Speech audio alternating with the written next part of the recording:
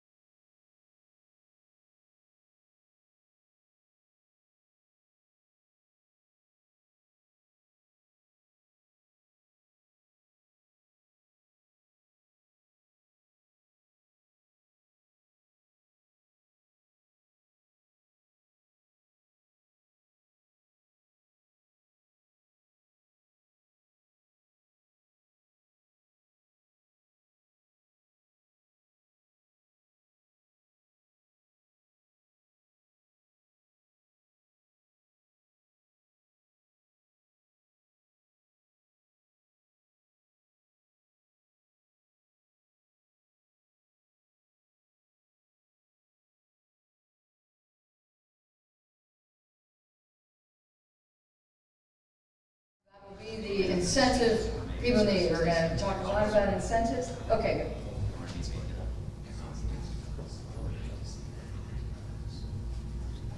Well, good morning, everyone. I'd like to welcome you to the Climate and Freedom Symposium 2021, yes, produced on the occasion of COP26 and presented alongside the British Conservation Alliance Youth Environment Summit.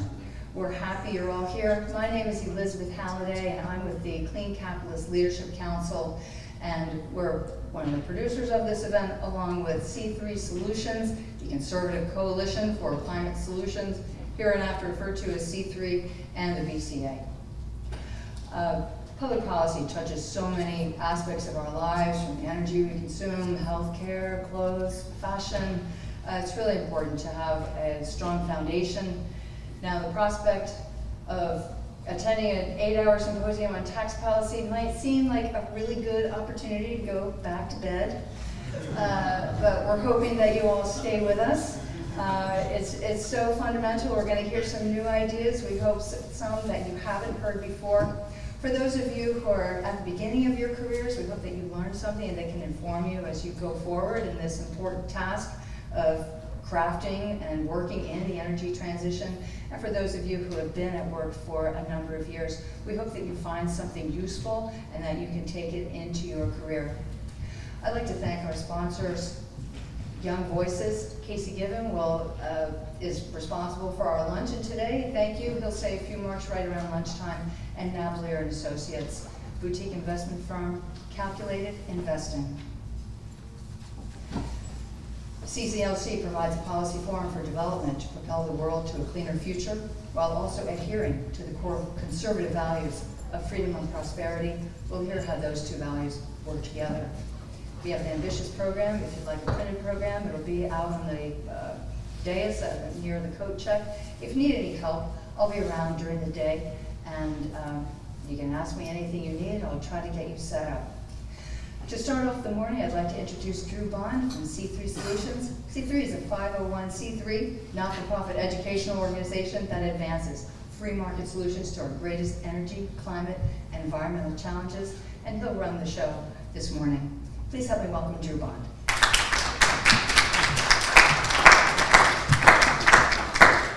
Well, good morning, everybody. Again, my name is Drew Bond. I'm the president and CEO and co-founder of the Conservative Coalition for Climate Solutions, or C3 Solutions. And it's really a delight that we are here today. It's really an honor that each of you would come and join us for this conversation. I'm really grateful that you're here. I'm especially grateful to our special guest, Dr. Fox, for joining us, who's I will introduce here in just one second. Just a little bit about C3 Solutions. As Hallie mentioned, we are a 501c3, which means that we are, in fact, a charity, as you call them here in the UK. And so our focus is actually educating public policymakers on the importance of free markets, in particular related to the climate. And so our view is that if you really care about the climate, if you really care about climate change, and you're serious about serious solutions, that you must look to the free markets and the underpinnings of the free markets that help accelerate innovation. So innovation is the key to this whole climate change discussion and to solving man-made, carbon emissions and reducing our greenhouse gas emission impacts. So we're delighted to be here. We're based in Washington, D.C. We are very international in our focus, and as seen by our audience and as seen by our audience who's viewing live and who will see this later as it's being taped, we welcome any partners. Coalition is in our name, and so we very much look to add and multiply and to bring as many free market voices into this discussion. So with that, let me introduce our speaker this morning, Dr. Liam Fox. So Dr. Fox is the Right Honorable Fox. He's actually a member of Parliament from North Somerset. He, after earning a medical degree from the University of Glasgow, so he's here sort of right at home, and serving as a general practitioner in the civilian Army medical general practitioner, he was elected to Parliament in 1992. During his time in public service, Dr. Fox has served in several prestigious roles, including the Shadow Secretary of State for Health, the co-chairman of the Conservative Party, the Shadow Foreign Secretary, the Secretary of Defense for Prime Minister David Cameron, and Secretary of State for International Trade for Prime Minister Theresa May. He's a physical hawk, which we are grateful for. Dr. Fox has been a vocal leader for decades on the need to reduce unnecessary government spending. Dr. Fox has also been a champion for free trade and economic freedom, playing a key role in Brexit. In addition to this, Dr. Fox has been an outspoken proponent on the need to address climate change and to hold countries like China accountable for environmental degradation. Most recently, this can be seen in his advocacy for the Environment Bill that's making its way through the House of Commons. Dr. Fox exemplifies what it means to be a conservative who cares about climate change. Through his tireless efforts and years of public service, he has moved the conservative movement forward on key budget, energy, and environment issues. And he's promoted economic freedom worldwide. So we're honored to have him with us this morning and hopeful for a continued partnership for the future. And so with that, let me turn it over to the Right Honorable Dr. Liam Fox.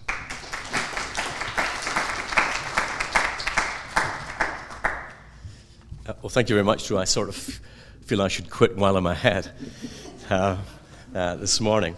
Well, for those of us who cut our political teeth in the Thatcher-Reagan era, today's politics can be a little disorientating.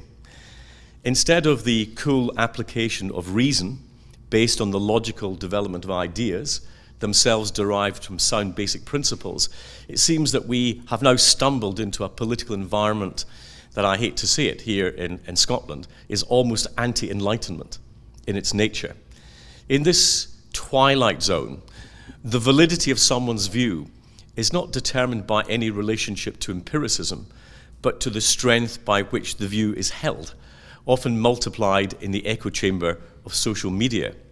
Here, such nonsenses as, "This is my truth, you have your truth," takes us back to a darker era when evidence didn't matter, only opinion. It forgets that ultimately it didn't matter that 99% of the world believed that it was flat. It wasn't. And ultimately, objective truth prevailed. Now, in our current political discourse, the so-called progressives, in a truly Orwellian linguistic twist, want us to regress to the failed collectivist policies of the past, or worse, to a so-called degrowth agenda, rolling back the economic achievements that helped us take billions out of poverty in only one generation, one of the greatest achievements in human history. And on the other side of our politics, what's become known as populism has a tendency to simply substitute focus groups for first principles and swap prejudice for evidence-based policy. And it can allow empiricism to become the prisoner of instinct and political coherence, to become a victim of short-termism. In a rational world, facts matter, evidence matters, clarity matters. So let me just begin by being clear about where my own starting point is in terms of the climate debate. In his very excellent book, Paleoclimate, I hope some of you have read it, Michael Bender points out that in the history of our planet there have been numerous times when we had big swings in climate. We've had multiple periods when the Earth was glaciated to the equator, lasting millions of years, and others when it was so warm that dinosaurs lived in Antarctica. He set out the 4 factors that have caused these climate modifications: changes in atmospheric greenhouse gas concentrations, changes in the amount of the sun's radiations reflected directly back to space, changes in the positions of the continents that guide winds and ocean currents, and changes in the brightness of the sun itself. Now, I think it's very difficult to come to any other conclusion than that the global warming and climate change, with all their unpredictable consequences, are real, and that they're likely to be due to changes in greenhouse gas concentrations today. If you accept that, then the question becomes, how should we best respond to this literally vital challenge? And I believe that we need to look to our own experiences from the past to determine our direction, and to look to our own technological capabilities to provide a roadmap for the future. Just remember recently, in the pandemic, it wasn't the socialist or totalitarian states that produced the vaccines, or more recently, the medicines that offer us the best way out of this global tragedy. And rather than being the enemy of government strategies, it was the Oxford AstraZenecas and the Pfizers and the Johnson & Johnsons utilizing their private sector experience, flexibility, and financial independence that helped governments achieve their public policy aims. In Britain, a constructive relationship between government academic innovation and the power of the private sector pharmaceutical industry enabled us to take an early lead in global vaccine policy. So our choice will be between the degrowth agenda of the left, constantly telling us what must be forbidden in our private and public lives, or one of innovation, creativity, and technological advance. That is the choice.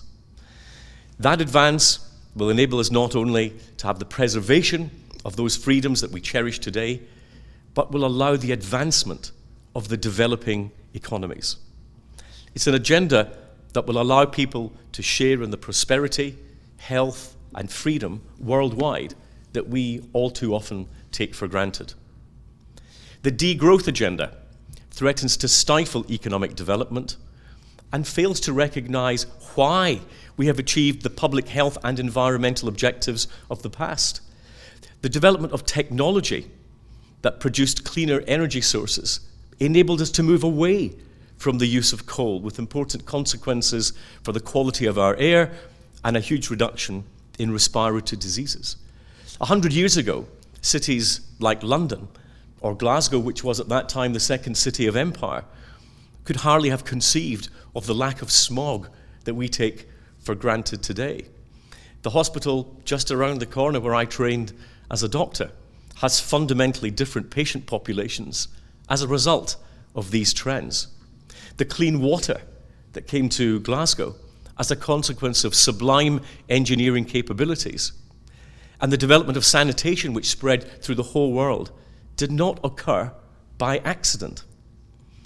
It is also, sadly, no coincidence that while the incidence of waterborne diseases have plummeted in countries such as our own, over 500,000 children under the age of 5 died last year as a result of waterborne diseases in developing countries. A true scandal for our time.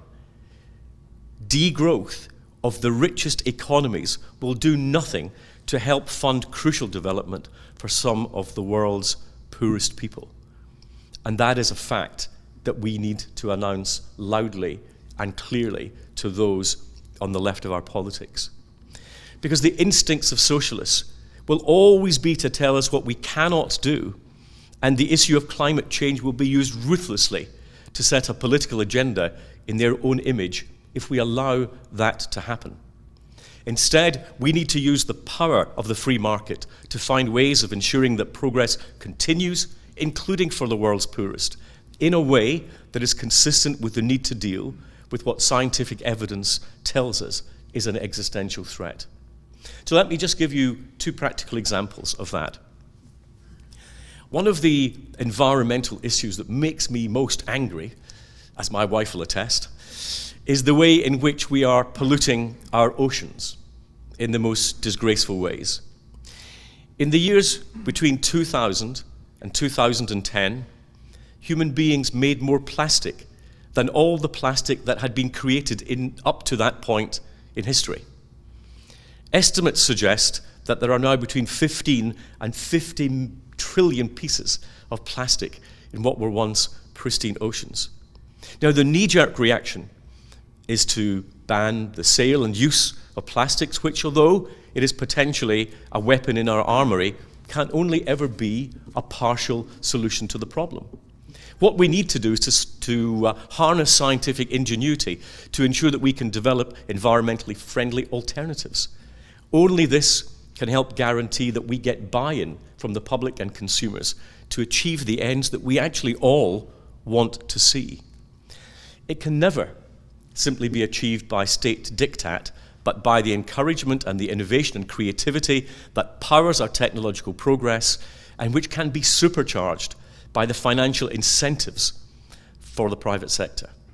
It's not a substitute. When it comes to the broader arguments around climate change, it's clear that we need to develop a decarbonization agenda that is affordable, sustainable, and which commands public support, at least in the Western democracies where such things actually matter.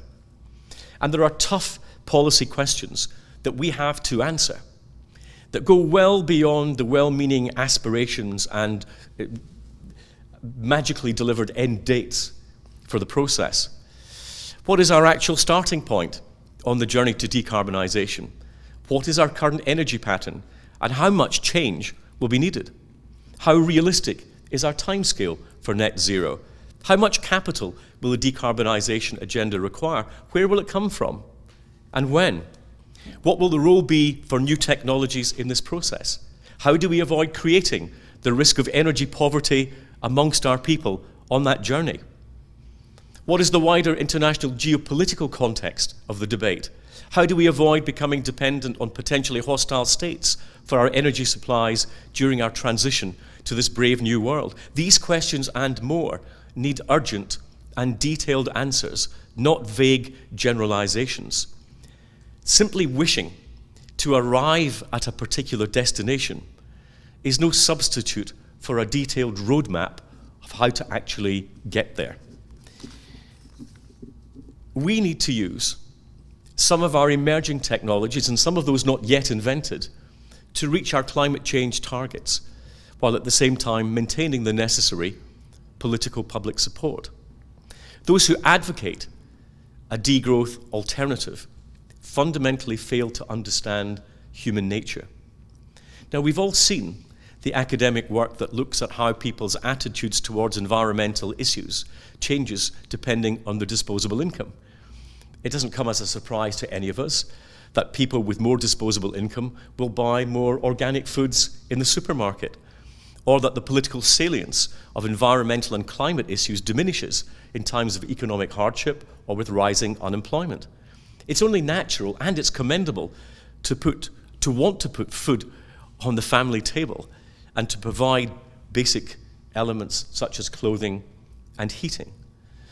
And it's not only irritating, but politically naive at best to hear an often metropolitan elite telling those less wealthy than themselves what they ought to be giving up.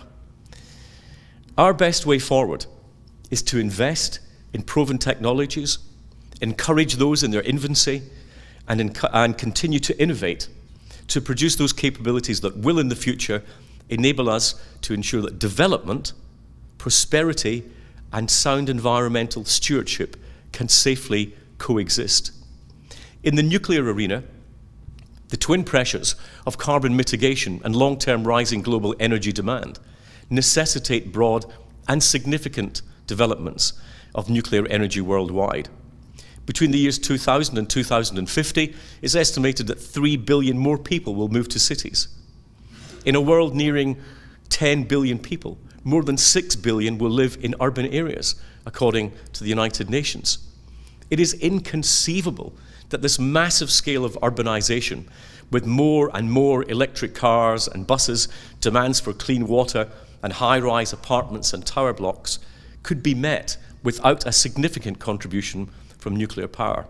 And the advances in SMR, small modular reactor technology, should be a green light for governments, regulators, and investors worldwide to rapidly expand the sector.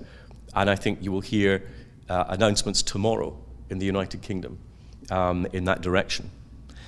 Emerging technologies, including those under development in this country, to dramatically cut emissions, even from the cleanest fossil fuels, should be given every help and encouragement, because they will help us to transition to a decarbonized world while minimizing social or political dislocation.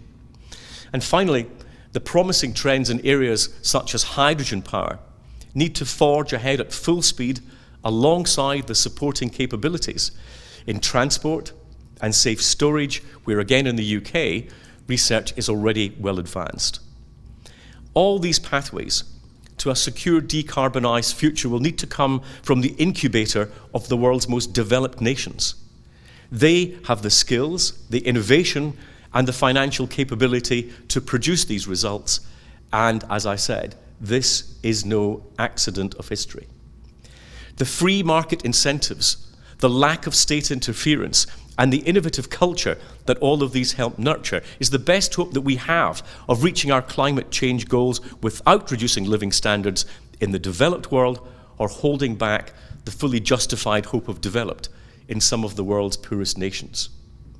Going backwards or slowing down our economic advantage and technological prowess is not the answer to the challenge of climate change. In fact, it will be a huge impediment.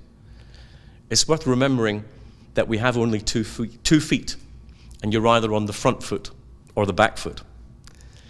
The leaders of free, democratic, and capitalist nations must recommit themselves to the principles that produced the innovation and scientific advance that has been our hallmark, an agenda based on creativity empowered by the free market and freedom itself. It is time today for our politicians to have the courage to ensure that these same values drive the progress of tomorrow for all the people of the world and for the world itself. Thank you.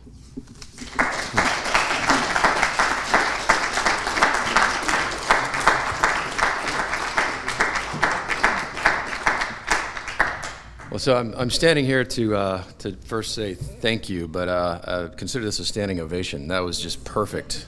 So thank you so much. Yeah.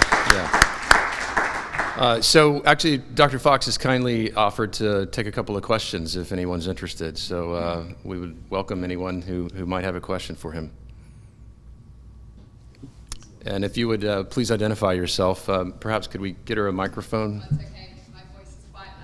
Yeah.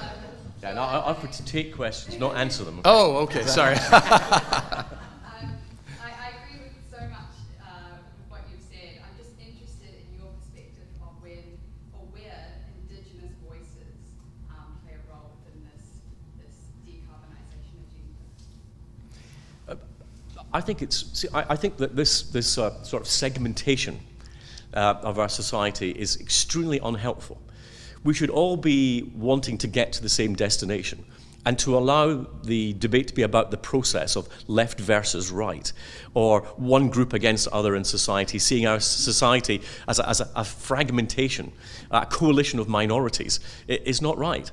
I want people from every background and every walk of life to recognize not that this is an ideological crusade, but in practical terms, this is how you get to the results. I'm concerned that we don't go down a political cul-de-sac for ideological reasons or from the political left that actually leave us unable to deal and get to the solutions that we all want to see. And so, when we were talking earlier, and saying, if you look around the world, what sort of societies produce the great gains that we've got? I mean, in my area of medicine, it wasn't the socialist states that produced antibiotics or RNA vaccines or any of the other great technological innovations that we've actually seen. They came from the innovative culture that is created in free and free market societies. So for me, it's a practical argument, not an ideological one. So I don't really mind where people come from in this argument. It's where they're going to that actually matters to me. And I think we should be reaching out to people and saying, we can point to a track record that this sort of political culture creates. Let's replicate it. And let's not be diverted by those who would use the climate debate to further a political agenda that will take us to a very different place from those innovations that we've had in the past. That's great. Thank you. William Young, Council on Geostrategy. Dr. Fox's fantastic speech. The question that I wanted to ask you was really around carbon leakage and the balkanization of the international trading environment. There is a lot of move by the EU, by the EU and the US, by the UK to some extent, around carbon leakage, carbon borders. Equally, there are concerns that China's pollution is not being addressed as quickly as it should be. Do you have any thoughts as to how this is involved? Yeah, so we're going to get there as we start tackling the Article 6 stuff this week and carbon pricing. I look at it from a fairly simple perspective. Global problems can only have global solutions. You can't solve a global problem from inside a geographic border. Therefore, we need to find ways of dealing with those wider issues. The UK produces 1.01% of global CO2 and falling. China produces 26.9. There is no point hammering our economy into the ground to get from 1.01 to 1.00 while China continues to pollute and undermine all the climate targets that we have. So if we don't get agreement this week, which is what I predict will happen, our choice is binary. Do we do something about it or do we do nothing about it? And if we choose to do something, what are the choices within that?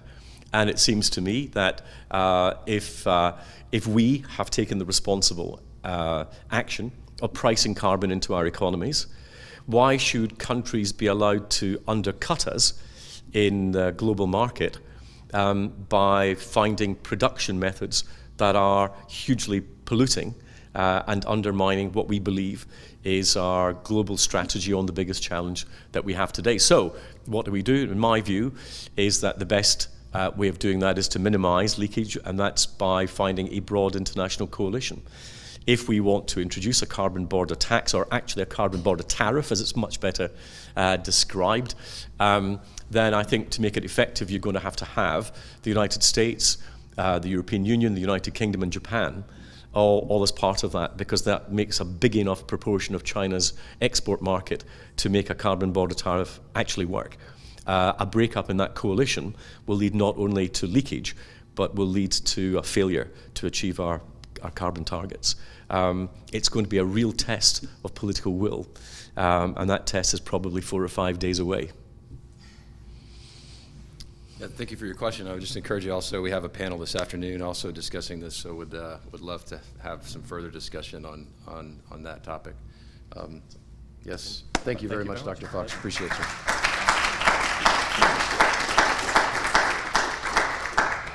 So I guess, so next we turn to our next panel, right? And so as one of the things that we've talked about specifically at C3 Solutions, and hopefully you've gotten a copy of it already, you probably couldn't sit in your chair without sitting on a flyer promoting our Free Economies, our Clean Economies report.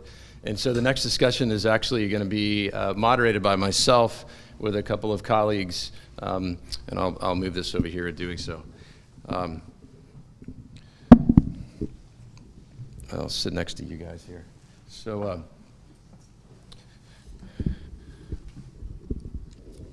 there we go.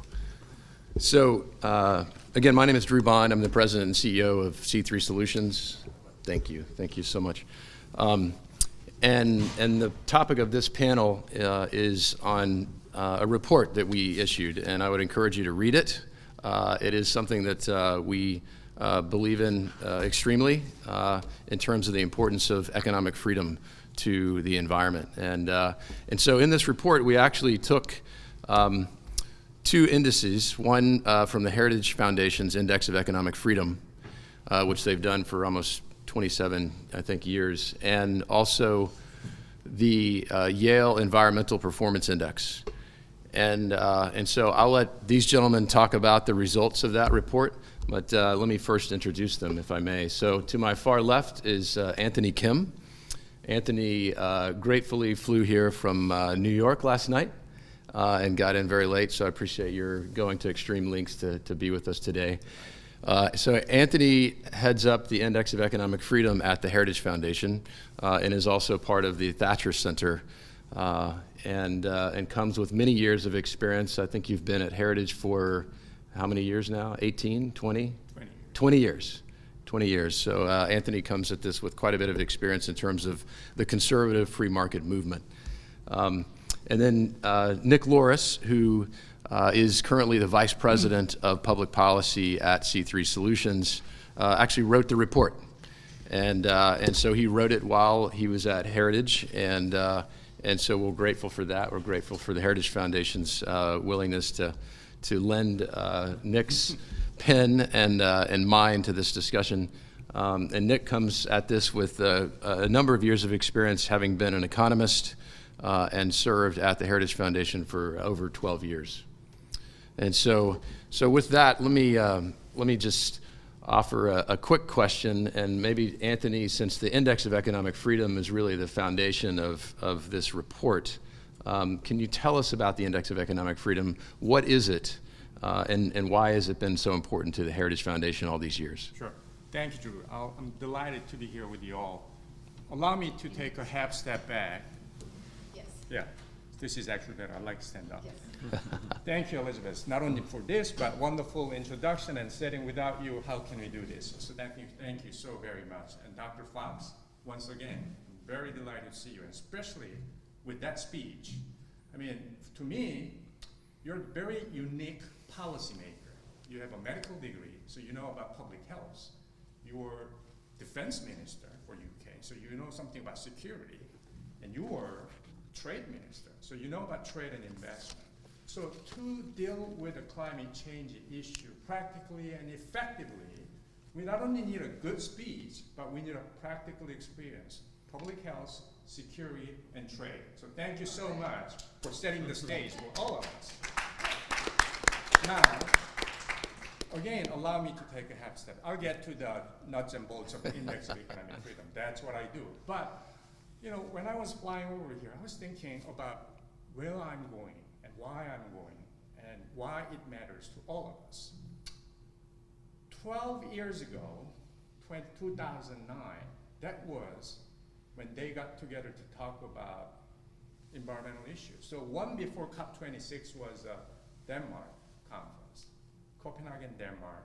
That was 2009, right after global financial crisis, 2008, global financial economic crisis. Bush to Obama. 12 years later today, very similar setting. Right before this COP26, we had a global crisis. This time, China generated public health global crisis, and now we're here. Obama 2, basically, President Biden, right? And then Republican president to Democratic president. The setting, what I'm saying, is very, very similar, and the issue is also very, very similar. What didn't change is the fundamental solution we have to sharpen up and advance. I'm talking about free market capitalism, solution-based, evidence-based. People talk about, let's talk about science, evidence-based discussion. Then why are they ignoring economics? Last time I checked, economics is a social science. Let's talk about science, let's talk about what works. And I think that's why here, In these intervening 12 years, if you ask me, well, free market system, unfair, not just, it's for the rich. But let's be honest. This is time for not just resetting. I don't like talking about resetting capitalism and our system. Some people the other day in Glasgow, they talked about uprooting the system. Oh my goodness, what are they talking about? I think this is time for us recharge free market system, capitalism. I mean, you all have iPhone, right? Without capitalism, we cannot enjoy this iPhone. And we got to talk about how to recharge our system, not resetting. Resetting means something wrong with it. So people say, let's reimagine, let's reset. But I think this is time to recharge our system so that we can continuously advance what's good for the human being. And that's why I think we are here. One more thing. People talk about ESG. Now people talk about not only at company level, but for the countries.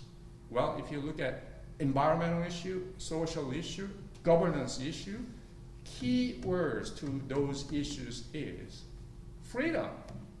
If you care about ESG, why are you investing in China? Tell me.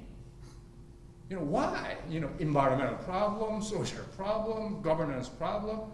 This morning I checked, China is still run by CCP. Am I wrong?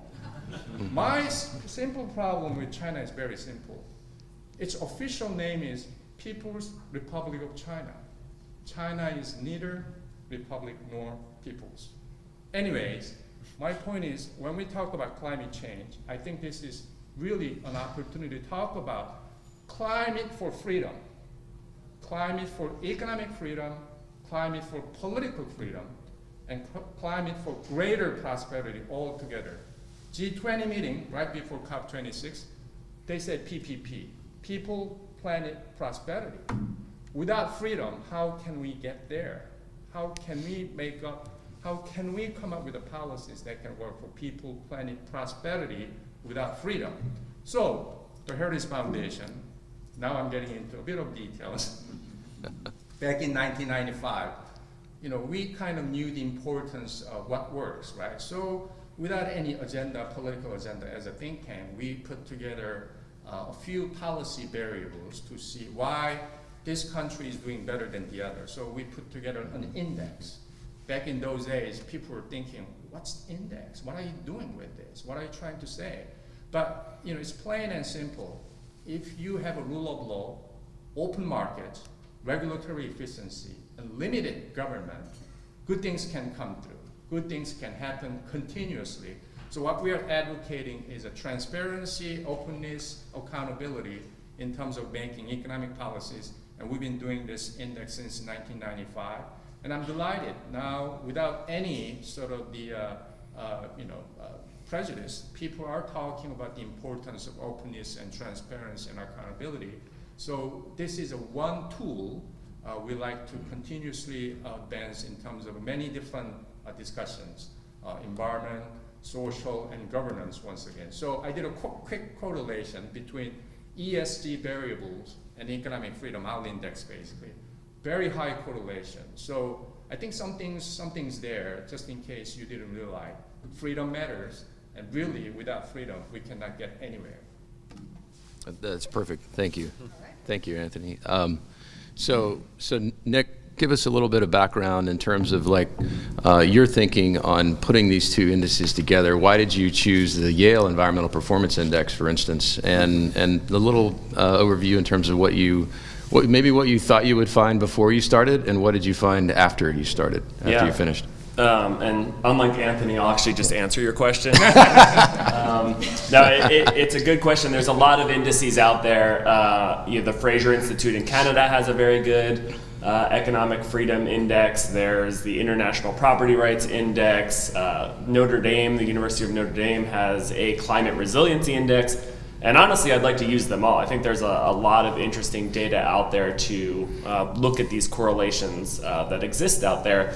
I chose Heritage's Index of Economic Freedom, one, because I'm familiar with it, having worked there for about 12 years, But I really appreciated the sub-indices within the index. So talking about private property rights, talking about open markets, trade freedom, regulatory certainty, the rule of law, all of these things when I studied economics were critically important to me. And I came to learn about the Index of Economic Freedom at grad school actually when I was at George Mason University. And unsurprisingly, there's a strong correlation between economic freedom and all of the metrics that we like as people, you know, whether it's life expectancy, whether it's food security, economic well-being and prosperity. And so if you look at the correlation between the Yale Environmental Performance Index, there's 32 metrics of environmental performance that Yale does, everything from waste management to CO2 emissions to water resources, and so it's a very comprehensive data set. And you know, when we take statistics, we all know that correlation is not causality, and so this is, you know, a very simple rudimentary analysis, but I do think it provides the right framework and the right metrics by which we should be judging policy, because it, you know, these metrics, whether, you know, does something increase or decrease energy freedom, does it increase or decrease private property rights, they tend to yield higher scores when those scores of private property rights or tax freedom go up. And so what I would hope is when members of Congress or members of Parliament are thinking about environmental policies, they're looking at these underlying metrics of economic freedom and gauging whether or not it's going to yield higher results in terms of economic progress, but also environmental performance. Because, you know, I think people care increasingly about climate change, but what we've seen is that people are not willing to pay all that much for climate change. Polls in the United States show that people, most people are not willing to pay an additional $10 US per month on their electricity bill to fight climate change. And to Dr. Fox's point, that's why we need to lower the cost of alternatives, not increase the cost of conventional fuels. And I think the principles rooted in free enterprise and economic freedom get us there. Yeah, thank you. If I may, just quick footnote, Sure. Technical footnotes. Obviously, you know, this is not a political exercise, right? This is really economic exercise when we do correlation between Heritage Index and Yale Index. To be precise, Yale's environmental index is called Environmental Performance Index. And we correlate economic freedom with the environmental performance. So not surprisingly, open, free economies, they perform better. You know, Luxembourg's performing far better than China. Germany is better than China, so you know why. So my point is that this is not a political intellectual exercise. This is really a science-based intellectual exercise.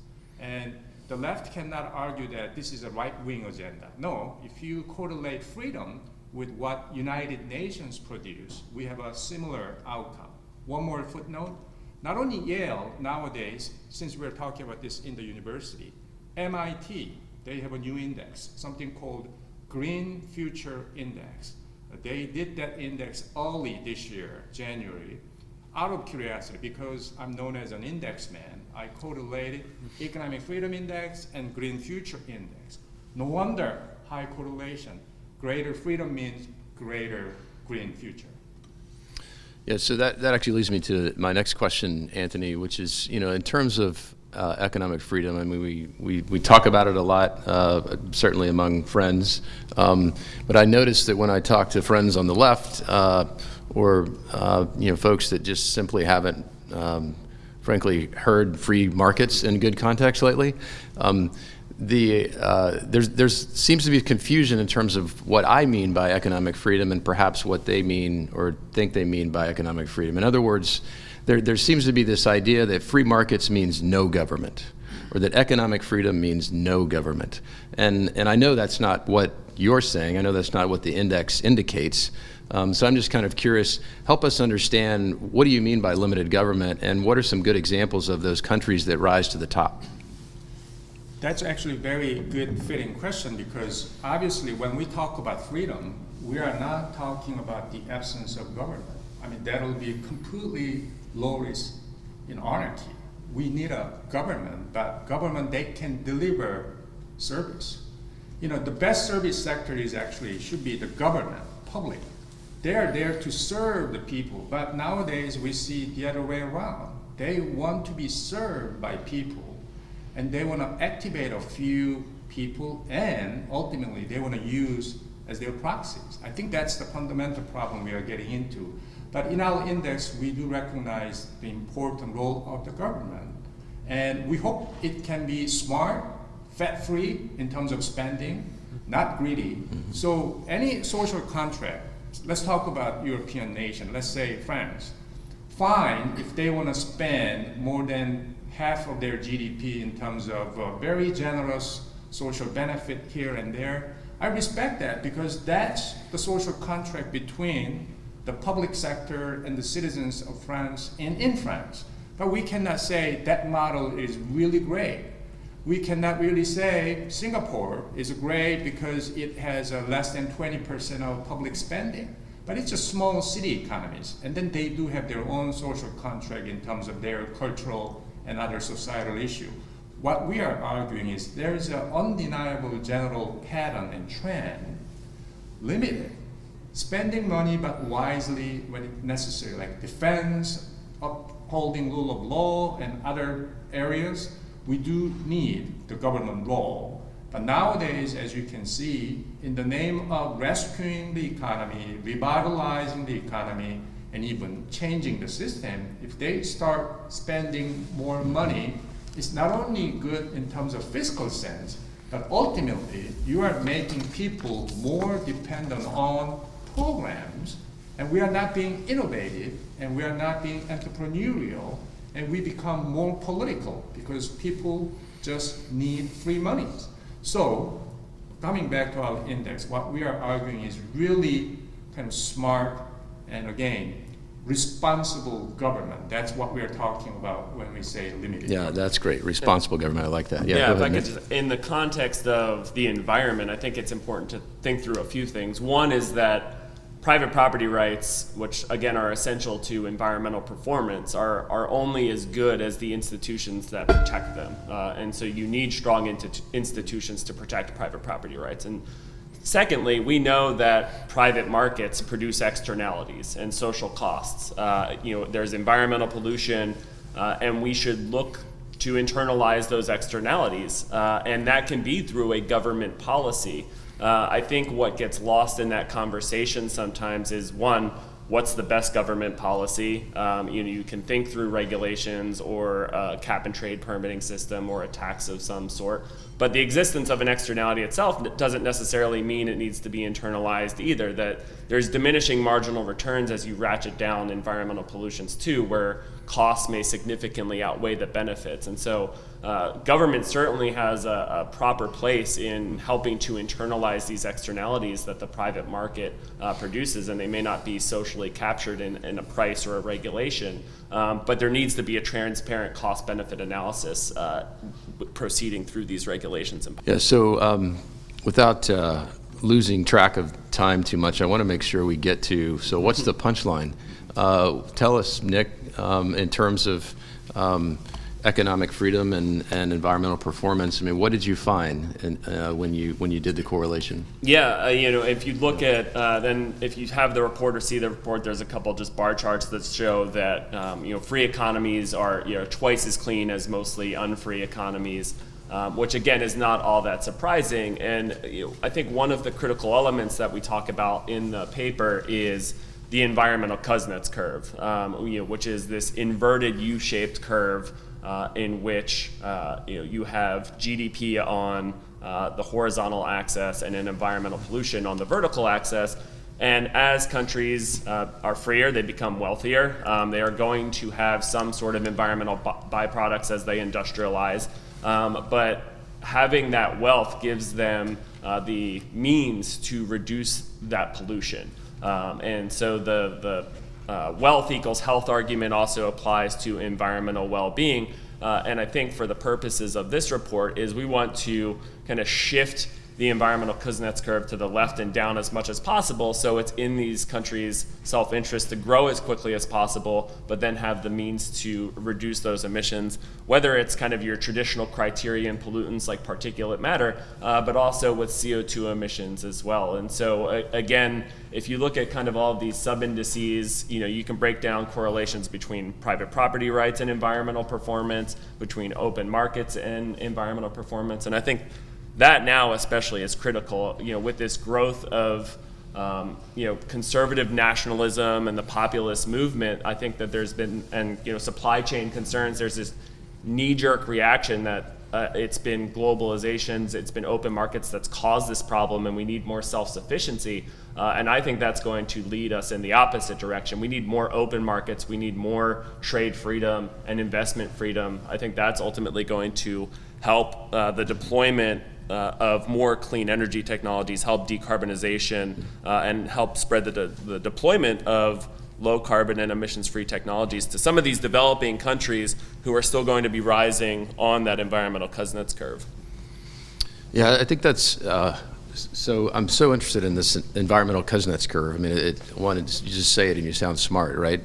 Because it's made for and by economists, but as I understand it, again, it's basically, as you point out in your report, this curve that as countries, and I'll say people, right? But so people make up countries. As countries become more economically prosperous, they eventually, so there will be some increase in carbon emissions, for instance, right? Because people want they want air conditioning, they want cars, they want all the things that come with modern conveniences in terms of prosperity.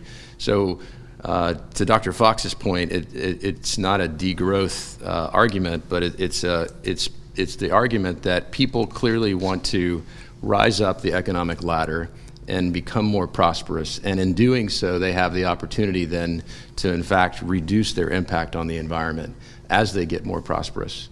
Is that that's correct. Right? Yeah, exactly. And we know that environmental protection, from an economics 101 perspective, it's a luxury good, and so you get more environmental benefits when you have the means and the wealth to actually reduce those emissions and pollutants. And where a country may be on the environmental Kuznets curve and which pollutant may differ from country to country, from pollutant to pollutant, but there's been some good analysis. There's a Danish study that I point to in the study that looked at the environmental Kuznets curve using carbon dioxide as the metric and finds it holds true. And so I think that's an encouraging sign as we contemplate and debate this idea of degrowthism versus decoupling. And I think decoupling is ultimately the way you want to get, where there's a number of countries, mostly the ones that are free and economically free in the Index of Economic Freedom, that have actually decoupled their emissions. There's an analysis from Carbon Brief that looked at 32 different countries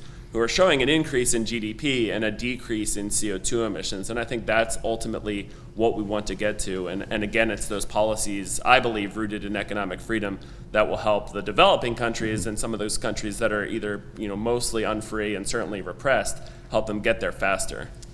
Yeah, I think that's such an important point lost often is to the the discussion about the degrowth movement, or even the fact that okay, so the industrialized free economies have actually there's an argument that says on the left, right, that the free economies have basically developed this problem, and therefore they're the ones that should ratchet back their economies because of that, right, and that somehow that's going to help the developing world. And I think, as Dr. Fox made the point, in fact, if you want to help the developing world, we need to actually export not only innovation, but export democracy and freedom. So, Anthony, if I've got that right, I'm curious to know, as you think about the countries that rise to the top and maybe some countries that are lower performers, can you give us some examples of what are some good lessons learned there? Who are those countries? Sure, Drew. We've been talking about like a big picture, like a macro level relationship between freedom and environmental performance and why freedom matters. But allow me to get down to micro level. To me, this is really about process. Freedom does not automatically generate good things. freedom generate a lot of good intermediary steps, processes, microprocess, innovation, and capacity to make society transparent, accountable, and all that. So I think ultimately what we need to talk about is really capacity building process. And if you look at China as an example, they may be opening up, but because of their governance system, their capacity politically, economically, and socially, it's not really up to the standard in terms of participating even this kind of like climate conference, committing themselves to the certain goals, if goals need to be committed. So we're really talking about capacity. Look at Taiwan. It's another kind of, same culture, same geography. But if you look at Taiwan, it's a small, much smaller compared to China mainland. But in terms of their capacity, it's really amazing. The technology and openness and governance, political system, not only economic system, but the political system, as you mentioned, democracy. These are really important intermediary steps and ingredients to make freedom work and to transform what's unfree to free. We need these key ingredients. Again, transparency, accountability, trust, and good public service, not big, unlimited public service. We need very timely, smart public service from the officials.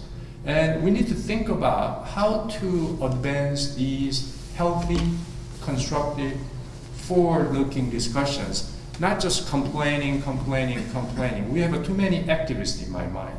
We need doers who can really advance ideas.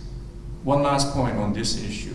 I think we need 3 I's: ideas, individuals, and institutions, where we can put together all these 3 I's in the context of solving climate challenges. Yeah. Can I add one I? Innovation. Innovation. Good. I think all of those things would actually help.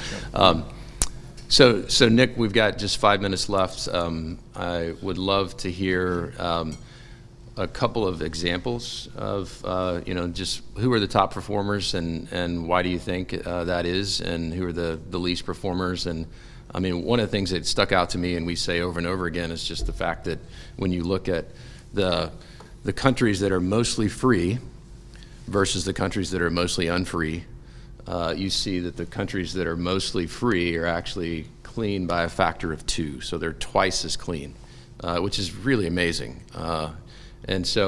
But give us some examples if you would. Yeah, and probably you can think through who they might be. If you look at a country like Denmark or Australia or Canada, and one other thing that strikes me about them and kind of the modern time of wanting to decarbonize as quickly as possible, and a common thread is that they all have high scores on regulatory efficiency. And so many of, I think, the problems with decarbonization in the United States and even in Europe, you hear wind and solar companies lamenting the long regulatory processes that it takes to license and permit everything from a solar array to a wind farm to a small modular reactor. These projects just kind of get held up in this regulatory paralysis, and if it's not the regulatory permitting process, it's NIMBYism or active litigants who want to essentially block everything through excessive litigation. And so some of these countries who have open regulatory environments surely care about making sure that environmental metrics are met through building a new mine or a new solar project, but they're actually doing it with some sort of expediency and efficiency while maintaining environmental protection. And then on the flip side, you have your Venezuelas of the world, you have your Chinas of the world, where a lot of the assets are not privately owned, and so any revenues such as from Venezuela that were sold in oil would be dumped into social programs rather than cleaning up the environment. And you look at Venezuela, who used to be one of the most economically free countries in the world, is just a severe, extreme cautionary tale for what can happen now, because the environmental degradation as a result of the government ownership of all these assets and how they've spent the proceeds from their oil revenues has just been economically and environmentally disastrous. Yeah, that was striking to me, that in your example about Venezuela, in just 50 years, Venezuela went from becoming, well, they were the top economic performer, right? And now they're the worst economic performer. And to your point, look at the impact on the environment. So we have 1 minute left. I wonder if there's any questions in the audience for these gentlemen. I see someone who's very interested in raising her hand. Yes, would you please identify yourself, and should we give you a mic? Economics Center, and I'm very with this hat today. Yeah. Do we need it? Yeah. You mentioned, Drew, that rising up the economic ladder is important, but people don't get it, that they will never ever rise up the economic ladder if they live on government handouts. And that's the problem that we see, at least in Europe. Continental Europe is the worst, I think, and the US after Obama has had the same issues. How can we change that? Because Dr. Fox mentioned capitalism. Capitalism is actually the precondition for economic freedom and prosperity. But people don't understand the economic principles. So shan't we go one step back and educate them also in economics, and that one and one makes two, and we don't have a zero-sum game? Yeah. If I may, really important question in terms of how and where do we go from here? And I think that we don't need to take a full step back, perhaps half step back. I think what we need all together, we need a better communication. We need a more strategic, effective communication. Well, I'm losing my communication right here. Like as Dr. Fox mentioned, let's talk about very sensible, common sense stuff, not just feel good, whatever political agenda. I think we've been unknowingly, perhaps willingly by some politicians, we become dependent on political rhetorics and whatever feel good agenda. You know, hope and change, fine with it, but let's be practical and innovative and real so that we can spread opportunities for us, for our next generation, so that we can really onward and upward. We're going to move forward, not move backward. So in my view, if I may, Barbara, wonderful question. It's not going to be an overnight process. You and I, we know. You've been doing this for long years. Things are unfortunately getting worse. I think this is time for us really a bit more strategically. We can be, in this part, we can be activists. We got to activate our strategic communication. Yeah, and I'll just say, I know we need to wrap up, so I'll try to put a bow on that if I can. I think that's one of the reasons that it's so important that free market thinking people get involved in this issue of climate change. And I think that's why C3 Solutions decided to be here, and why it's important that we're here during this COP26 meeting, is because climate change has become a proxy war over capitalism. And so we have to engage on this issue, regardless of where you are on the spectrum of, well, maybe you're still skeptical about the science, or maybe you're still skeptical about the projections 50 or 100 years from now. Maybe you're more alarmist, and in fact, you think we have far less time. Wherever you are on that spectrum, fundamentally, it's going to be innovation that's needed. And if we want innovation, then look at the data, look at the economics, look at the math, look at the history. It's free markets, it's capitalism that's going to produce innovation faster and accelerated more than anything else. So with that, let me just say thank you so much for your time. Thank you for my guests up here.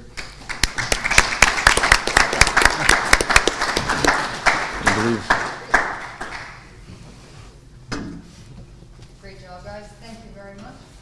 Right now, we're scheduled to have a coffee break. Any ideas spark your interest?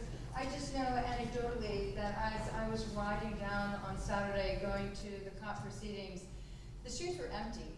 The only people who were there were protesters and police. And I came to COP to have a happy experience. And yesterday I went to an investment conference with clean renewable energy and new technology. That place was packed. It was packed, it was exciting, the energy was really vibrant. I think let's try to focus on that and try to less on confrontation. So with that, let's go have a biscuit, let's go have a cup of coffee, and we'll resume here at 11 a.m.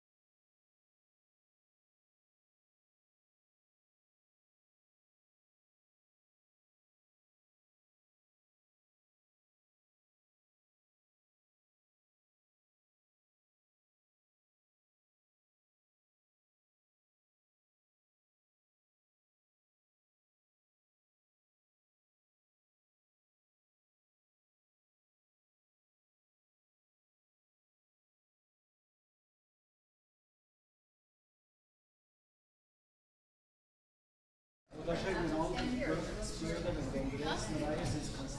everybody. As we're getting assembled. Hi, everyone. Okay, as we fill in, thank you, Jose. Yeah, no.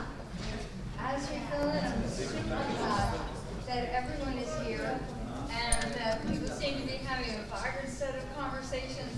We certainly appreciate Dr. Liam Fox for giving those inspiring remarks, and Anthony, Nick, and Drew for leading a panel on the correlation between freedom, prosperity, and a cleaner environment. I'd like to introduce Rod Richardson. He'll give a brief keynote on clean free markets, a new paradigm on climate policy. GRF is dedicated to pioneering free market solutions to 21st century challenges, top among them addressing climate change. Clean Capitalist Leadership Council, GRF is a founding member of that council, supports clean free market policy by providing a forum to discuss these ideas with a wide range of experts. And he'll be leading a keynote discussion and then followed by a panel afterwards on the same topic. Please help me welcome Rod Richardson.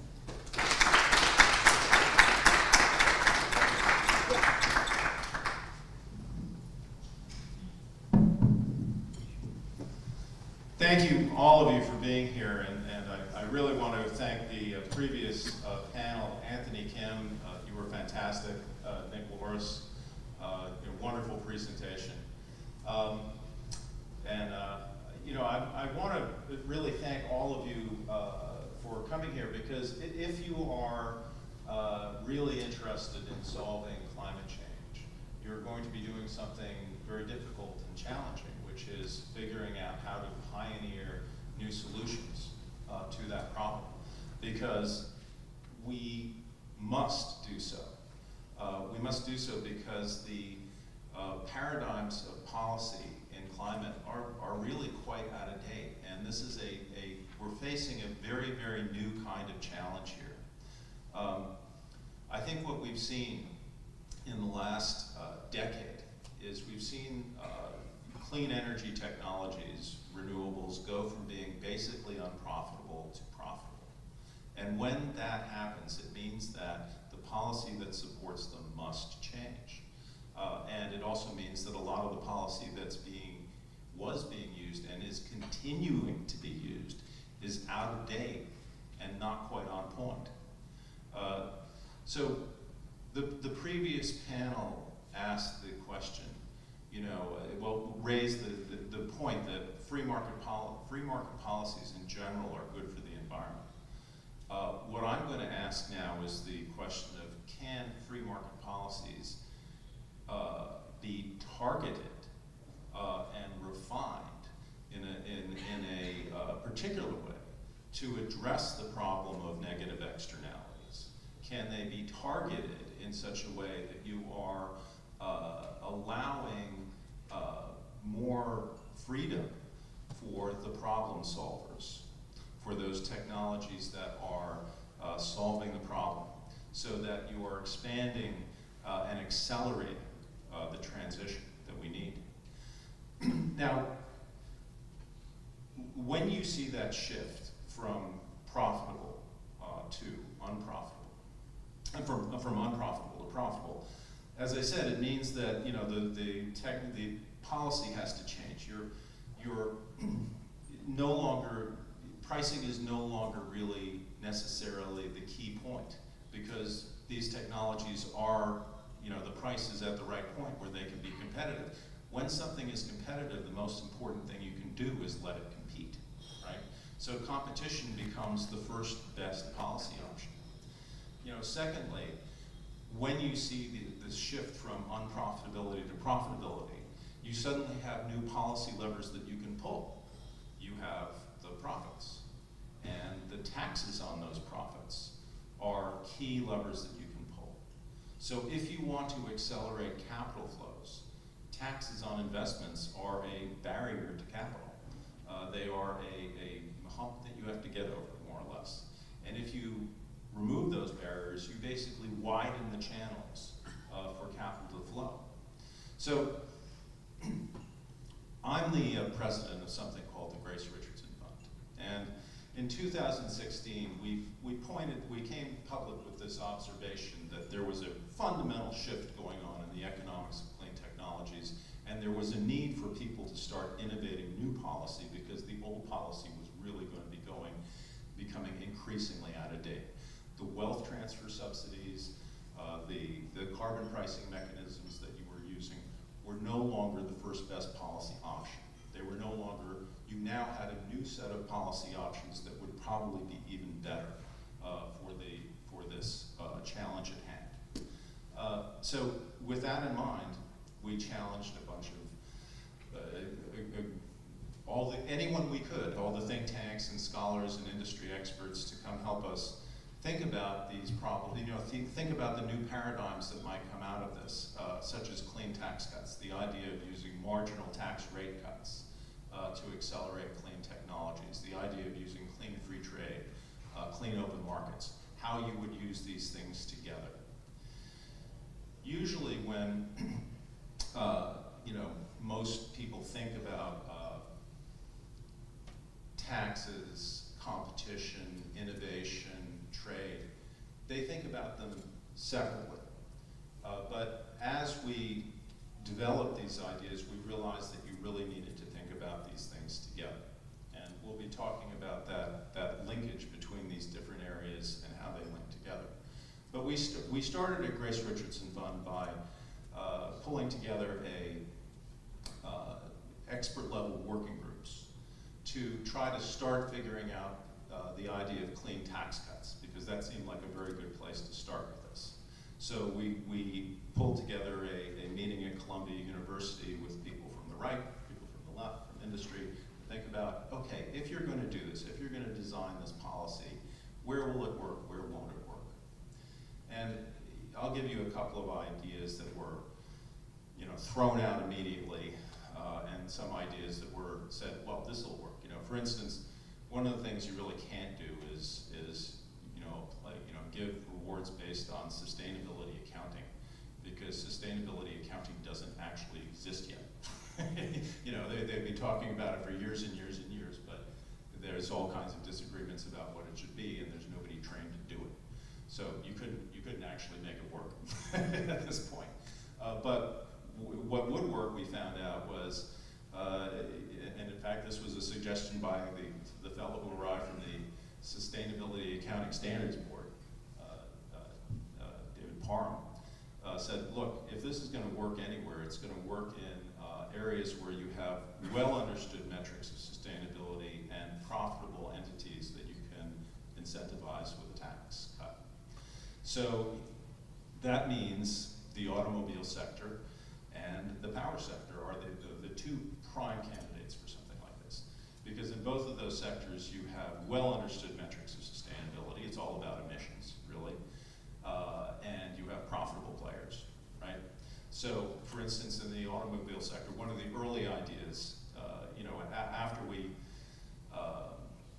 did the first charrette, the various players who were at the table there raised their hand and said, well, we'll take this sector, we'll take that sector. R Street Institute in the United States decided to see if they could apply this idea to the transportation sector. And we had others that applied it to other sectors. But the R Street idea was very good and very simple, which is simply that, look, you can reduce sustainability in the automobile sector down to one number, which is the average vehicle fleet emissions.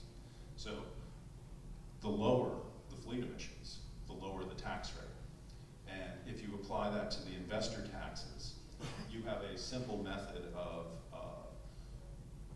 motivating corporate behavior and corporate culture from the boardroom to the shop floor, because everybody in an automobile company, at least in America, has stock in that company. The employees do, the management do, and you're motivating them because their returns, their taxes on their returns will be lower. So that was a pretty good idea. You can do the same thing in the power sector. For instance, one of the most important things that we can possibly produce in this energy transition is zero emission base load power. So if you were to say that the income from zero emission baseload power will be tax-free. That is a policy that's called zero regrets. Zero emissions, zero tax, zero regrets.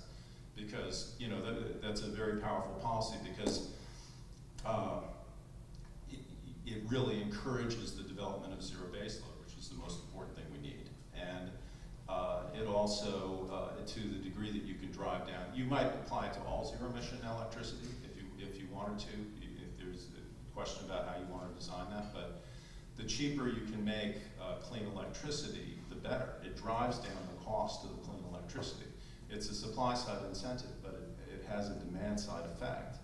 And by driving that down, even though you're giving up some tax revenue, what's happening is that you're making businesses across the economy pencil out better. You're making their energy cheaper. You're lowering everybody's costs. You're benefiting the consumers. You're creating more jobs, and you're picking up more tax revenue, from that transition.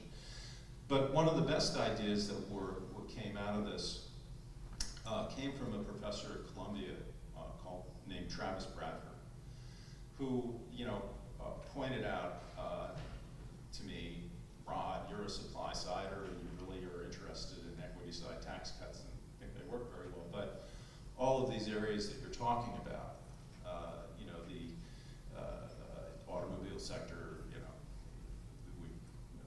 energy sector, farming, forestry, et cetera, all the other sectors that we ended up discussing, these are all on the demand side of capital. And if you really want to make this a very, very powerful idea, you should apply it to the supply side of capital, which is the capital markets. That's where the energy transition is happening. It's happening at the level of project finance. So if you take this idea and apply it in the bond markets and in the lending markets to help you finance, what you're doing is applying it on the debt side, not the equity side. You're going to have some very, very beneficial effects. So he proposed something. Columbia University ended up having a charrette, which is an expert level working group to figure out how to apply this clean tax cut concept in the capital markets. And one of the top ideas that came out of that was the idea of clean asset bonds and loans.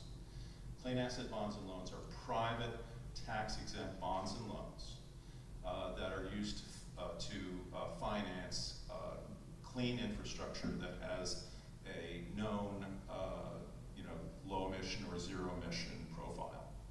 And they can be used for all kinds of things. They can be used in real estate. They can actually be used in other areas like how to clean up plastics in the ocean, plastic waste. There are different ways that these can be applied to clean technologies and other than just climate change. But the reason why these are really, really powerful tools is not only the fact that they can be used across the economy in different ways, targeted at clean solutions, but that you're really applying a supply-side tax cut to leverage. I mean, a lot of people talk about policy leverage. This is actually applying, a concept to the point of financial leverage, right? So what you're doing is you're driving down the cost of capital and leveraging up the return on equity. You're driving down the cost of debt so that you're making clean electricity, clean cars, et cetera, all these clean products cheaper, and you're raising the return on equity. So you're attracting investment to both the debt and the equity at the same time, right? So and it's a very, very cost-effective way of doing it, and very on point for energy, because most of these, clean infrastructure projects, wind, solar farms, they raise debt and equity at the same time. So if you're doing this on a 50-50 capital stack, clean asset bonds and loans versus equity, it's incredibly cost effective. The governments are giving up the tax revenue where the returns are low, and they're taking in revenue where the returns are high. So US average return on debt for the last 10 years, about 4%. Average return on equity, about 13.6.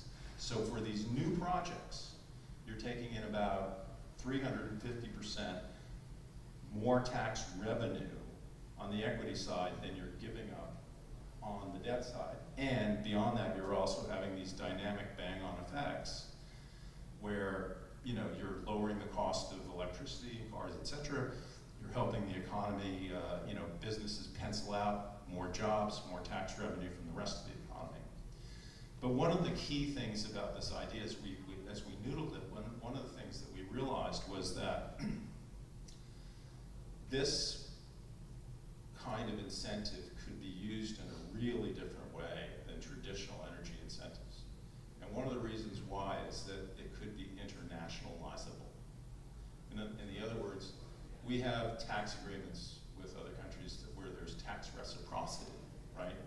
So if you did, if you made these a feature of a trade agreement where you had international tax reciprocity on these, combined with this concept of clean free trade, which was one of the other concepts that grew out of our work, where you have low tariffs and environmentally beneficial goods and services, and if you combine it with the idea of clean open markets, you could have something very, very powerful. One of the key problems in facing, as you'll hear in our next panel, one of the key problems facing the drive to decarbonization and transformation is that there are many countries around the world where you simply cannot get a clean technology into the market because the markets are crony dominated, or they're just simply monopoly dominated. They're slow to respond, or else they're, worse than that. And some of the worst markets in the world, for instance, like Lebanon, crony dominated. They're running it on fossil fuels, but it's so badly run. Everybody's stealing everything out of the system that they can, that they're delivering energy poverty and rolling blackouts. There's no power for development. You can't do any development. There's no power to plug it into. There's no women's liberation, because women are forced to cook on dirty fires in their homes. Their women and children are dying from indoor air pollution. They're polluting the rivers because they can't afford a washing machine, and even if they did, they couldn't plug it into anything. People are forced to, if the power's on at 3 a.m., you have to get up and do your laundry then. These nations are not only going to be a huge nightmare for figuring out how to sort out climate change, but they're driving all kinds of other problems too, like human trafficking, et cetera, black markets, migration, revolution. What you can do with these clean asset bonds and loans is you can actually create an incentive for freedom, for free markets, for competition. You can say in your trade agreements, hey, you will get access to tax-advantaged international capital flows, and your elites will be able to invest their money in our countries too on a similar basis.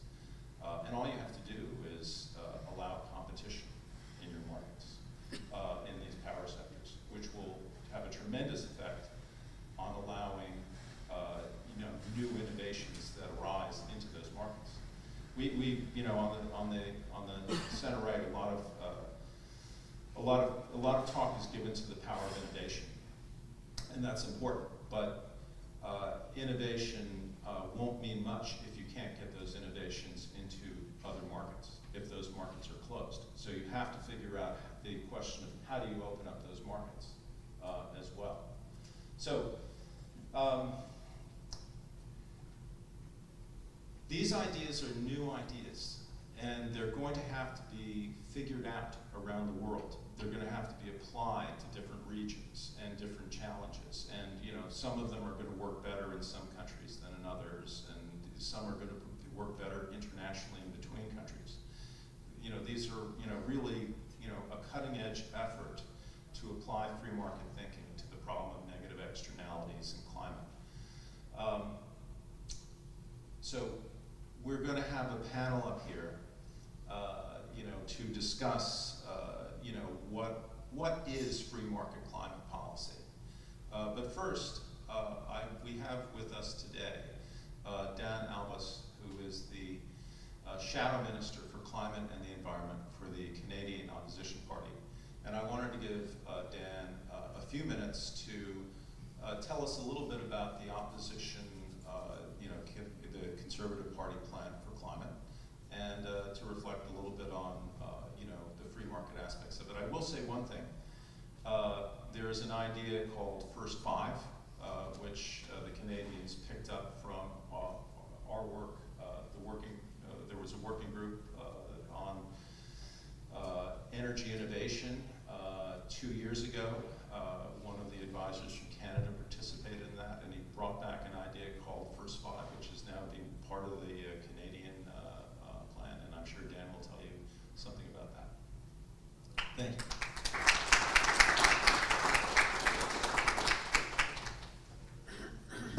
Well, thank you, Rod, and I certainly, first of all, want to say how excited I am to be on the same stage with you, and how excited I am to be here at COP26 in Glasgow. So first, with some formalities, on behalf of the Honourable Erin O'Toole, leader of Canada's Conservative Party, we want to extend our greetings as a country. I also want to thank the hospitality of the Scottish people. They're so warm and friendly and open, and Glasgow is actually the birthplace of our first Prime Minister, Sir John A. Macdonald, and it also who was the founder of Canada's Conservative Party.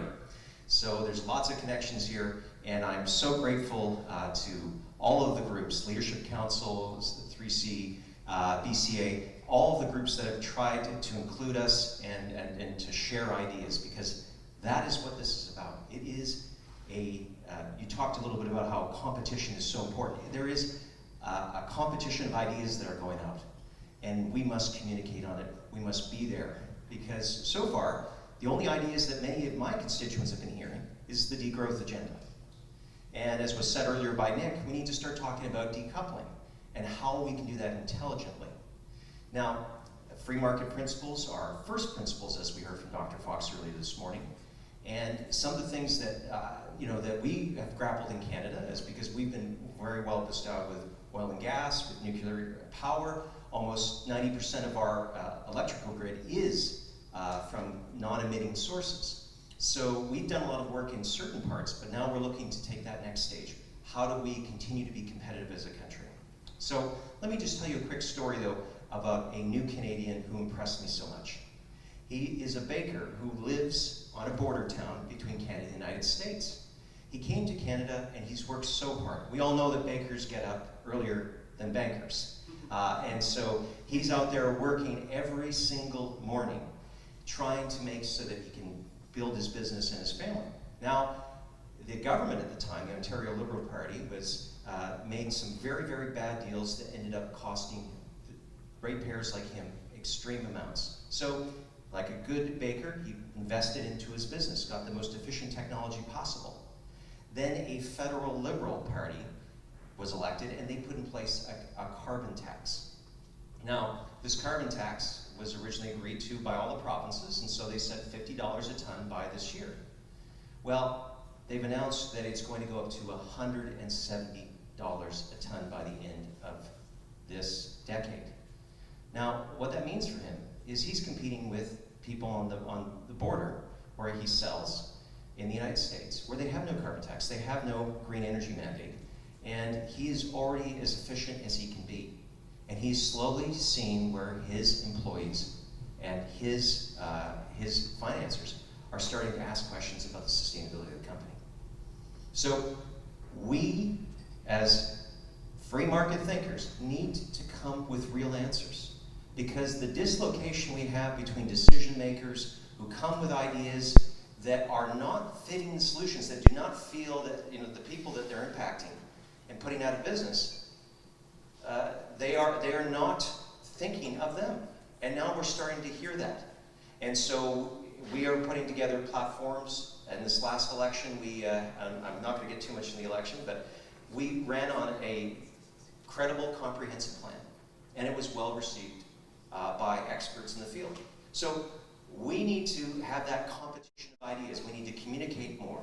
And one of the big parts of that was capping the carbon tax at $50 and actually looking to see if we could take it away from a tax and actually create low carbon savings accounts for households and for businesses so that their money can be repurposed so that they can have more choices in their locality.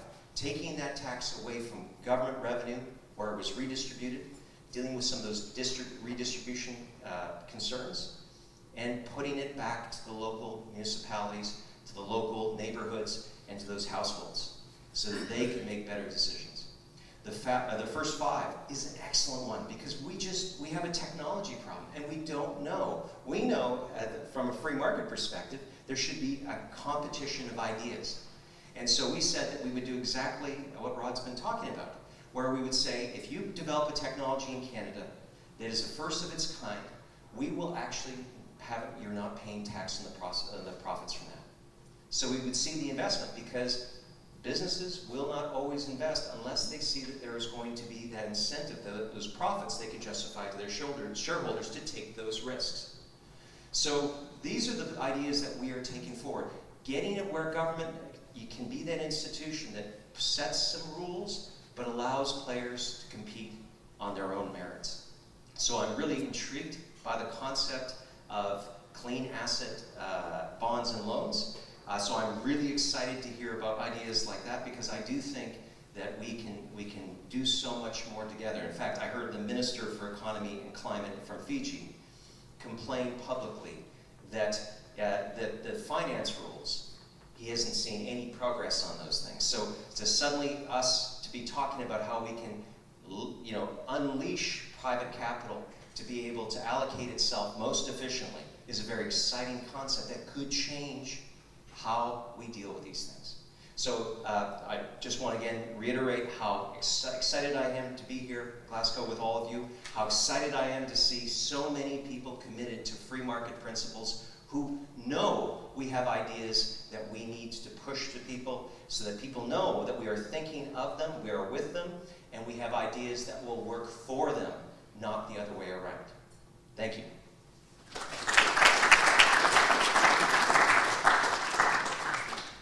Thank you very much. I believe we're going to go to our panel, and if you would sit on the end so we don't get the backlit from the screen. We'd like to welcome the other panelists up here. Nick, Rod, you want to take your place over here? And Adam Bruce. I want to ask you about that carbon report you were talking about. So I'll get you there. Yeah. Great.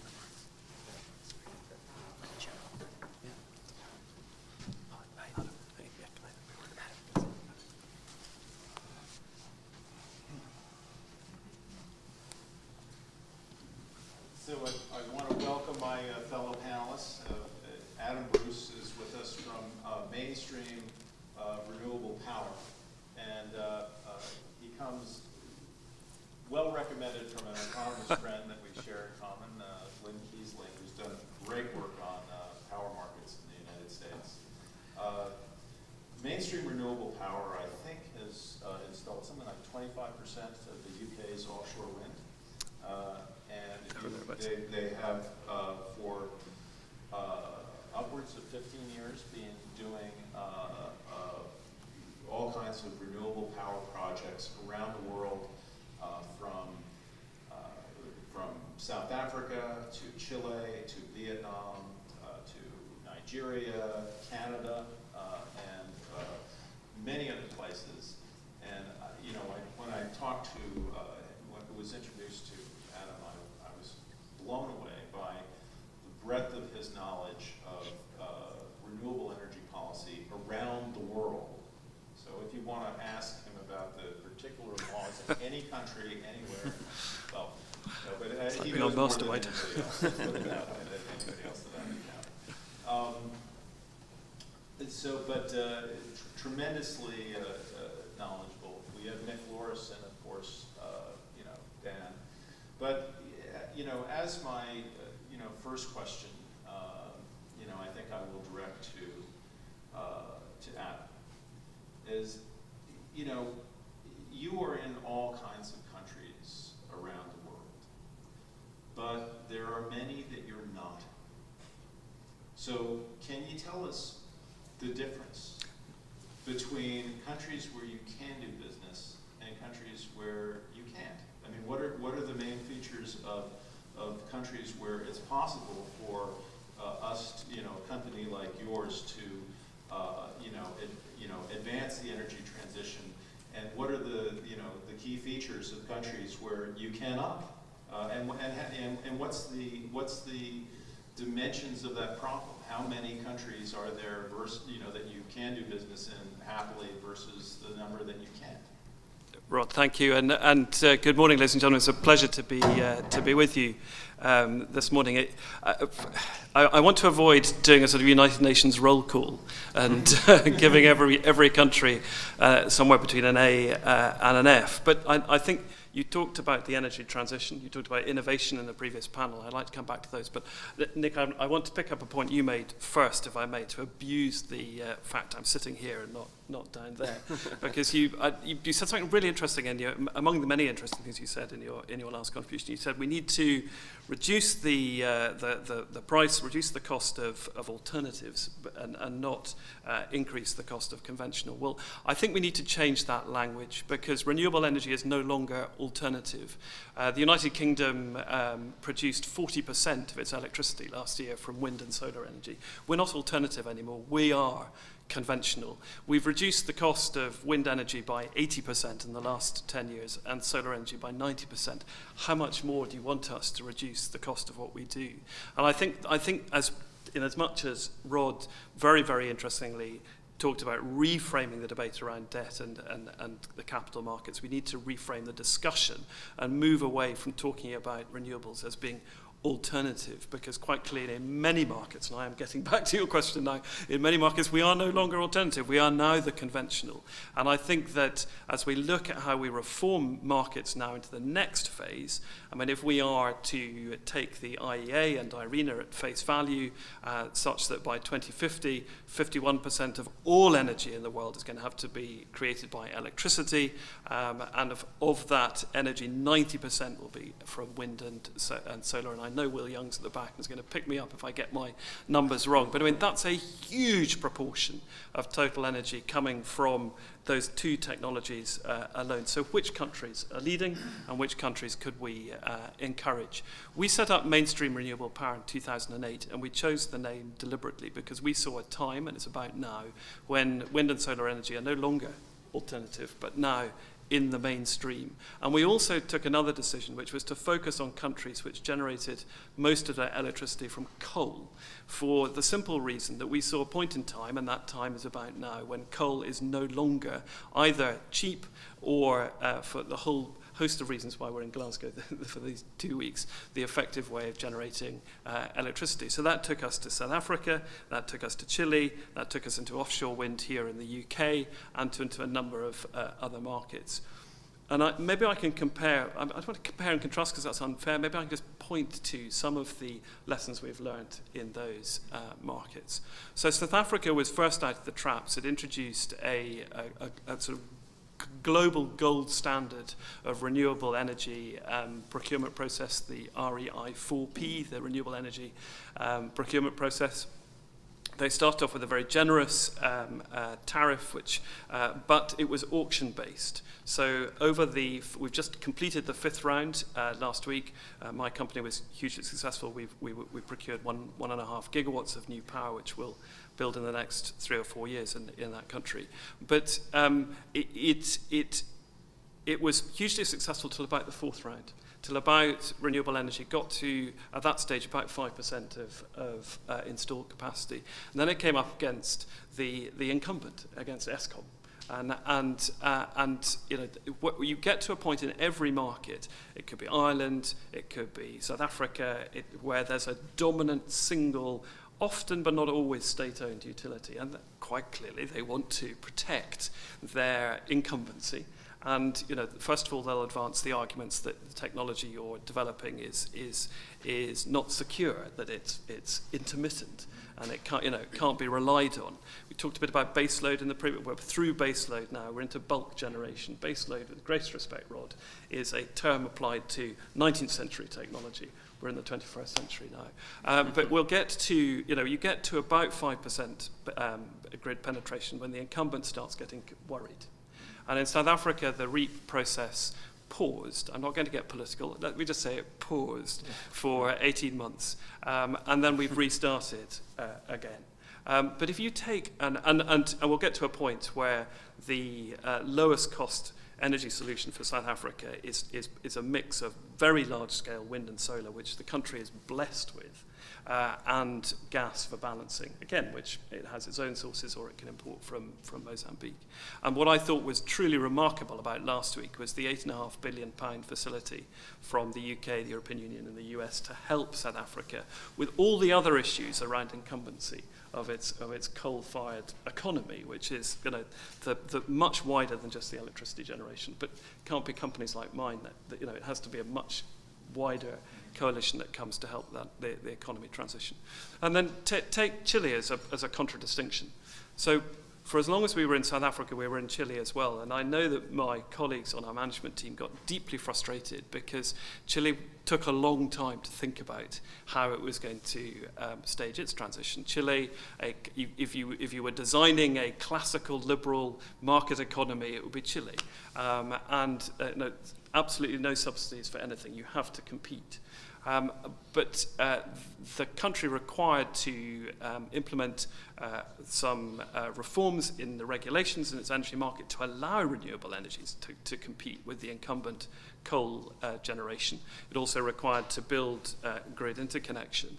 So when they ran the first technology-neutral auction, which wind and solar were allowed to compete in 2014, the wholesale cost of electricity in Chile was $140 a megawatt hour, and that price was set by coal.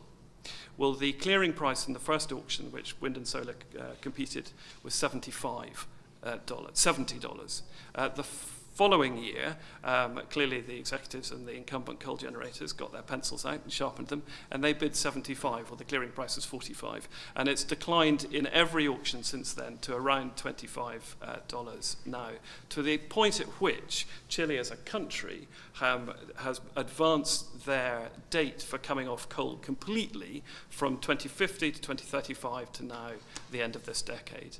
And that is an extraordinary change, driven by what you were talking about in the previous panel, innovation. And what frustrates me slightly, the reason I'm so delighted to see you all in this room today, what frustrates me most about the transition is is sometimes conservative audiences can overlook the huge amount of innovation and entrepreneurial activity in my sector. And I'll be back in Glasgow, not done that far away, I only live in Edinburgh, but the next conference I'll be back in Glasgow for is in May next year for the All Energy Conference. And you go into the SEC, into the Blue Zone. What is the Blue Zone this week? What will have been the Blue Zone? And there are 15,000 entrepreneurs in that who have started companies to involve themselves in some point of the renewable energy supply chain. Companies like mine founded out of nothing in 2008. Companies, Smartest Grid are here.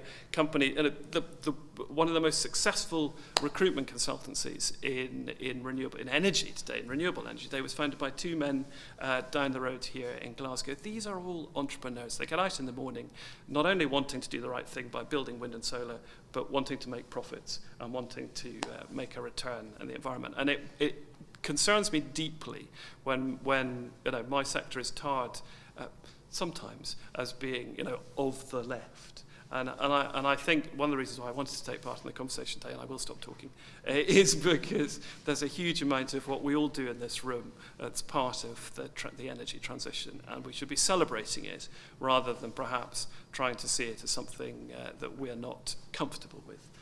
So, Rod, I've not answered your question, but I have talked for a long time, and I think that's Well, I know everything you said has been brilliant and wonderful, but I'm going to still ask you, just give us a quick sketch of what are the countries like where you can't do business. You don't have to name names, but just like what are the problems that you see, and very quickly, what proportion of the global population do you think are living in those countries?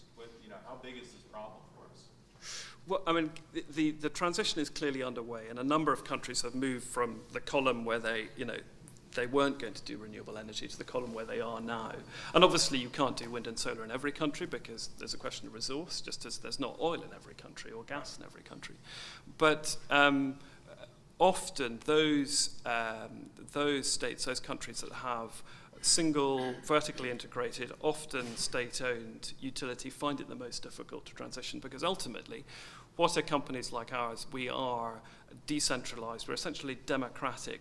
The whole global IPP sector is a challenge to the way in which monolithic, state-owned, publicly owned, or even privately owned. In fact, the worst offenders are probably the large privately owned.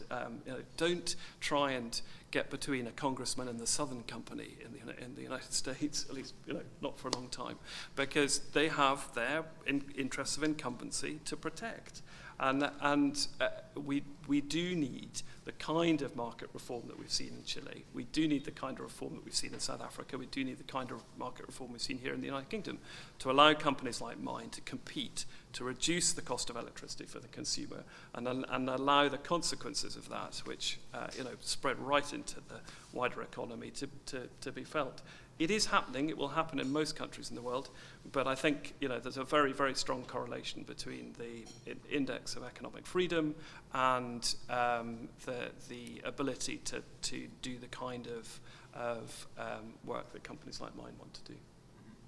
So, I think that is a really good observation. There's a new study out by Wayne Weingarten at the Pacific Research Institute that it compares competitive to uncompetitive markets in the United States. And this study shows that the competitive markets are decarbonizing not quite twice as fast, but close to twice as fast as the uncompetitive markets, and they're doing it at a lower cost. So, to you, Nick, you looked at the index of economic freedom. What is the scope of the problem of how many uncompetitive countries are there? Where how big is this problem of breaking open these markets? Do you think? Yeah, I think in the context of global climate change, it's a huge challenge, especially if you look at where future emissions are going to come from. Obviously, Dr. Fox mentioned that more than a quarter of global emissions come from one country alone, China, but the future emissions growth is going to come from non-OECD countries. Over 90% of future emissions growth is going to come from non-OECD countries, and many of them are not very high on the index of economic freedom. And so that represents a huge, huge challenge. And I think one of the things I think we're trying to do here, to your point about getting away from this stigmatization of certain low carbon and carbon-free technologies, that's always perplexed me as well, as somehow conservatives are pro-fossil fuels and nuclear, but are anti-renewables and battery storage. And I get the critique of subsidies, but there's subsidies all around, and we should be eliminating subsidies altogether. And so that in and of itself is a challenge, removing the subsidies from incumbent sources, from state-owned enterprises. How do you do that is a very, very challenging problem.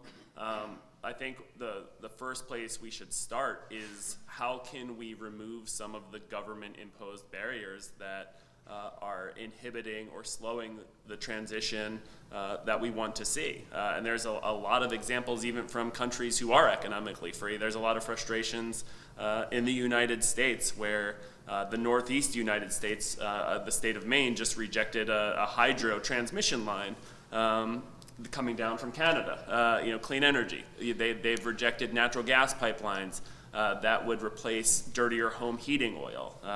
There are foreign ownership caps on nuclear power plants in the United States, so it makes it difficult for Korean companies and for French companies to own and operate nuclear power plants in the United States. So there are all of these problems that we need to be tackling simultaneously to allow for more competition and choice in the marketplace, because I think when that happens, and when businesses are empowered, when consumers are empowered, that's only going to accelerate this transition in a way that makes economic sense for consumers and households and businesses, but it will make environmental sense as well. But the scope of that challenge, again, I think you need to make it in these developing countries' self-interest to pursue these technologies. And I think that does exist because the cost of renewable energy has come down so much that it is in their economic interest to do so. But the challenge of deployment still remains noticeably large. So follow-up question for you. You are, generally a strong free market guy, and what do you think about this idea that I raised, that you can actually target free market policies at the problem of negative externalities through means like clean tax cuts, the clean asset bonds, and loans? Yeah. This is something you haven't written about before yourself, but what do you think of that? Yeah, I appreciate it because, and especially I think it's a much better step than the existing structure we have now with some of the targeted tax credits. I've been frustrated by some of the loan guarantee programs. I think the financing mechanisms and the tax policies that have been used have benefited certain technologies potentially at the expense of others, and there's an opportunity cost as to how public and private dollars are allocated then. This, to me, seems like a much more technology neutral approach, and one of the things I've been a champion of as well is immediate expensing in the tax code too, which allows businesses to deduct their expenses in the year that they were incurred rather than depreciating them over time. That is something that incentivizes investment in new technologies, not just renewable power, but also more energy efficient HVACs and things like that. And so I think there can be good changes in the tax code, the ones you mentioned, and ones that will hopefully be as technology neutral as possible, is a much better alternative than what we're doing right now. So the immediate expensing in the tax code, which was introduced in the most recent round of tax reform under Trump, does it not go far enough for you? It doesn't, and it expires, I believe, in 2022. And it also is only for, not to get too wonky here, but it's only for asset classes that are short-lived. And so if you're investing in a building or something that the asset class life is longer than 20 years, you don't get that immediate expensing. And so you could do this for everything from more energy efficient homes. You could do it for research and development facilities. There's all sorts of applications where I think we could make the tax code much more pro-growth, that I think would incentivize private businesses to accelerate energy, accelerate the energy transition, but also accelerate energy efficiency in a way that would reduce emissions and save consumers and businesses money. Yeah. So let me turn back to you, Adam, and then I'll go to you, Dan. But Adam, so how? Oh, gotta listen to my boss. So. Adam, can you please, tell me how would these, clean asset bonds, work for your company versus, some traditional, kinds of subsidy arrangements that, our American audience here will be familiar with the investment tax credit and the production tax credit. How would you compare these, and what would work better for you? Yeah, thanks very much. Obviously, as a developer of wind and solar projects primarily, not exclusively, most of that construction finance is project finance, it's non-recourse finance. So the product that you were describing in your presentation that you've written about is really interesting because the global project finance market, let me start again, the project finance market is global in reach. So the most recent projects that we brought to financial close in Chile, the debt was provided by an international consortia of US, Japanese, Korean, and Spanish banks. So this is, they are technology neutral, they're country neutral in that sense. They have a mandate to invest in OECD markets or non-OECD markets. They like wind, they like solar because the product is the same whether it's in Chile or South Africa or wherever it may be. So I think you're, as you might say, you're onto a runner here with the idea. And if it, what is the greatest single impediment to the rapid escalation in the deployment of low carbon electricity, it's the cost of capital. What are the two great drivers? What's the principal driver for pushing up the cost of capital? Political risk, which brings us back to the conversation we were having a moment ago. But anything you can do to further reduce the cost of capital will help to accelerate the deployment of wind and solar energy. And if you are, whether we are looking to raise project finance for projects in Africa or in Asia Pacific or in Latin America, it's broadly the same tranche of banks that we will go to. So if you can persuade them and persuade the regulator and persuade the capital markets that this is a product of interest, then I think you find an accelerated route into financing projects at scale.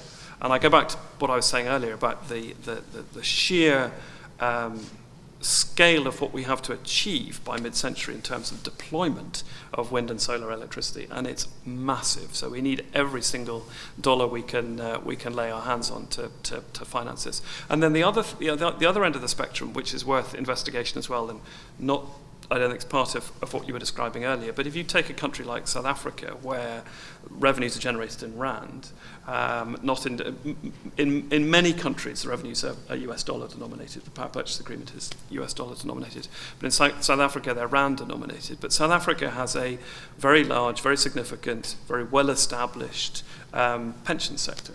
And so if you're an old mutual or if you're another provider of pensions in country and rand denominated pensions, you're looking for long-term cash flows that you can turn into pensions for your investors. And what are wind and solar power plant but the creators of long-term cash flows? So I think there's a product at the beginning in terms of low-cost clean energy debt, as you were describing, and there's possibly a product at the other end as well to reduce the cost of the consumer on both sides of the equilibrium. But I like what you were describing, and I think as a developer of projects globally, we're operating in a global market. The rules may be national, but the finance is international. Right. You mentioned pensions, and I should mention that one of the proposals for clean asset bonds and loans was to make the tax exemption flow through the pension to the pensioner, so that even though most pensions in many countries are tax exempt, and so you would think they would respond to this, they would respond to it if they could, increase the returns for their pensioner by flowing through that tax exemption to them. But in any event, just a quick follow-up. You have the most experience of any of us up here in terms of operating in international markets and playing that. Do you think something like this, the clean asset bond and loan, as a carrot in a trade agreement, combining it maybe with some other things like this concept of demonopolization, tax cuts, where you're encouraging the monopolies in those countries to break up by giving them a favored tax treatment on their gains from selling up and breaking up the monopoly, either in their country themselves, or in terms of their investment in the other nations, that for instance, their investment in the U.S. or the U.K. You can take your gains and invest them tax-free with us, to encourage this kind of opening up these markets. Do you think that this would successfully do that? Would it accomplish what it's trying to do, or is the incumbency so powerful that they're not even going to react to it? No, I think it would. I think it would have an impact. I mean, if you think about those markets where, I go back to the point I was making earlier about global finance being available globally. Obviously, it's very competitive. We will look to a syndicate of banks to arrange the finance, but that won't just happen overnight. There'll be a lot of conversations to see which provider is the most competitive. But then I think if you look at the next set of markets, principally non-OECD, then there probably is a need for something else and a bit of additionality to reduce the cost of capital, to make the transition easier. And we've seen a lot of, I think, very welcome news out of Glasgow last week. I referred to the $8.5 billion fund for South Africa's transition. There are discussions underway with the Asia Development Bank for Indonesia and Vietnam and others. But that investment, I think, is better rooted both in terms of repurposing the incumbent utilities, but also in building the grid that's needed in many markets. The high voltage grid is designed to bring coal-fired power to where the customer is. Where you're generating wind or solar electricity tends not to be the same place you've been generating your coal from. So there's grid upgrades are needed, and it's on the sort of the heavy-duty infrastructure is probably the best place for the DFIs and the multilaterals to finance, and let the private markets, private capital markets, take care of financing the new generation facilities.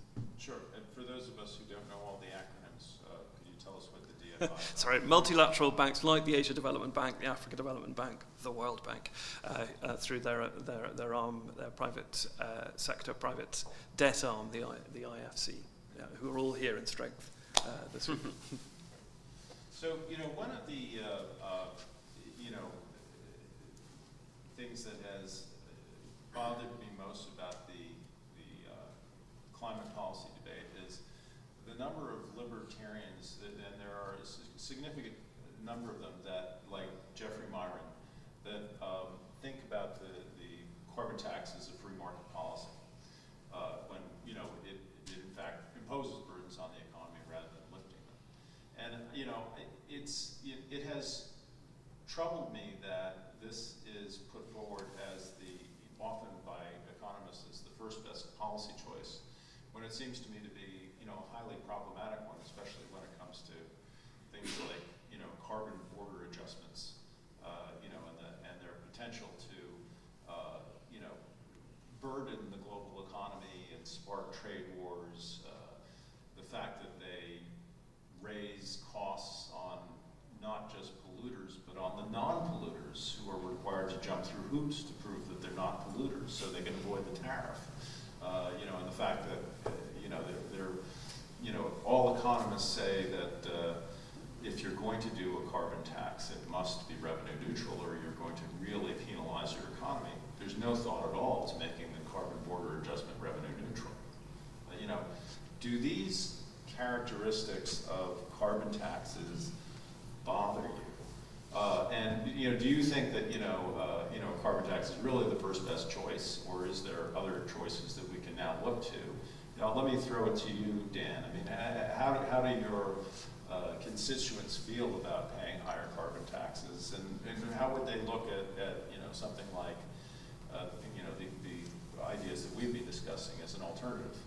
So thank you for the question. So I did one of the cardinal sins of a speech earlier, where I told you the beginning of a story, but I didn't give you the end. And the answer for that is because, first of all, I was so excited with my comments, I forgot to give it. The other side of it, though, is because the baker has to make his decision. He told me that he could hang on at $50 a ton. And I still haven't heard back from him. He's a very proud Canadian.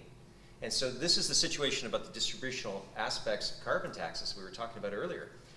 He already invested in his business to be more energy efficient because of some bad commercial green energy ones that the Ontario government had made. And so he's already made that investment. He can't borrow more on that.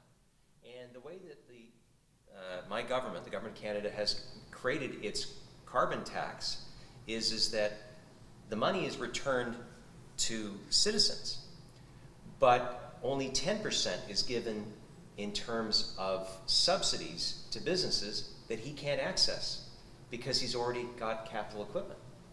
So there's no point for me even applying. So now what's happening is he is looking to move his operations to the United States. Why? Because it's close by, because he can hire people, and because there's no carbon tax. And the electrical is much lower. So this is the carbon leakage that we've been talking about. And this really grinds me more than anything, is he's done everything right. He's worked hard to build a business and to employ people. And as a Canadian, as a patriotic conservative, I believe, my party, we're aspirational, we're practical, we're patriotic. This grinds all of those things because it's a displacement strategy. It's either work with $170 a ton carbon tax, right, or stop, or go somewhere else. So that's one of the reasons why we've been talking about technology. That's one of the reasons we've been talking about taking what has distributional problems and trying to turn it into a private savings plan. So again, if someone, like a senior in my riding, they live in farm homes that have been around since the 1920s. They pay more on their carbon tax on their bill than they do natural gas. And so how do you say to a senior who has no ability to raise their income that this carbon tax is benefiting them? They don't have the money to insulate their home. That's why a low carbon savings account would put that money back into their pocket, so if they insulated their home, it would be done where they are the decision makers, the closest. As conservatives, I just want to speak to one little element that was raised earlier, why there's sometimes opposition to new players coming to markets. It's because conservatives, we are the defenders of our homes, our localities. We believe in decentralized government. But at the end of the day, we need to have that competition where the people are best served by choice. And that's where welcoming those challenges from whether it be from abroad or even within, to break up the monopolies so that the big don't always have power over the small. That is what conservatism is, and that finding that balance. So that's one of the reasons why we put forward the low carbon savings account, and that's one of the reasons why I really appreciate the conversation about how do we incentivize demonopolization of these energy markets, how we can get incumbents to actually be open to competition, even from their own within their own selves. So these are the ideas that we want to carry forward, and so really excited about trying to find those policy alternatives, because again, carbon leakage, as Dr. Fox said, is that you will just end up where we buy everything from non-OECD countries, and I'm sure many of the wind turbines that are employed and solar panels come from those countries that do not have the equivalent environmental, labor, human rights appreciation as do most liberal democracies. Could I add a few quick points just on kind of the economic framework? One of the frustrations that I have about the concept of revenue neutrality for a carbon tax is that different taxes carry different deadweight losses, and so you can distribute all of the revenue back to consumers, hoping that it will make up the cost of the tax. But for something like energy, where nearly 80% of the world's energy needs are met by coal, oil, and natural gas — I won't say conventional fuels, I'll say coal, oil, and natural gas. It's not just when consumers pay for their home heating and their electric and their transportation fuels. It's such a necessary input for all of the products that we make and all of the things that we do that it hits consumers again and again, and businesses will pass those costs on to consumers. And so you have a pretty significant dead weight loss with the carbon tax. So that's the first point on revenue neutrality. I don't think it captures the full economic impact of the tax. Right. The second point I'd like to make is that when economists talk about the carbon tax, I think it's a good, kind of economics 101. There's a social externality, there's a negative externality, there's a supply curve, a demand curve, and so we want to have the tax and get to the equilibrium to internalize that externality. And there's political implications as well. I mean, we have a number of climate policies already in the United States through taxes, regulations, subsidies.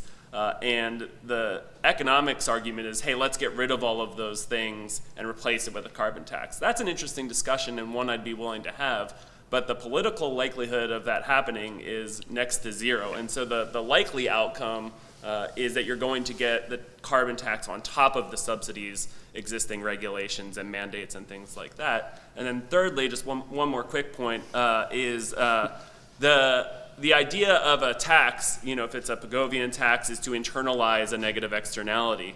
In this instance, it's climate change, it's warming. And if it's imposed unilaterally, if it's imposed, even if it's the United States and the EU, and it doesn't include the developing world, it doesn't include China and India, you're not going to get much abated warming or abated sea level rise. And that's the externality we're talking about here. And so all of that cost doesn't really come with the added benefit of internalizing the externality. Right. I just wanted to add to the point is that what he said is exactly right. Even when British Columbia, my home province, first came out with a carbon tax in 2008, it was supposed to be revenue neutral. The next government, which is like a Labour NDP government, decided to take the revenue neutrality out. So any increases, $5 every year, now is going just to government revenue. So things change when you have a change in government. The other point I'd say is the federal government is actually doing more. It's not doing less. It has a carbon tax that's going to go up to 170, but during the 2019 election, they constantly wouldn't talk about the carbon tax. They would just say, well, we have 66 other things that we are working on. And so they're actively adding to those things. And so this is where, again, there's an economic discussion, but it's not economists that are running for election. It's not just the idea, it's the people and what they believe that they can push through during their time. Really, really good comments. There's a paper by William Nordhaus that shows that the effective carbon price that is required in terms of a carbon tax to avoid the social cost of carbon, that the cost that society would pay if climate change continued unabated. The effective price is higher than the social cost of carbon. And so that's why the other party wants to move it up to 170 or 174. 170. Yeah. 770. So far. Because so far. And the reason that effective price is higher than the social cost of carbon is that there are other barriers that are not going to be moved by a price. There are political barriers and technological constraints and all kinds of other barriers that you have to target more directly, or else you're going to have this problem with the carbon tax of a price that's higher. We have so much that we could go on talking about, but I promised my good friend Chris Barnard that I would give him a few minutes up here. Chris came with me. Chris has founded the BCA, the British Conservation Alliance, that is co-hosting this event with us, and the Youth Environmental Summit. And he's also with the American Conservation Coalition in the United States now. But Chris is actually came with us to the Climate and Freedom Colloquium in Madrid, and we passed the torch to him to bring this event to the UK. So I have to thank Chris, who has been a motivating force behind this entire conference that you're now attending. And Chris is here to introduce something called the International Declaration on Market Environmentalism. And we participated together in writing a volume called The Green Market Revolution, and this encompasses some of the principles. But, if you could give us just a few minutes to talk about this declaration of yours and tell us what it is. And I think that at lunch, anyone can come up and take a look at it and talk to Chris, ask him some questions, and take it away, Chris.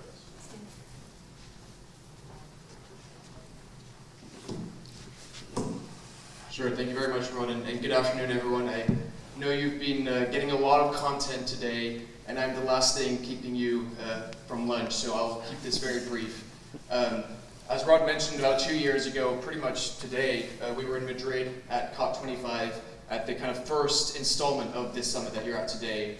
And it was really encouraging to me as a young person to go into a summit and be able to represent my views in the climate debate that I care so much about. And there have been a lot of things in the last 2 years. COP was supposed to happen here in the UK last year. Obviously, it didn't happen due to COVID. But what has really encouraged me in the last 2 years is how this movement has continued to grow. In June, as Rod mentioned, in 2019, 2020, we launched the book Green Market Revolution, which is really kind of an extension of the ideas that we discussed in Madrid. Well, Barbara has the book right there, she's holding it up. And the really cool thing about this book is that it brought together 21 authors from kind of a market perspective from 15 organizations in 5 countries around the world. And so this movement has really been growing. The ideas have started in the US and kind of extended to the UK, but it's really growing around the world as well. And so Kai and I from the Austrian Economics Center, who co-edited this book, we also decided that it would be good to have a one-page declaration that would take those principles into a very digestible format, because obviously not everyone is going to be able to read a book.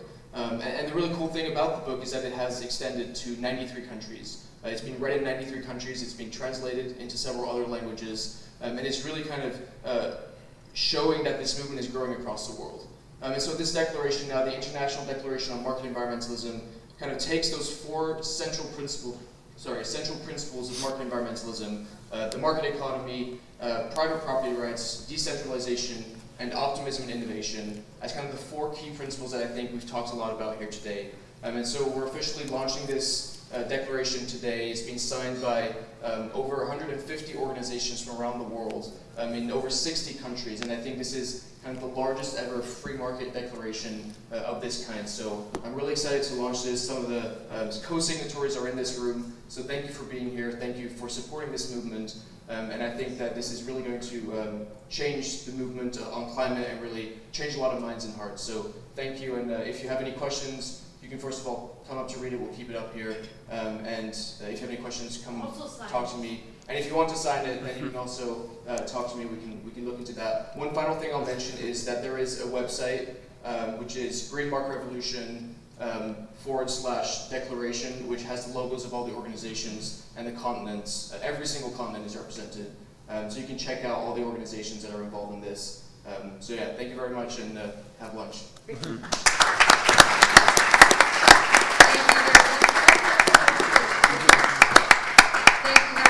And now John Hart, the other partner at C3 Solutions, will say a few words. Well, this will be very quick, so we're almost ready for lunch, and you'll hear more from me later, but I want to bring Casey Gibbon up front just for a minute, who is the sponsor of our lunch. He's with Young Voices, and Casey, why don't you just take a minute and share a little bit about what you're up to. Sure, thank you so much, John. It's an absolute pleasure to be here with you. My name is Casey Gibbon. I'm the president and executive director of Young Voices. Young Voices, we are a nonprofit that helps get classical liberal students and young professionals in the media.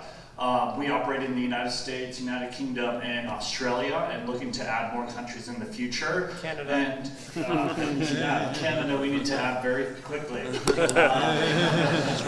But yeah, it's been an honor to be here with you on Glasgow and to help sponsor this event. For those of you students and young professionals, if you're interested in getting into the media, I highly recommend checking out our program. Our URL is young-voices.com, and I'll be around all day today. But yeah, essentially we act as a talent agency and public relations firm, so we can help you get your op-eds published as well as get you onto radio and TV. And when it comes to market environmentalism, that's something that I believe is just going to become a hotter and hotter and more defining conversation of the 21st century. And that's something that we're really trying to invest in and getting more global voices for liberty, for market solutions, for this, the big challenges of our days, and especially for market environmentalism. So please check us out. Our deadline is at the end of this month, and I'll be around all day to network. Thanks so much. Thank you so much, Casey. And I'll note that it's for aspiring pundits under 30. So if you're over 30, talk to me. So it's like the Logans run the conservative. Exactly. I don't know what many. It's timeless for time. So lunch, Rod, did you want to say one other thing before we? Yes. I just wanted to say thank you to my panel here, Adam, Nick. Thank you very much. I appreciate that. And special, explain that.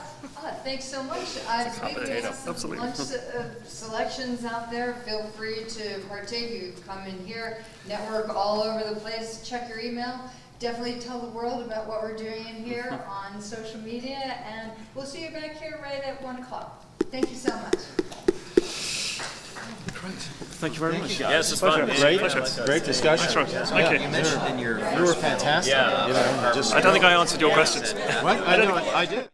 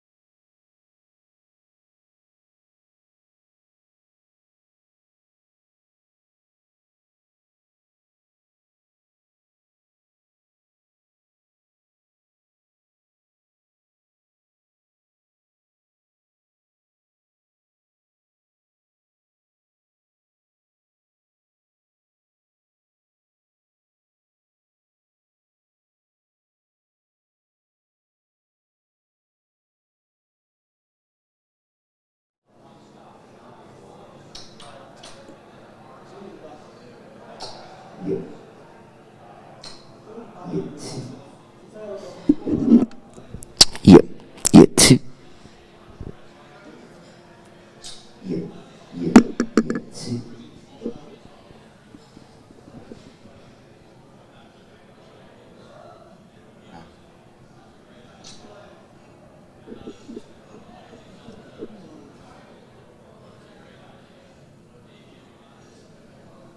Yeah. Yeah, two, two, two.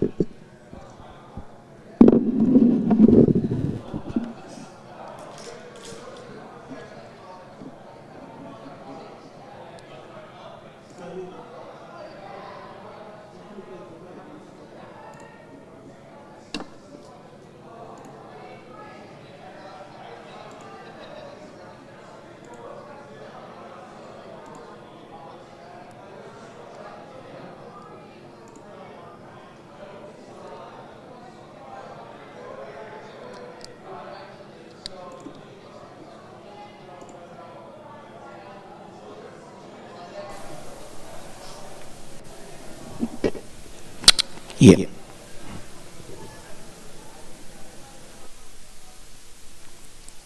Yeah. Yeah. Yeah.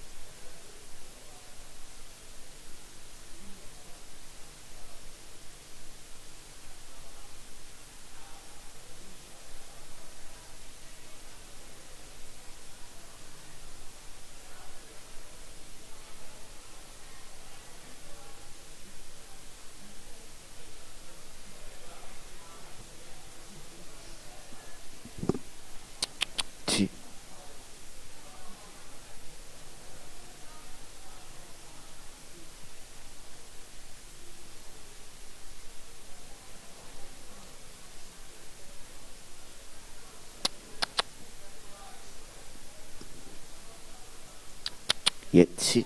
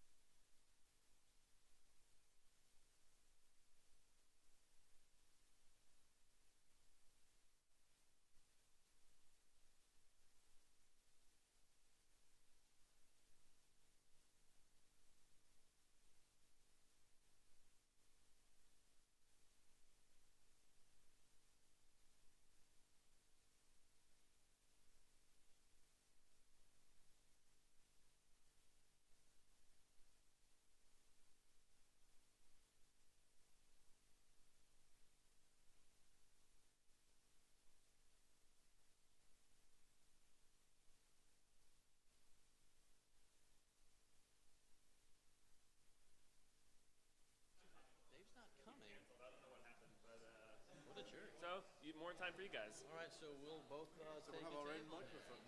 We are special, aren't we? So, what's your? You want me to just come over with you guys? And what's your area? International law and treaties. Oh, okay. And trade lawyer. So. You're a trade lawyer? Yeah. Yeah, so it'll be interesting because I know they're complementary but a little different. So what's our format? Do we give any? I'm going to give you guys I'm going to give you guys, especially with only.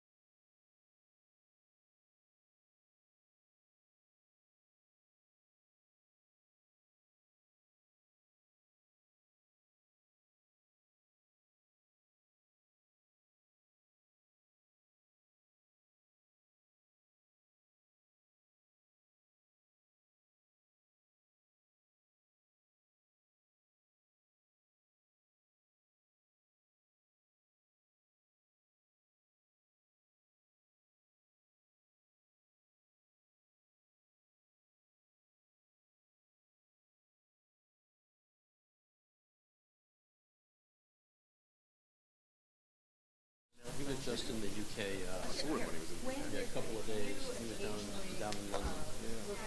Yeah. We had him on a couple of days. 15 minutes, 5 minutes. Chair back. Yeah. Stuff like I can do that. Okay, good. Hi, is Jose back there? How you doing? Hola, ¿cómo está? Okay, bien. Y bienvenido. Y bienvenue. Sí. Okay. Looks like we're going to get started. I hope everyone has enjoyed the session so far. The morning's been terrific with Dr. Liam Fox and our other panelists, and we're looking for the lineup for the afternoon. We had one of our panelists had to drop out. George David Banks is with the GOP congressional delegation now, and he's at various negotiating tables. Lucky him. I just hope he's fighting the good fight, and we'll perhaps see him a little bit later. So the remaining panelists, Stephen Groves, hello, welcome, thank you, and Shankar Singham from the UK. And today's panel moderator will be Nick Loris, who we've all come to know and love. So we'll continue with this panel until about 2 o'clock. Thank you. Great, thank you. I know you guys have heard from me more than you probably want to, so I want to dive right into the panel on international trade and international treaties, and it's a complementary conversation. There's going to be discussion about the importance of climate negotiations, where they have fallen short, what could be done better, and the same in the context of international trade. And so rather than me introducing the panelists and spend more time talking, I thought I'd kick it over to our panelists. One, to introduce yourself, tell people who you are, and then two, since we've been talking a lot about policy from a 30,000-foot level, but then down to specific policies, in the context of COP, I feel like your expertise really shines through. And so I'd like to hear a little bit about impressions of COP26 so far, what your expectations are for the remaining week, and what you would hope to see. So I'll let you guys decide who wants to go first, but we'll start from there. Nobody wants to go first. Okay. So I'm Shankar Singham. I'm the CEO of Competere, which is a trade consultancy. My background is in international trade, regulatory, customs, policy, for 3 decades now. I was the head of global market access at a couple of big global law firms, most recently Squire, Patton Boggs in Washington, D.C., and ran the international venture arm of Babson College in Boston for about 3 years before I did what I'm doing now. And I came back to the UK after 23 years in the US, 6 months before the referendum on Brexit. So have been very engaged in the UK's trade policy, and both an advisor to, well, I was a cleared advisor to the USTR and to the UK Trade Secretary, Liam Fox, in fact, who you heard from, I think, earlier on today. So just on your question, I think these conversations often start from the perspective of environmental law, environmental policy, climate policy, etc. And obviously my background is in trade, so I tend to start from the other side of the telescope. And I think it's important to understand a few sort of threshold things about the international trading system, because what is being asked for here in COP26 and in these general conversations anyway is a trade measure. You know, what's being asked for in terms of dealing with emissions is a trade measure which will have an effect on the international trading system, and it's therefore very important to understand why that system is the way it is. I think quite often when people propose trade measures to deal with climate change, they look for the loopholes in the WTO, they look for the gaps. And I think that's a mistake, because the WTO rules are the way they are. First of all, they are negotiated between members, but they are the way they are so that you can increase global economic output, so you can lift people out of poverty and so forth. Those are the purposes of the trade rules. And if your measure doesn't conform to the purpose of those trade rules, you will obviously have the opposite effect. You will damage global economic output, you will push people into poverty, and so you've got to be quite forensic about the trade measure that you're actually going to try to come up with here. And many people will look at the European proposal, the CBAM proposal, and it's a bit unfortunate that David isn't here, because I know they've done good work on the CBAM proposal itself, the European Carbon Border Tax Adjustment. It's not even a proposal, they are going to do it, there's no doubt about that. As basically there's no alternative, so you need to do it. Now what I'd suggest to you today is there are alternatives, and that it is a non-optimal way of dealing with the problem. I think the problem, with respect, whether it's carbon leakage or whether it's emissions in general or whatever, I think the problem is one of market distortions. And if you tackle the problem on the basis of those distortions, you're more likely to get a good answer, or at least a slightly more optimal answer than the border tax adjustment. So I think looking at the WTO rules, we have dealt with tariffs, we've dealt with border measures, we have not dealt very well with behind the border barriers and market distortions. And there's a whole range of these distortions that exist. And it goes from state-owned enterprises in China to all kinds of subsidies and subsidy-like things. If you don't tackle this from the perspective of market distortions, and I think the border tax adjustment doesn't, what you're likely to do is open up a sort of Pandora's box, I think, of protectionism. So it's a fundamental principle in the international trading system in the WTO that you don't discriminate based on the way products are produced. That's always been the case for 70 years. The reason for that is it's too easy for a country to say, well, you know, I just don't like the way you produce something, and very good reasons are levelled for why that's the case, you know, very, very justifiable reasons. But the real reason is powerful political incumbent forces who want protection and don't want competition. So you've got to be mindful of this when you embark on these sorts of proposals. And just to build a little bit on the market distortion theme, I think what we need to do is recognize that in the energy sector, if you want to call it that in general, distortions abound. So there are lots of subsidies, there are lots of all kinds of other distortions. We heard, you know, discussion of that, you know, earlier on today. We need to tackle those in the round, in a holistic manner. And that requires both an offensive strategy in terms of trade agreements, trying to reduce distortions. And there's some work going on in the WTO on environmental, you know, trade in environmental goods, reducing the distortions in, and the tariffs and so forth in trade in environmental goods.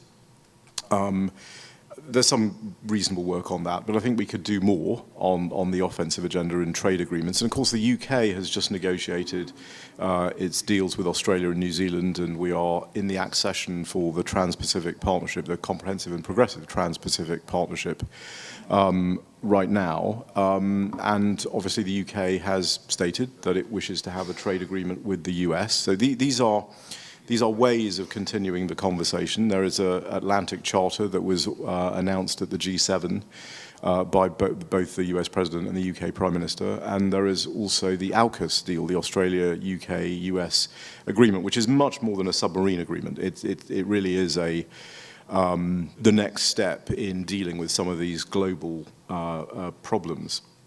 And so I think there's lots of vehicles to carry this discussion forward, but I think we also need some defensive tools.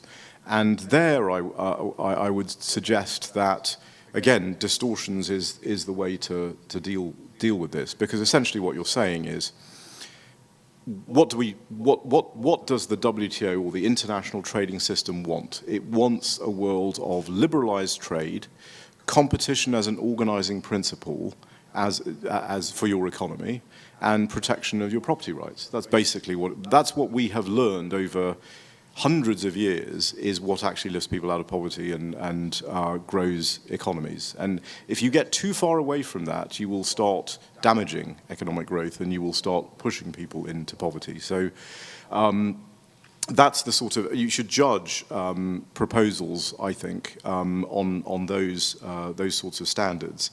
And defensively, what you can do is say, look, if there is an international agreement that all WTO members are part of, and a country is deliberately derogating from that agreement for trade advantage, that is itself a market distortion. And it may have a competitive effect, it may have a trade effect. You have to prove those things. You have to prove that this has caused damage to the industry affected. You have to prove that you are in fact damaged. And if you can prove those things, then absolutely yes, I think a tarification of that distortion is fair game. I think that's a reasonable policy response. But you have to prove those things in order for that to be to lie. And the advantage of that is that over, say, a CBAM type approach is that you're not going to unduly damage developing countries, because the problem is that the bigger developing countries will find ways of gaming the system in a CBAM context. And it's the smaller developing countries that won't. And they will have to pay the tax. They will be excluded from global supply chains. And we'll see we've seen this before. We've seen this in the when the multi-fiber agreement was ended, and all the Central American textile producers were completely wiped out, literally in one go, by Chinese interests. So we know how this game plays out. We've got to be very careful that we don't, have that effect as a result of what we do. But I think that kind of approach, dealing with an anti-competitive market distortion and tarificating the distortion, is the better approach. And I'm a commissioner on the Trade and Agriculture Commission, which is the statutory body that the Department of International Trade has set up. We recommended in the first TAC, and this is important because every member of the NFU, the National Farmers Union in the UK, for our American guests, and the environmental NGOs that were on that body, unanimously agreed with this kind of approach. So it is quite powerful, and I think it's worth further investigation. And the final point I'd make is that even if you adopt a CBAM type approach, even if you have this border tax adjustment, this tariff on a country, there are lots of other distortions in those markets. And you may have dealt with some of it, but you won't have dealt with all of the distortions. And that will cause more leakage, not less leakage. It will cause more leakage into places like China and so on, where there'll be more leakage to the markets which are more distorted. So it's a very perverse policy proposal in that respect. But this is not all you should do. I think there's a lot of other things. I've only talked about the trade stuff that you would do. People have a tendency to think that trade is going to solve everything, and it's not going to solve everything. There are a lot of other things that you should do in terms of eliminating or coming up with policy proposals like the ones that were discussed, in the previous panel, in terms of clean asset bonds and that type of thing, that are, if you look at them through the lens of distortion, I think what you should do as a benchmark is say, is this less distorted than some other, proposals that might be out there? And what you always want to do from a regulatory standpoint is come up with the least anti-competitive, the least trade restrictive policy consistent with your legitimate regulatory goal. So it doesn't mean you don't do things just because they have an effect on competition or trade. You might, but they have to be justified, and policymakers need to know what the costs are, because too often policymakers will act completely oblivious to the actual cost of some of these things. So, and here again, the UK is on the regulatory side. We are in the process of developing a change in our approach to how regulations in the UK are promulgated, and this will now be more consistent with ensuring that regulations are the least anti-competitive and distortive as possible, consistent with that legitimate regulatory goal. So that's the sort of lens I would use to analyse those kinds of proposals. But you need to do that side of it as well. So I don't want people to think that we can solve this problem with trade rules. And yes, it's part of it, but there's an awful lot of other things that need to happen. Yeah, well said. Steve, floor is yours. Sure. Hello, everyone. I'm Stephen Groves. I know this is the post-lunch coma portion of the program, so I'll try to keep the comments uplifting and a little bit caffeinated. Shankar and I are here together because we're talking about trade agreements and international agreements, and I guess their relative viability for addressing climate issues. And where I think there might be some room for actual good solutions within the trade arena, I'm very skeptical, as you might imagine, on just international agreements and treaties as a viable solution. And just a quick note on my background so you know where this kind of skepticism comes from. My first job in Washington, D.C. Was as a staffer to a United States Senator, so I got a good idea about what goes through senators' brains and what they're thinking about all the time, and the fundraising they have to do, and the re-election imperative that they have. Then I went on to the Heritage Foundation, where I served for 10 years. I'm back there now, but during those 10 years were the times when the Copenhagen Agreement was done. I was in Copenhagen for that, and then the Paris Agreement in 2015. I was there for both of those weeks. I'm sure there's many people in this room that have been to several COPs. And so I saw a lot about how the sausage was made during those years and how it was received back in the United States. Then I went on to serve as Ambassador Nikki Haley's Chief of Staff up at the United Nations before going and becoming a White House staffer for the remainder of the Trump administration before coming back to Heritage. So I've seen the countries come together year in and year out and build on various international agreements as Kyoto went away and promises were made at Copenhagen.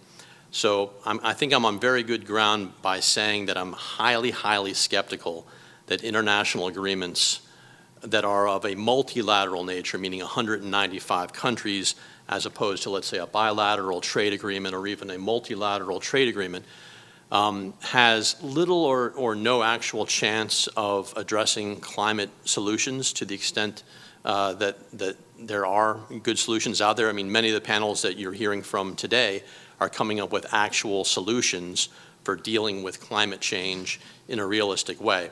Those solutions are not going to be in any, Glasgow Pact or Copenhagen Agreement. And, I think my facts on that are pretty strong, because at least from the American perspective, and I think we can all agree the United States its funding, and its carbon, output is a major player in these agreements. And if the United States is not going to be on board with major international multilateral climate agreements, then you have to wonder how successful can those agreements possibly be. If we're not on board with it, then it gives countries like China and India and others to say, oh, well, the U.S. Isn't in on this. Why should we stop building coal-fired plants? Europe, you guys are doing great. We love you. But our peer competitor in the United States isn't down with this. And we watched this time and time again. We saw in Copenhagen, I don't know if any of you, by show of hands, did anyone go to Copenhagen? One hand in the room. Most of you might have been too young to go to Copenhagen in '09. Its weather was not as good as Glasgow. I'll tell you that much from the start. It was absolutely freezing the entire time. It was so great because we sat around and drank a lot of Danish beer. But one of the displays they put on, expecting the weather not to be as freezing as it was, is they built this beautiful polar bear out of ice. This gorgeous, did anyone hear about this? Gorgeous, massive polar bear out of ice, with the idea that over the course of the 2 weeks, due to the projected temperatures, it would slowly melt. And at the end of the day, there'd be this bare bones of this poor polar bear, and we would all sit around and gnash our teeth and weep. Everyone knows, I love polar bears, we all do. But as the week wore on, the polar bear was strong. It wasn't melting a bit.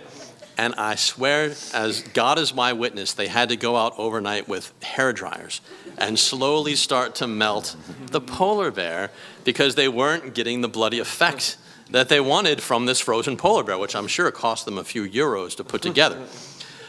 So much theater goes into these things. In 2009, we had a new president in the US. Barack Obama was going to come and reclaim the stage of American leadership in climate negotiations. The weak Copenhagen Accord came out of it, but even within the Copenhagen Accord was this Green Climate Fund where we promised $100 billion a year by 2020. Here we are in 2021, $100 billion has never been assembled to fund the Green Climate Fund, much less $100 billion every year, which was the promise. Now, the reason why this has such an impact in America was because there's no real agreement that's that ambitious that you can go and promise in Copenhagen or Paris and Glasgow without it having the support of the Congress and the American people back at home. Because like Copenhagen and Paris, it was not treated as a treaty by President Obama. He did not come back to the United States, submit it to the United States Senate where I used to work, and say, all right, ladies and gentlemen, here's the agreement I negotiated. Give us your consent to ratification, and then we can start implementing these commitments that I've just made to the rest of the world. Instead, he made promises that he couldn't keep. And I'll say something in this room that probably hasn't been said yet today. I agree with Greta Thunberg.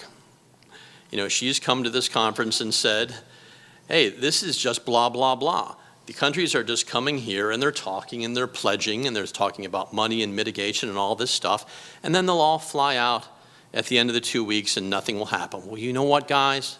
In the private jets. Yeah, of course. Why not? If I had one, I'd fly it myself.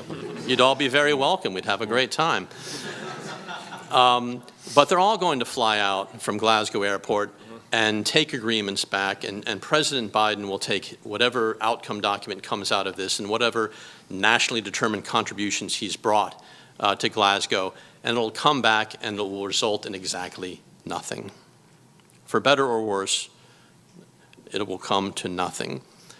President Obama signed the historic Paris Agreement based on an NDC that was laden with legislative proposals that he wanted to do and regulatory action he was going to take. It was all well and good, and I'm sure it was all well intentioned, but boom, here comes the Trump presidency, and regulations get rolled back, they get ignored, The legislation does not come to pass. The funding does not get committed. You know, presidents can only do so much with money. Congress holds the purse strings in the United States. And so here we are, all these years later, and none of the promises that President Obama made to the world have come to fruition. You know, in my country, it's the left and the liberals and the progressive who are always clutching at their pearls and going on about American credibility in the world. Well, when our president goes overseas and makes a bunch of promises he can't keep, to me, that affects, I view that as a destruction of American credibility. At least with President Trump, you knew what you were getting. He was going to fairly ignore international climate negotiations for 4 years, and then it'll get picked up. And so here's President Biden coming in again, going to come and in on the white horse and again reclaim American leadership on the world stage when it comes to international climate change. And again, it's going to be a massive bust. I can promise you, believe me now, and then check it, hear me now and believe me later. There will be regulations proposed regarding methane and Freon and CFCs, and there will be funding that will be promised. Tens of billions of dollars, I think $11+ billion. Well, we have a president coming here with zero authority to promise you any of that, promise the world that. And again, the world will look at American promises as Greta has done and said, they're not credible when it comes to these negotiations, and blame our system, blame the framers of our Constitution that divided power among the executive branch and the Congress and even the judicial branch. One of the main Obama promises was a regulation called the Clean Power Plan that our Supreme Court, the highest court in our land, put a stay on, put a stop to. And so you can't just make promises here through international agreements like Copenhagen and Paris and Glasgow and whatever else came in between and make those promises come true back in the United States with a wave of a magic wand. It simply doesn't work that way in our country. Parliamentary systems are different. The government that comes to a COP conference from a parliamentary system is in charge back at home 100% because they control the parliament. That's not the way it works in the United States, as I'm sure many in this room know.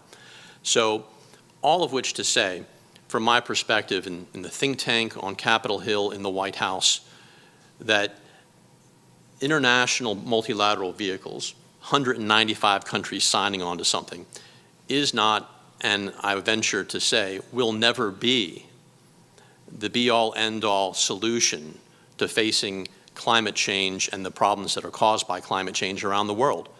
I'm much more sanguine and much more positive about the solutions that are spoken about in this room and some of the solutions that I was even hearing about over lunch from people who aren't utopian, people who want to get down to practical solutions, people who want to get down to market-based solutions, or even trade-based solutions, as long as on a bilateral or small multilateral basis, people that have skin in the game, people that have real money in the game, those people can get together and maybe get some things done with international agreements. But when it comes to the big ones, all we've seen is a history of failure.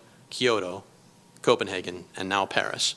So call me skeptical, call me I don't know, not a climate alarmist or a Greta Thunberg fan, but I'm just someone who very realistically has watched the last decade or so, or 2 decades of action in this particular arena and haven't seen any results yet. So I'll end my comments there. Yeah, thanks for that rosy outlook. That's really helpful. Hey, we talked about private jet parties. Yeah. That's rosy. Yeah, it's true. A polar bear in a private jet. Conference over. One of the things that affects both trade and this international treaty, these international climate negotiations, obviously, is China. And so what can be done in that front? It doesn't seem like the previous administration from the U.S. tariffs worked. It's one thing, tool in the tool belt, but Shankar, as you mentioned, that tool should probably be a last resort tool. China's not here, obviously representing more than a quarter of the emissions, and so whatever happens here is difficult to reconcile as a climate solution if they're not participating in these climate discussions So what can and what should we be doing from a trade and a treaty or international climate negotiation standpoint on China?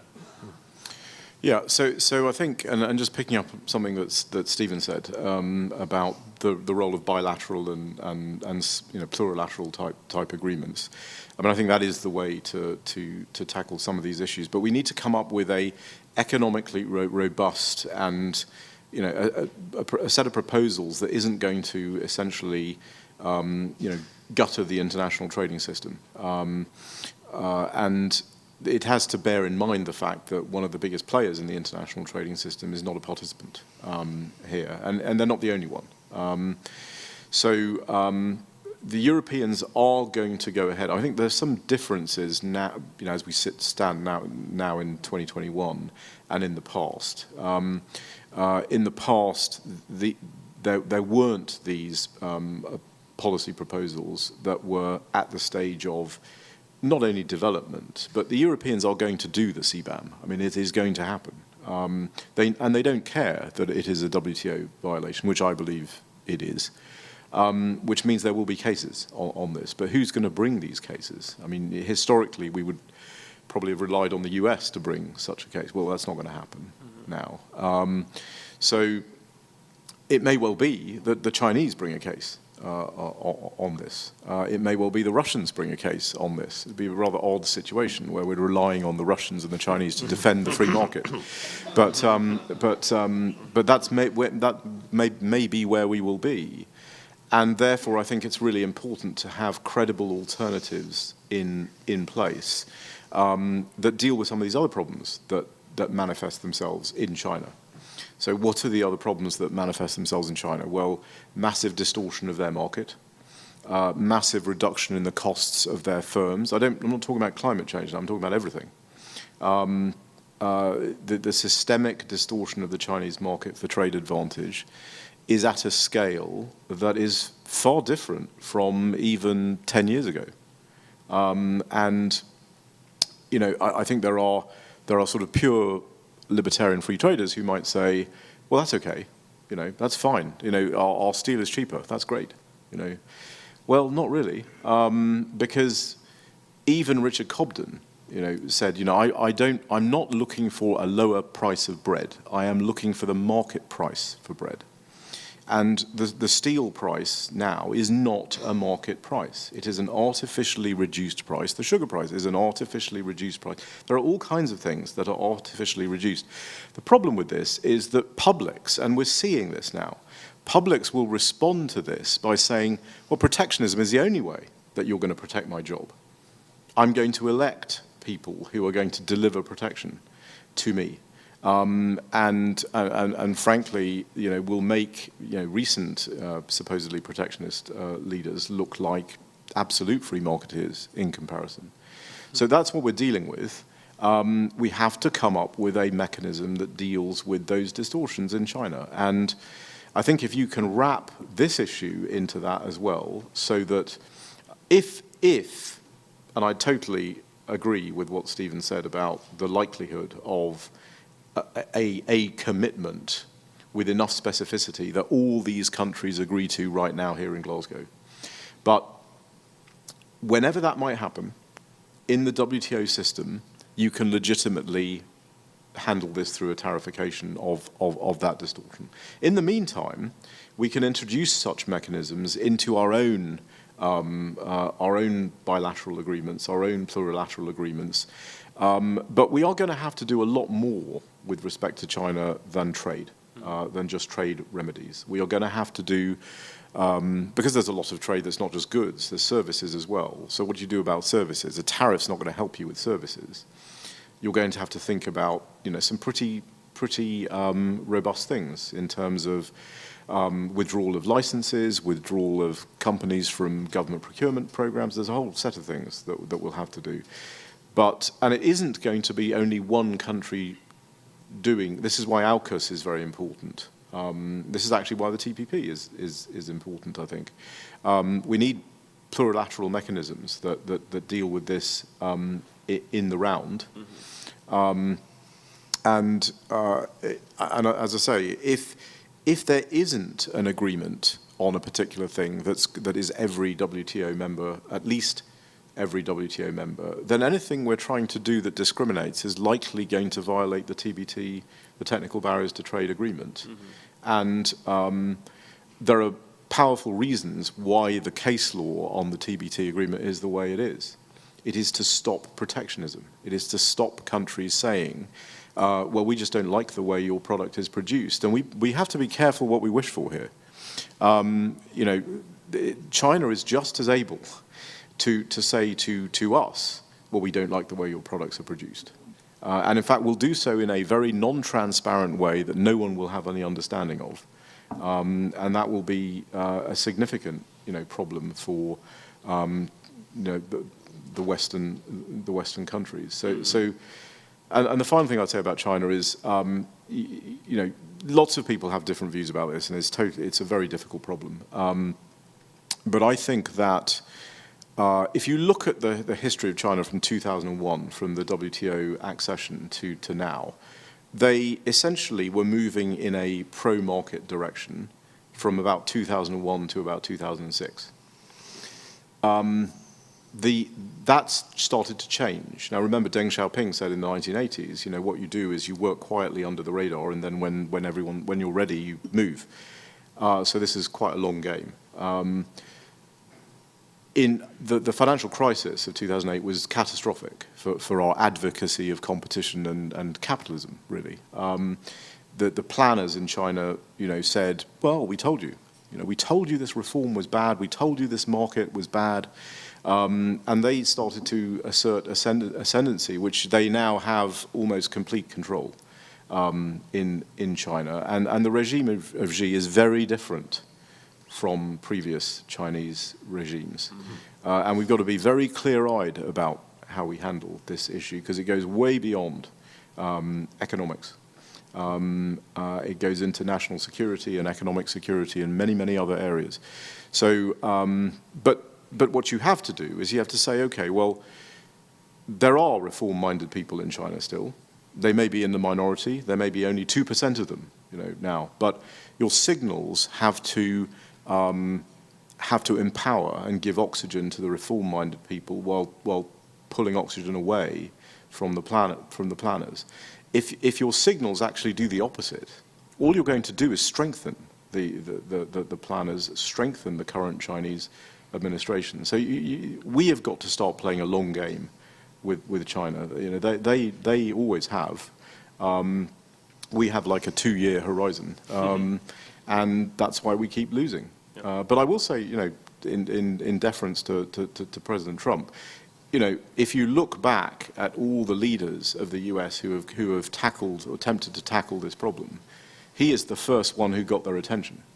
Now, you might quibble with the policy that was then, you know, proposed, and I would certainly quibble with the Phase 1 agreement, which I think, you know, you again, demanding a certain market share from the Chinese is not, I think, a very effective way of pursuing the problem.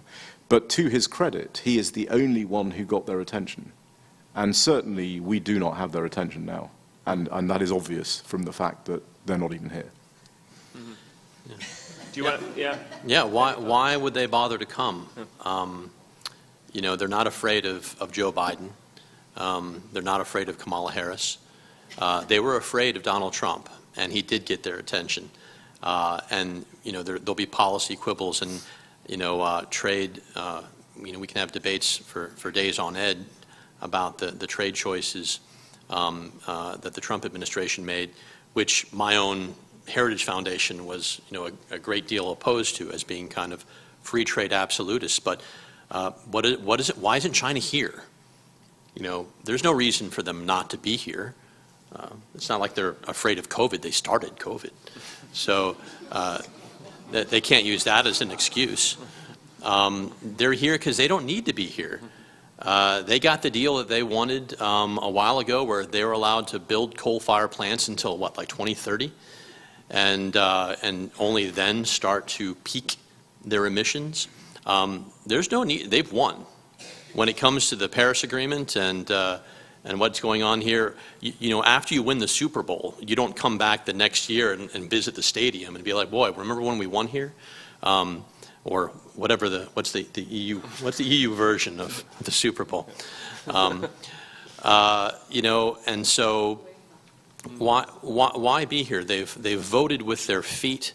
There's no reason for them to be here. There's no reasons for the Russians not to be, you know, to be here as well.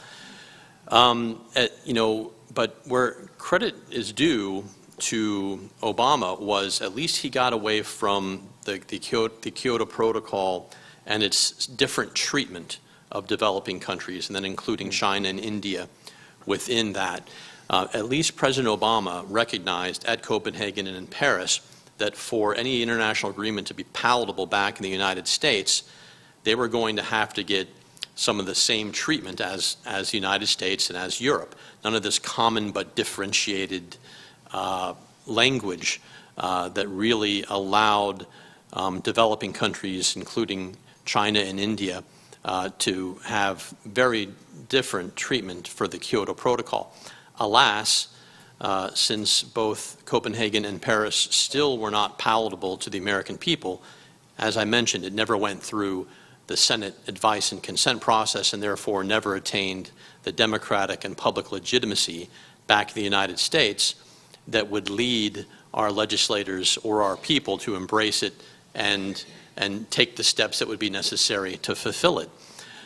So China is a key player, the #1 emitter, and there's no, you know, they're going to continue to be the #1 emitter through Cairo and the next how many ever COPs after that, and they're not here. You know, they're channeling their inner Greta Thunberg, and just be like, well, we could go there, we could send the delegation and gab for 2 weeks, but at the end of it, why bother? We've won. We're not coming back to the stadium where just a new stadium where we've already won. So. Well, I've got more questions, but I want to open it up to the audience because we've got about 15 minutes left. So as you can see, Steve pulls no punches when he talks, so now's your time to ask some questions. If you guys don't, I'll continue to ask, but any audience questions out there? One in the back. Do we have a mic? Do we take this mic? I can do it without. All right.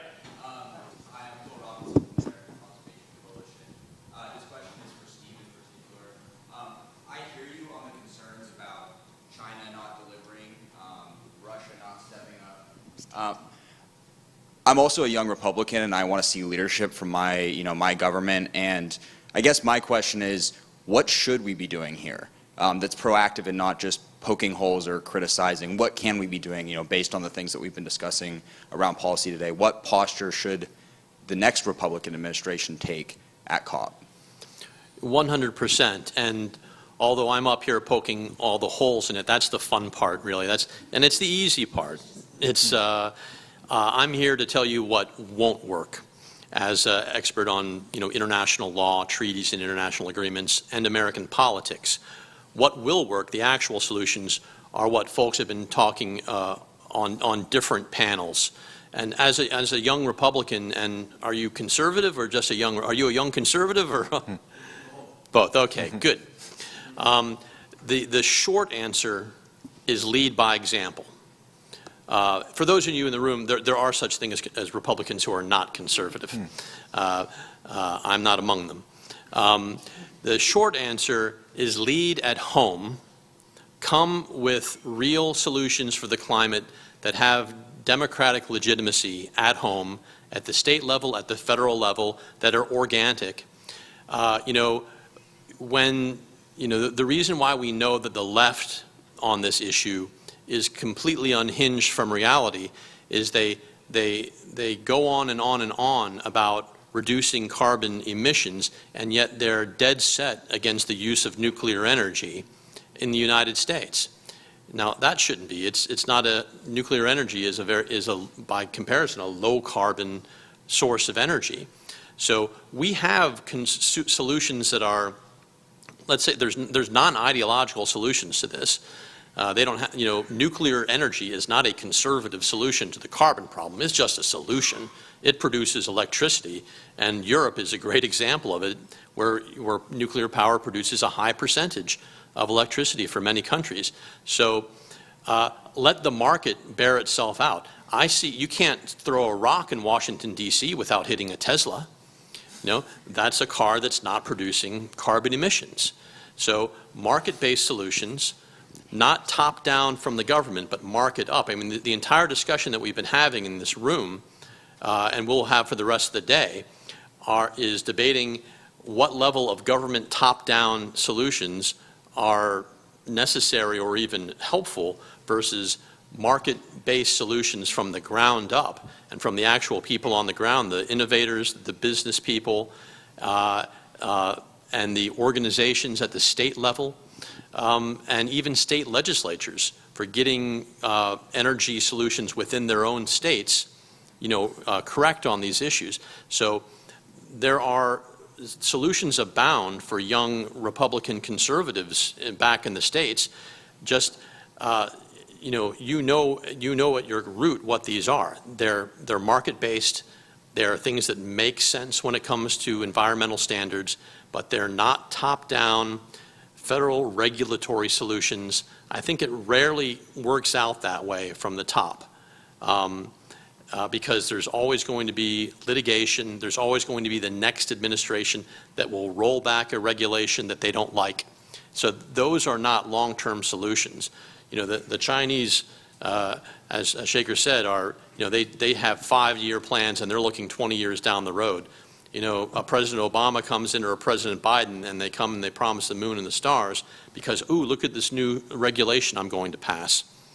In 2025, when President Haley or DeSantis or Pompeo or Pence is in the White House, or maybe even Trump, trust me, those solutions are gone. Those regulations are gone.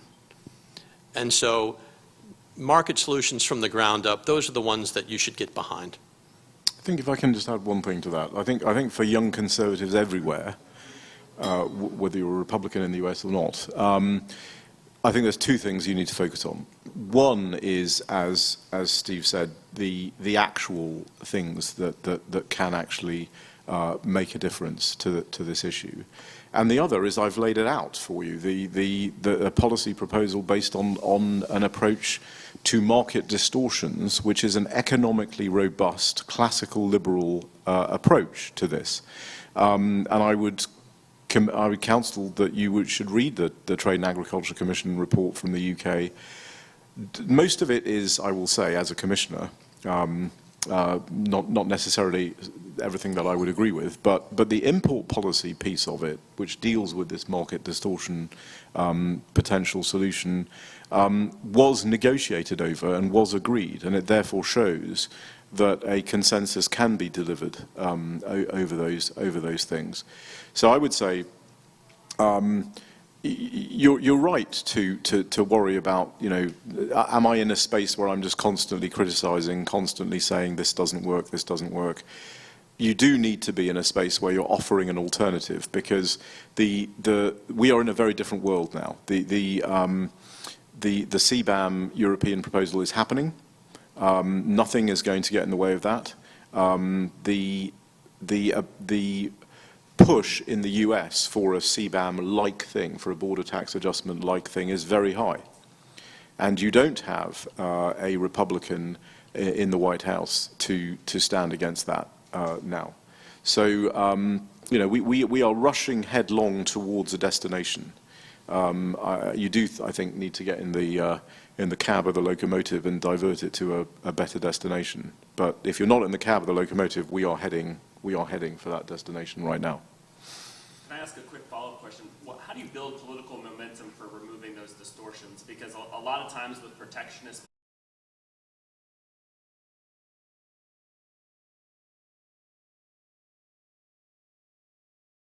ever, and then disperses the costs amongst the rest of consumers. And so there's this entrenched interest that stands to benefit from the status quo, which is why we have a lot of these market distortions in the first place, and why despite a lot of economic and environmental reasons to get rid of them, they continue to exist. So what's the kind of strategy to try to remove some of these distortions? Well, you know, I think so I've been working on distortions since 1992.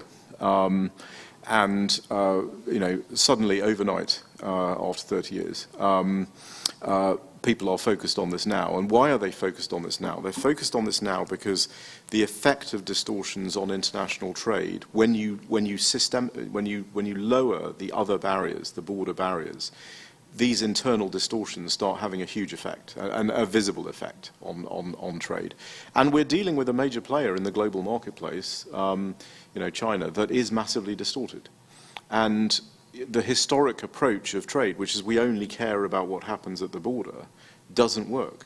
You know, it does not work anymore. So, I mean, I think that's where actually there's a lot of consensus. Probably the only trade policy that the Biden administration is interested in, frankly, is how do you deal with China? How do you deal with China distortions? They're not interested in trade agreements. They're not interested in any of these other things. But they are interested in that. And I think it's a coalition of countries that have similar approaches to free market economics, basically, can come together to develop support for this. And I think you have to start introducing it into your trade agreements. That's why I've always said that, you know, to external audiences, I've always said that the UK leaving the EU is a massive global event. You know, you don't often get a G7 country leaving the EU and adopting a totally different trade policy. That is, and the world should take advantage of that. Because if it doesn't, you know, we're right now in a sort of unfrozen moment where those incumbent powers haven't yet fully established themselves in the new UK framework. So take advantage of the UK. I mean, use the UK to deliver on some of these things, because they're willing to do it. They want to do it, and it's fundamental to them having a success out of leaving the European Union, Customs Union, and single market. The only way to have a success is to maximize your external trade policy and maximize your domestic regulatory policy to deliver competitive advantage. If you don't do that, all you're left with is the disruptions. So they have to help, they have to be involved, and I think that's why I think the Atlantic Charter is very important. Now, the Biden administration, having agreed it, I don't think necessarily have a vision of what to put into it. But that's okay. I mean, I think the UK can make those suggestions. One question here? Yeah. A quick observation in addition to what Shankar just said. We're talking about free trade, but we don't have free trade, we have managed trade. Mm-hmm. And that's, thank you very much. And that's a huge difference. And arguing for bilateral agreements constantly, I think, would be much more towards our ideas of free markets and free enterprise and free movement of and the 4 European freedoms than what we see these days. Could you maybe elaborate a little bit for especially the young conservatives about the difference between managed and real free trade?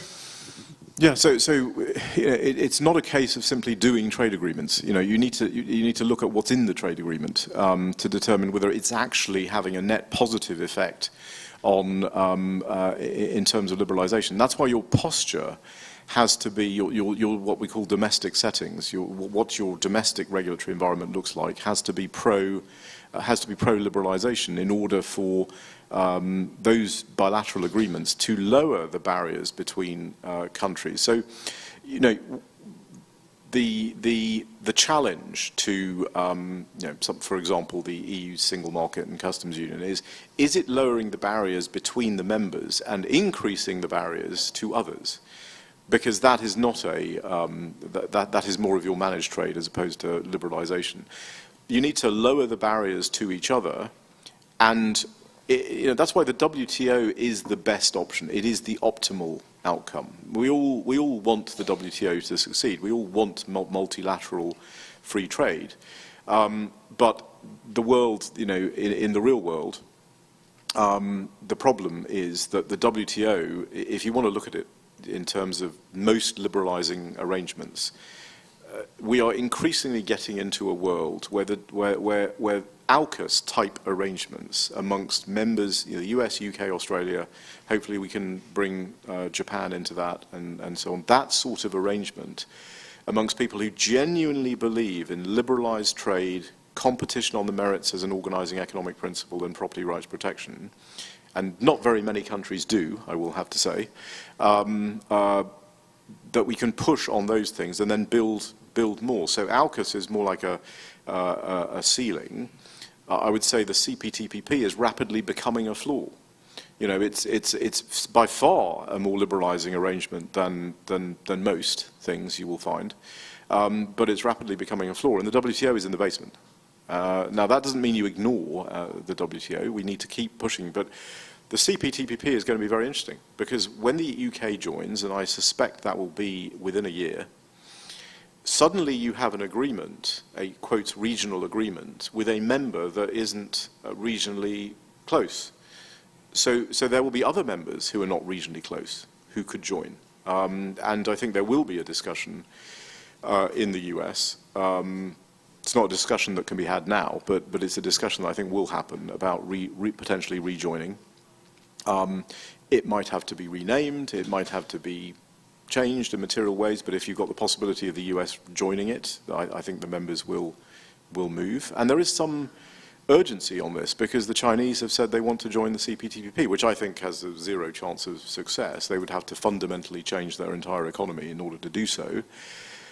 But in the world of global geopolitics, bad things do happen. Countries do cave in. And if the US remains on the outside, the pressure on some members of the TPP to admit China, then it'll become a very different agreement. Then it will be much more of a managed trade type arrangement, like RCEP or some of these other arrangements. So I would say you have to focus on what's in the agreement. Don't just say, oh well, the UK's done all these trade agreements, that's good. Well, it may be good, it may not be good. It depends what they say. But it also has to be part of a global trade strategy. Why are we joining the CPTPP? Because it is the most liberal regional agreement that exists, and we actually don't want to stop there. We want to make it more liberal. We want to increase the pro-market aspects of it. And as a result of that ambition to join the CPTPP, what's happened in the UK? Pretty unprecedented thing, which is we've agreed with the Australians and the New Zealanders to go to completely free trade in agriculture within 10 years, but we have agreed this. This is a European, this is a country that was a European member state not very long ago. And the Europeans will never do that. They will never go to free trade in agriculture. So that's how you use these agreements to generate a pro-market sort of perspective. Good timing, we're up against the hour. Please join me in thanking these two gentlemen for being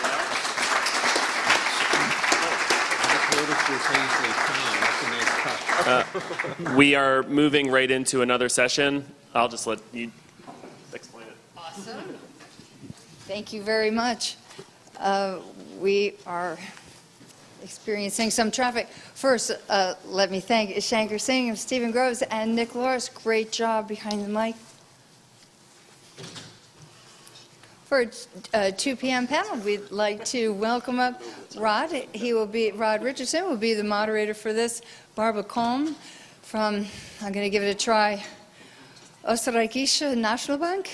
I don't know, if someone German, give me a thumbs up on that.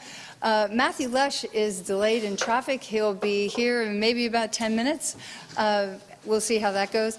And Professor Michael Mealing, he's from the University of Strathclyde as well as MIT CEPR, which is the Center for Energy and Environment Policy Research. That's it, you got it. And he's the one who introduced us to this beautiful space last year. We'd like to thank him for that contribution. So Matthew will probably may not make it. Matthew, I think, is going to make it. Oh, okay, great. Yeah, well, here you go. Okay, great. Thank you very much. Okay.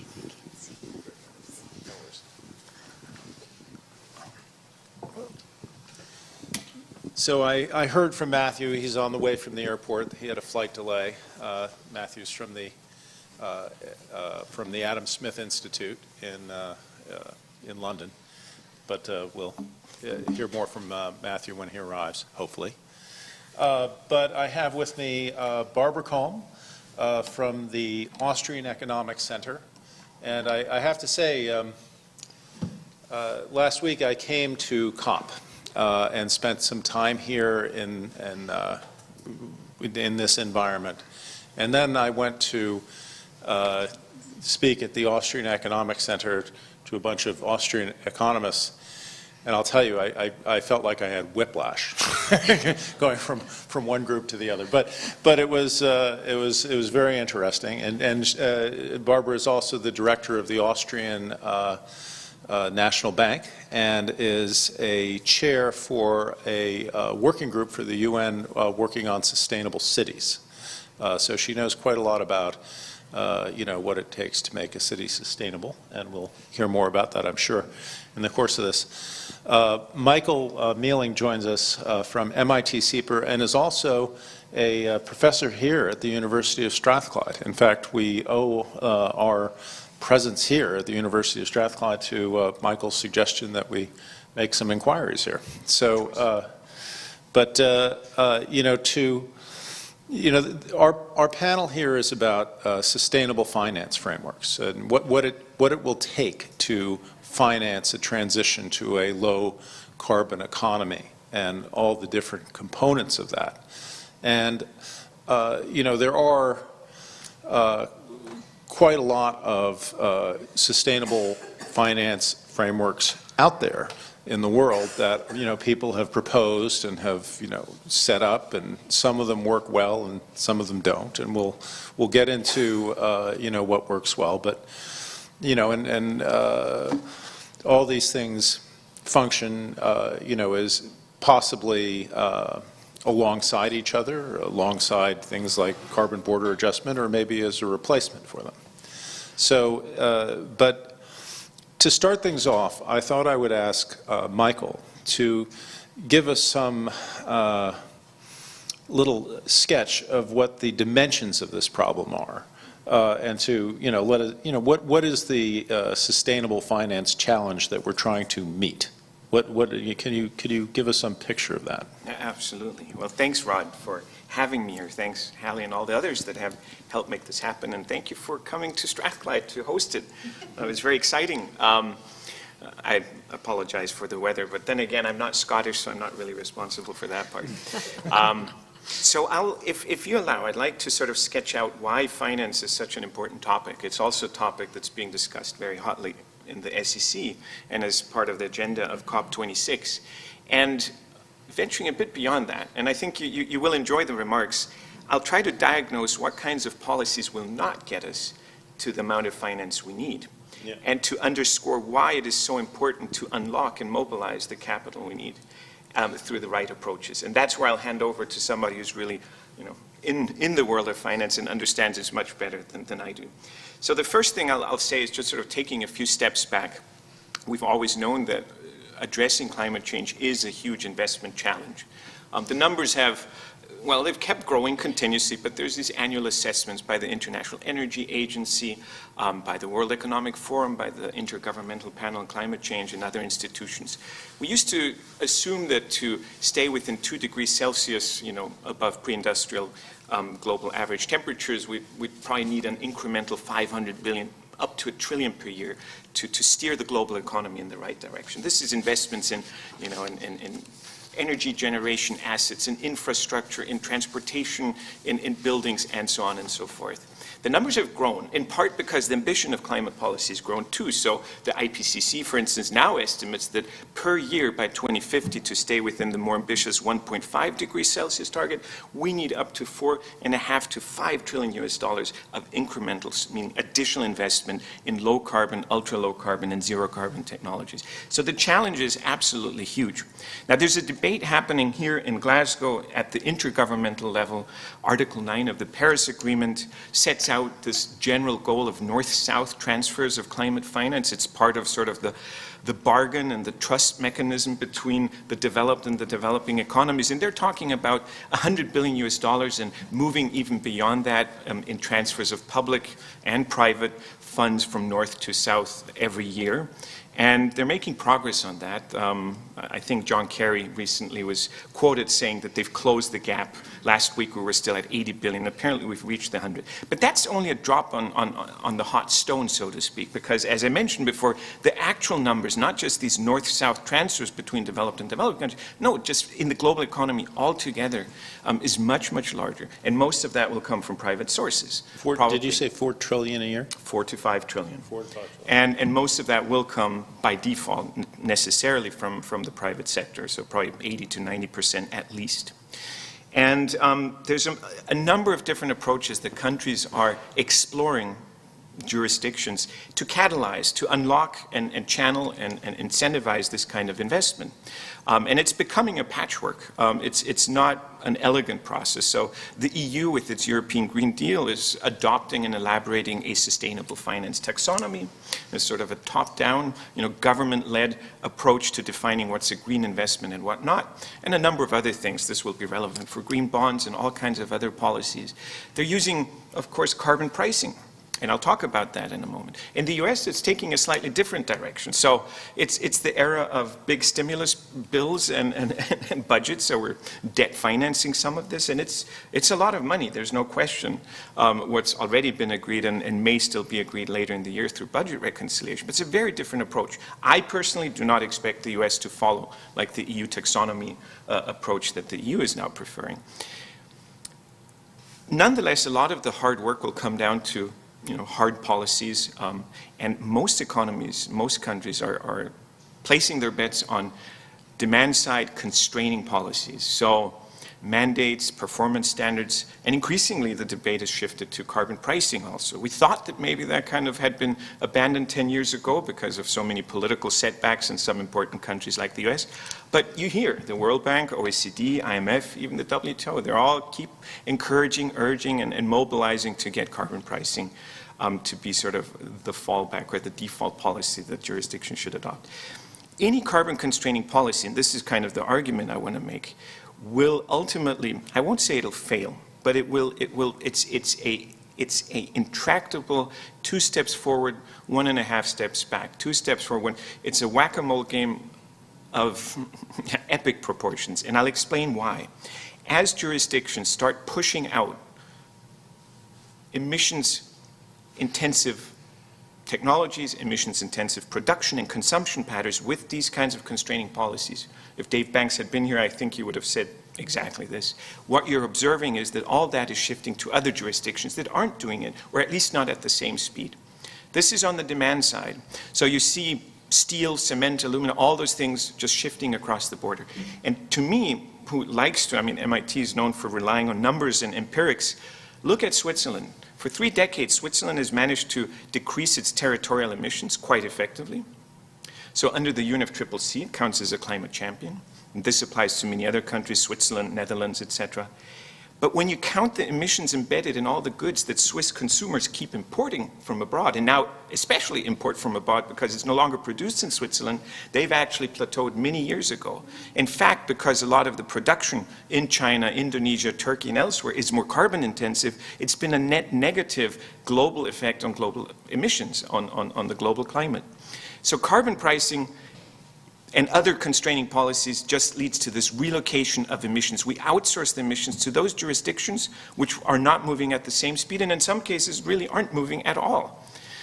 But it's not only a demand side challenge, there's a supply side challenge too. So as we push out fossil fuels from Europe, and that's clearly in the agenda of the European Green Deal, they're not going to go away. They will be taken up in jurisdictions. The price, of course, demand drops, so the price drops. This stimulates demand in those jurisdictions that are not yet ready to get rid of fossil fuels. So all you're achieving is shifting. You're shifting, and ultimately you're not really getting to the climate targets you want, and in the process you're losing production, you're losing jobs, you're losing investment to those countries around the world that are simply not moving at the same pace.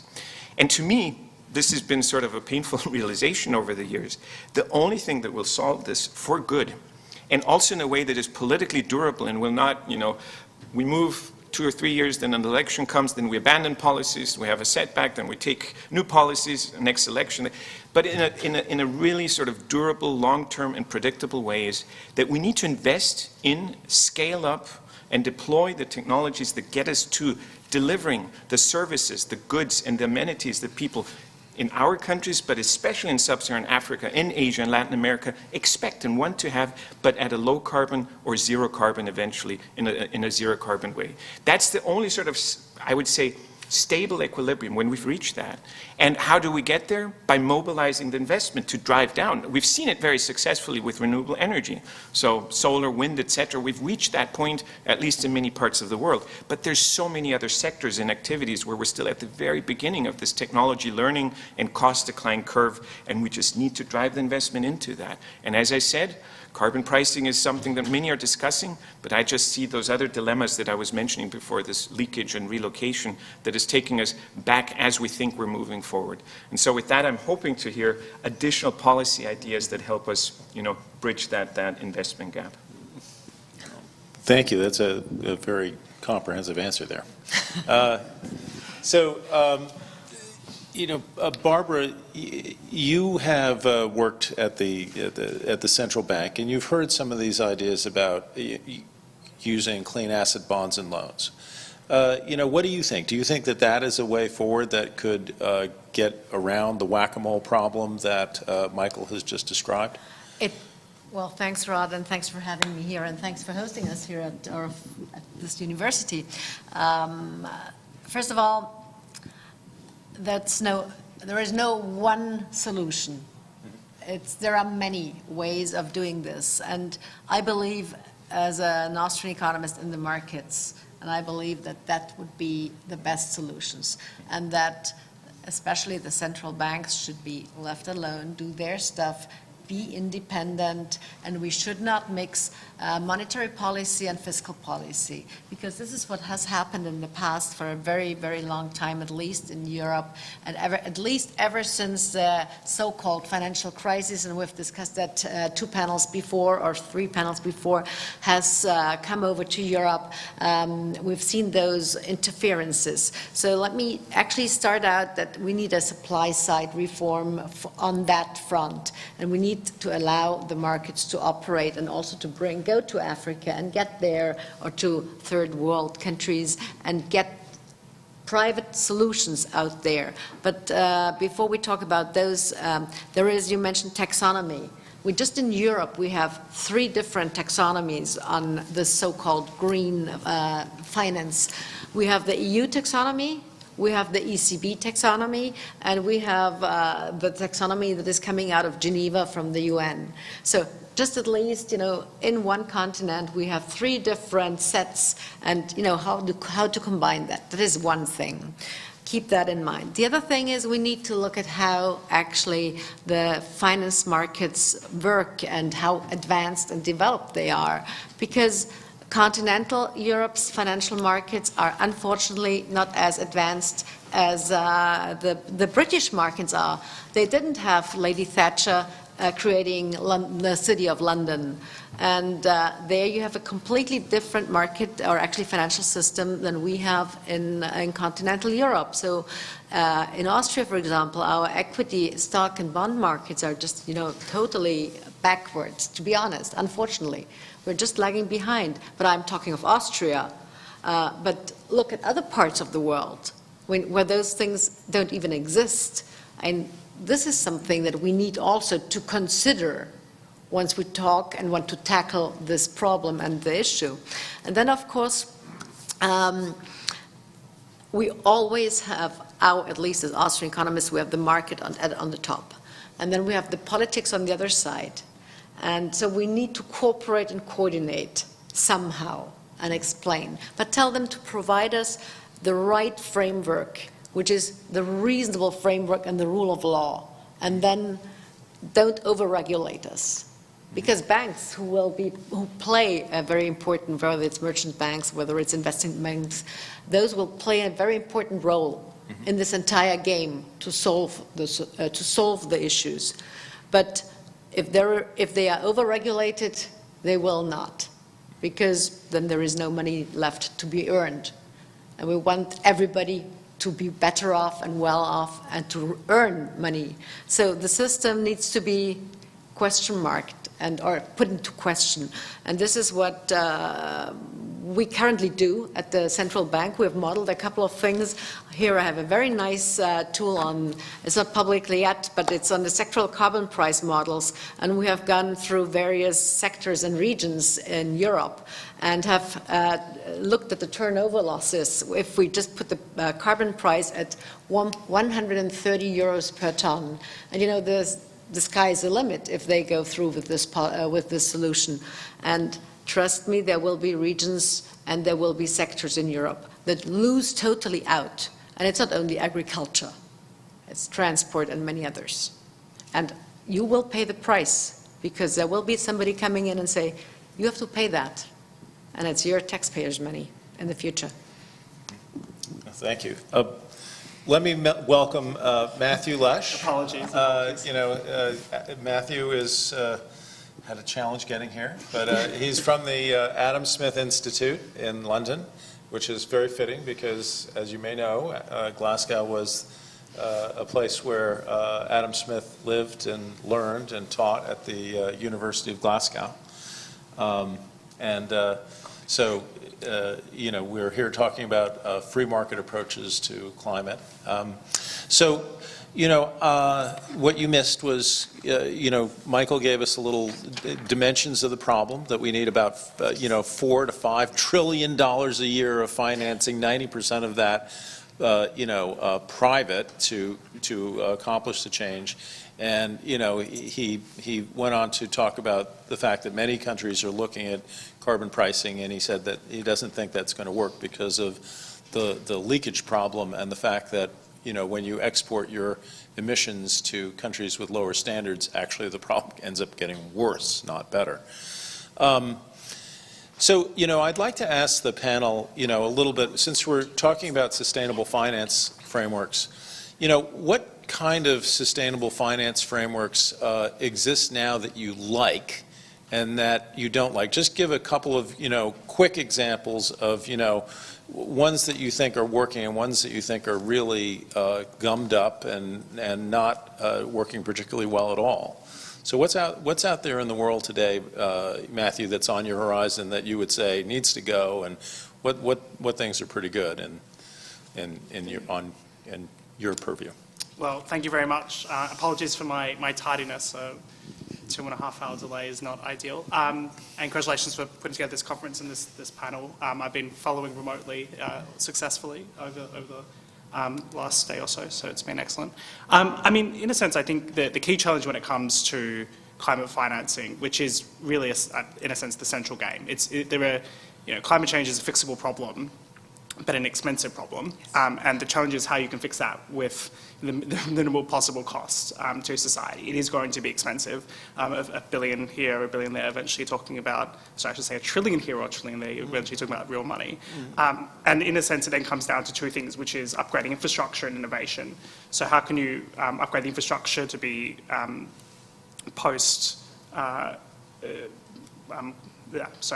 post-fossil fuels, as well as all the innovation we need to achieve that, which hasn't necessarily arrived yet, particularly if you think about something like energy markets, where we're struggling to manage load issues when it comes to, although the cost in itself of renewables come down, managing the grid instability issues is proving a quite substantial issue here at the moment in the UK, in particular, where very far ahead in that transition. So if you just think in kind of one simple way, it doesn't necessarily achieve your goals. And I think, going to your question here, what is a good way to achieve it? So on the face of it, the UK has a very kind of market-leading approach, or a market-oriented approach to energy, and it's seen substantial investment as a result in the investment in renewable energies, just because it is a classically market-based system. There's contract for contract difference. Whoever can provide the cheapest energy source. At the moment, the cheapest new energy source is renewables. So therefore, there's been quite substantial investment in that. There's a lot of forward investment in that. So I think that's, on the face of it, been quite a successful model. The problem is, though, and this is where the complexities come in very quickly, is the unintended consequences of just paying a kind of a focusing on a spot price means intermittency issues that you can get out of renewable. So as we've had in the last couple of months, when you haven't had as much renewable, when the sun isn't shining and the wind isn't blowing, you're ending up this central issue right now where you don't have as much stability. At the same time, the price of gas has gone up. Everyone kind of knows this story to some extent. So I think it's the incentives kind of make sense in a direct market sense, but it also makes you think, should there be a way to price in stability in the grid and ensuring that you have consistent supply of energy as well as having the cheapest spot price on energy. So that's one where it appears to have worked quite well in the first instance, but also caused secondary issues that need to be thought through when developing a way to finance the investment.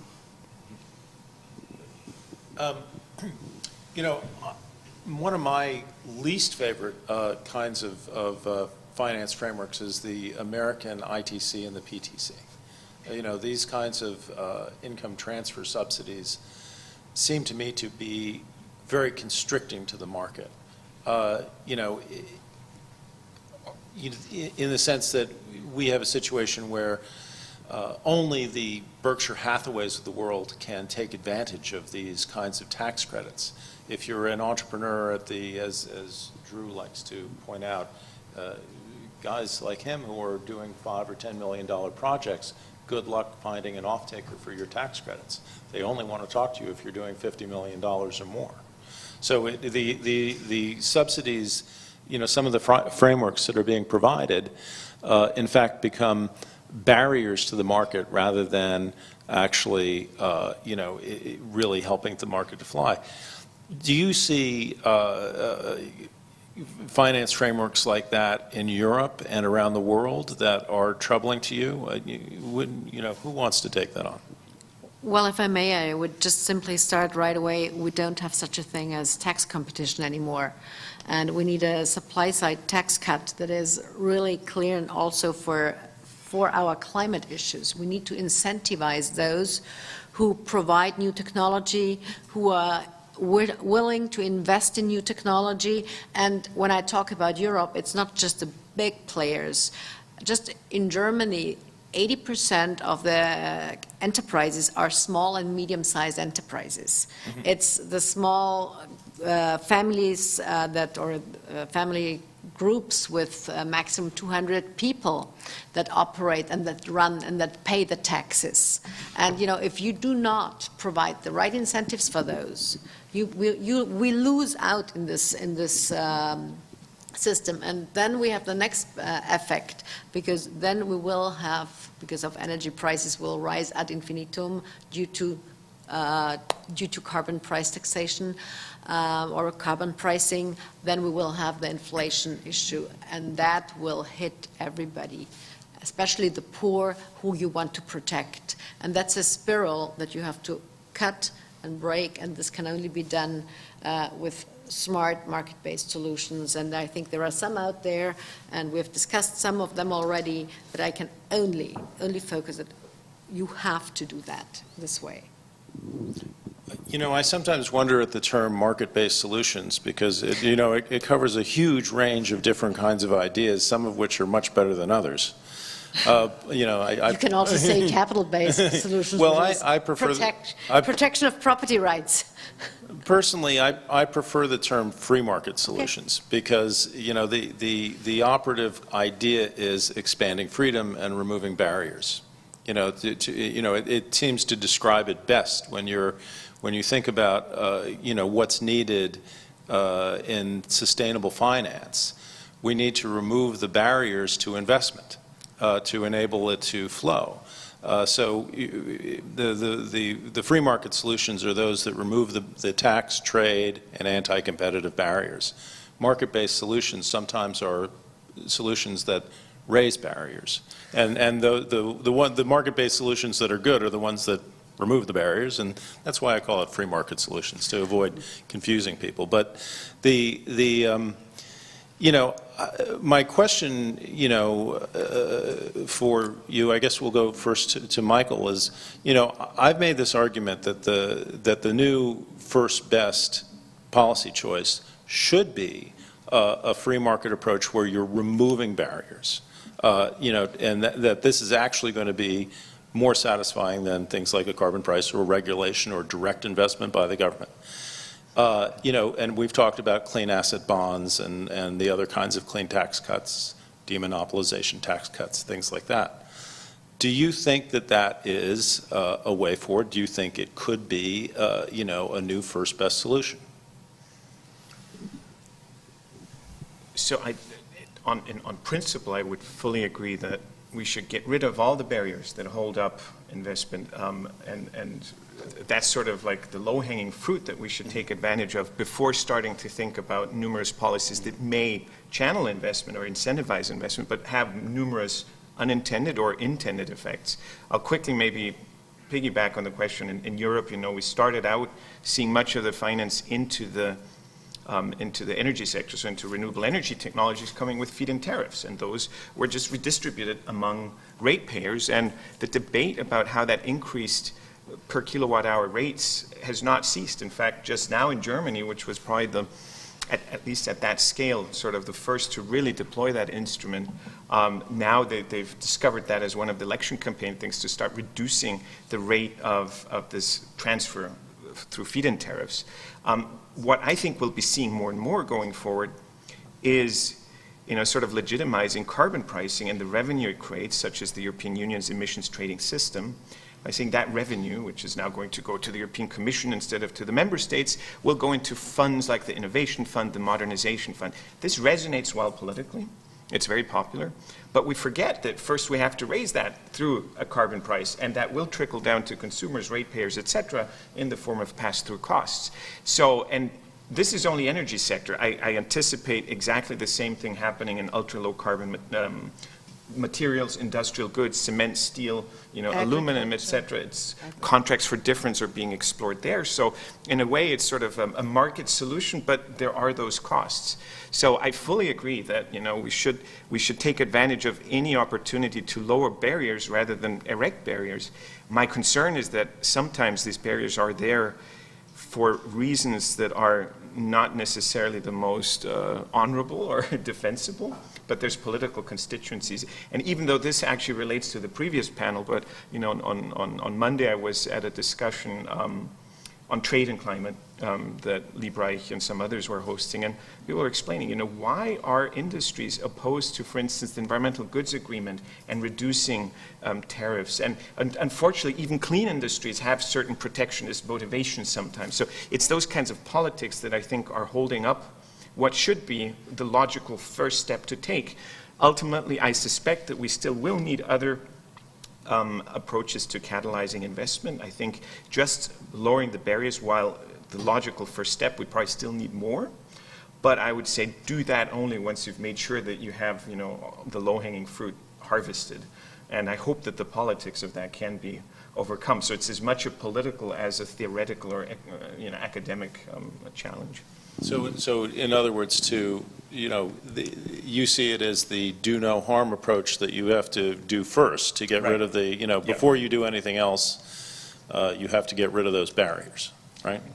What's your point of view on that question, Matthew? Yeah, so just kind of going back to, I guess, first principle in a sense, which is you can kind of have a form of environmentalism that is command and control, which is a lot of what we see, which is using, nitpicky regulations, forcing things onto people directly, or using subsidies, the government picking certain climate winners and throwing huge money at hydrogen, for example, because we think that's going to be the technology of the future.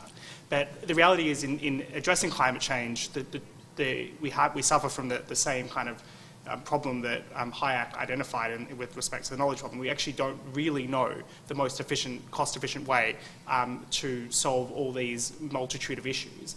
But using a price mechanism, the kind of knowledge that contains, you can get some quite powerful outcomes if you create the right incentives for people. So I think what you're trying to get at here in terms of removing barriers to allow that innovation and the effective use of the price mechanism, be it through, and you can to some extent do it through a carbon tax. You have to design that very carefully, of course, because you don't want carbon leakage, so you've got to have a border adjustment, you've got to make sure it's kind of fair, you've got, in the sense of distributional purposes, I think it is actually very hard practically to design a good carbon tax, and it comes along with all the issues that you've been talking about.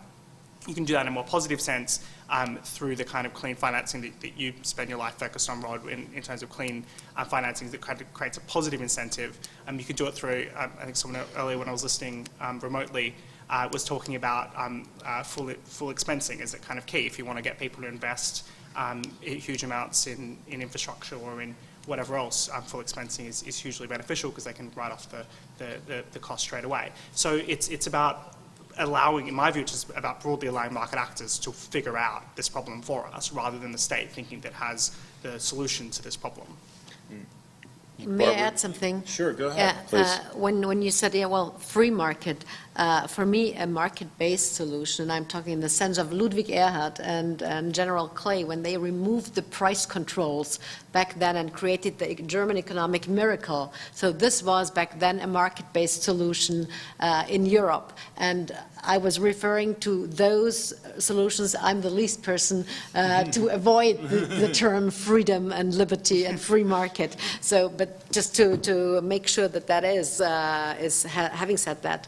And the second point is, and you touched upon energy, and energy for the consumer has risen, and the inflation rate that we've seen in Germany is almost now 6%. And this is mostly due to the rise of the energy costs. Mm-hmm. And this is when you see when a top-down regime comes and when markets are not allowed to operate, when there is a huge group that has been subsidized for a very long time and another group that has been protected by regulation and by laws. And this is what we have to break up. Mm-hmm. Right. So, to move on to just another area, which is a little different from the clean tax cuts framework, but a sort of a, how would you say, a precursor of that, maybe a precedent. In the United States, we have one policy which was never intended to be a climate policy, but may arguably be the most successful climate policy we've ever undertaken, and that is the use of the conservation easement tax deduction. The conservation easement tax deduction basically allows a charitable tax deduction, a generous charitable tax deduction, for people who put their land into conservation.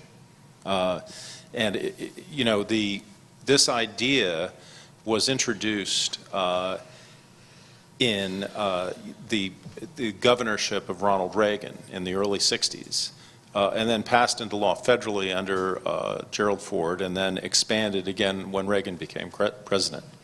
And since the 1980s, we've seen about 33 million acres of U.S. forests regrown, on private lands using the conservation easement tax deduction. And we've seen about 60 million acres of land go into private conservation as a result of this. So compare that situation to that in rainforest countries, where we're seeing massive deforestation because there are no private property rights. And anyone can go in there and just, despoil the public lands. Because if it's not owned by anybody, nobody really takes care of it. And there's no way to apply these kinds of incentives to that. So, it comes to mind that the U.S. Charitable tax deduction system, which is one of the most generous in the world, really funds quite a lot of very good activities, including a lot of climate action. Would something like this, and extending this to Europe and the rest of the world, be a really good, sustainable finance mechanism for charitable efforts to, halt and reverse climate change? I mean, it seems to me, potentially, can you imagine if you could figure out a way to introduce private property rights into rainforest countries and a conservation easement tax deduction which is internationally accessible to investors, what you could do to reverse deforestation of the rainforest, and how that would compare very favorably to something like RED Plus or, you know, systems where you're using offsets.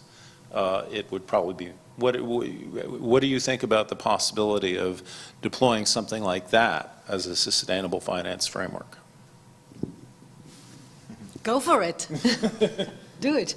Well, it's Yes. a lot of work would need to be done to figure out how to do it. It's Well, it's not, you know, there's a lot of barriers to jump over. But what do you think, Michael?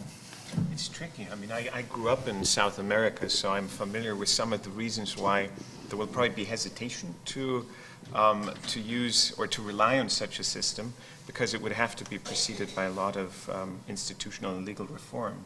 But, you know, I know that you've started conversations on exactly that, and I think that's a very important and worthwhile conversation to have. The only drawback is that those processes tend to be slow to, you know, reform the tax code and potentially even amend the Constitution and other legislative frameworks. And so it may be something that we have to push while we rely on other instruments. I don't know, is Charles Hernick coming? Yes. Still? Okay, yeah. He might push, or he might describe his offsets framework that he's developed and sort of advocated and gotten some traction for in the US. Ultimately, I think that if we go, again, a few steps back to sort of the theoretical starting points, you know, we have Pigou, the British economist, telling us that the government should set the price and that will internalize the market failure, or internalize the externality, correct the market failure. But then we also have Coase a few decades later telling us that it could be done by bargaining. And I think that in a framework in which you may have offsets, but not subject to a mandate or a top-down sort of limitation, but rather as a voluntary option for, say, northern, you know, multinational companies to voluntarily, if they think that it makes sense for them, because their shareholders are pushing, their consumers want to see it, whatever the motivation is, to voluntarily engage in a contractual arrangement with stakeholders, say, in Brazil, in the rainforest, to develop. I could see that working without necessarily introducing barriers, but rather just creating an option, like a framework that allows that. And Article 6 of the Paris Agreement actually is that, because in the Paris Agreement, parties are not willing to agree on anything that caps anything for anybody. They just won't have consensus behind that. So it's really just sort of creating accounting mechanisms and some transparency frameworks and procedures. That I could see as maybe something that comes alongside the important legal and institutional reform work that would enable what you described. Well, I know that sounds hopeful, Michael, but, you know, when people give money for rainforest conservation in a country that doesn't have private property rights, you know, who is going to actually do the protecting of that land? We already have you know, forests in Brazil and other countries that are supposedly protected, and yet people are going in there, you know, and deforesting them. The only real way to stop them is to have, you know, private landowners, rule of law, and people standing there with a shotgun saying, "Get off my land." You know, but yeah. Just one kind of additional thought here. I mean, the reason, at least to the best of my understanding, you have a lot of this deforestation is effectively for agricultural purposes, but amongst people who are, you know, desperate for some kind of economic furtherment in themselves. So it seems a need to kind of negotiate with those people on the ground with respect to how can we turn them for people who are going to cut down more land. Maybe, you know, we protect most of the land and they can have some for agriculture. Is there some kind of negotiation where, you know, you could legitimize what they need and ensure they actually have a broader incentive to protect the land as well themselves? Because I think that would be the real struggle. To you know, even if you privatise it, the policing of it would still be the real struggle. In a country without the kind of institutions that we have. So how can you change around the incentives for those people who want to be farmers, and what economic opportunities are for them, which I think probably speaks to the broader issue with asking a lot of still developing countries to address climate change, which is they still want to develop as well, and they don't have the prosperity we have, and they have every right to it. And telling them to slow down that development, telling somebody, no, you can't deforest, we just want you to live in abject poverty, is not, it's not going to persuade them. Right. I think there is, no, please. I think there is one comparison that we might use with the financial and insurance companies that have shown that private pension systems are possible, and these are, you know, a pension system is intangible. However, a forest and land is a tangible good, and you can educate people, and it took certain politicians a while to make the transition from a pay-as-you-go system to a private-based pension system. So there is definitely hope there that we can do this, but it needs education and the right regulatory framework and the rule of law. So this leads me to my final question, then we'll take one or two questions from the audience. But my final question is this: we have, this is a panel of all think tanks. And these are a set of ideas that need innovation and they need application. These clean free market ideas are new, and this is a challenge that we face as a race. Would you folks be willing, in your role in your think tanks, to advocate for study of these ideas and collaboration between our think tanks and other people in this room to help develop these ideas further for international application? Well, absolutely. I think we already are kind of thinking through these ideas and a clean market approach. I mean, Connor, who's in the audience, did an excellent paper for the ASI investigating issues around market environmentalism, carbon tax, clean free trade, nuclear, and thinking about how to create the right market incentives for that. So I think that's work we're definitely interested in pursuing and building on. Echo that. Yes, great, yeah, wonderful. I'd offer an entire day at the European Resource Bank meeting to just discuss this and have all the think tanks, whether they are conservative or free market, to join us and have a debate there and just get this going, bring the network together. That's the full range of opinion, from conservative to free market. No, nothing else. Yeah, but if we do not act together, act together, then we have other people opposing us, and so I think we should be united. I mean, after all, we all believe in freedom. It reminds me of my high school library that had every left-wing view, from kind of Labour left to socialist Marx and nothing else. We need that, but in the opposite direction. Well, as a free market guy, I'm willing to, invite the conservatives in. So, but in any event, some of my best friends are conservatives. So, we have time for maybe one or two audience questions. Do we have any questions? Chris, let me give you my microphone.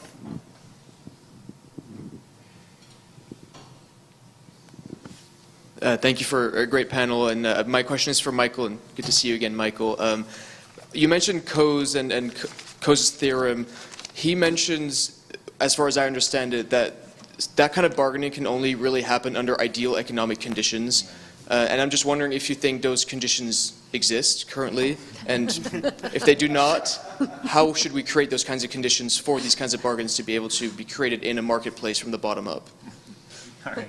So, first I should say that Coase himself, towards the end of his life, admitted that it was entirely theoretical, that those conditions exist nowhere, and we just are variously far away from achieving them. But in that context that I was mentioning, say, for instance, Brazil, which I fully, I love Brazil. I've spent probably half a year or more if I add up all my trips and stays there. And it's an enigmatic country, and I certainly would not suggest that its legal and institutional frameworks are like the AAA in a global comparison, for sure not.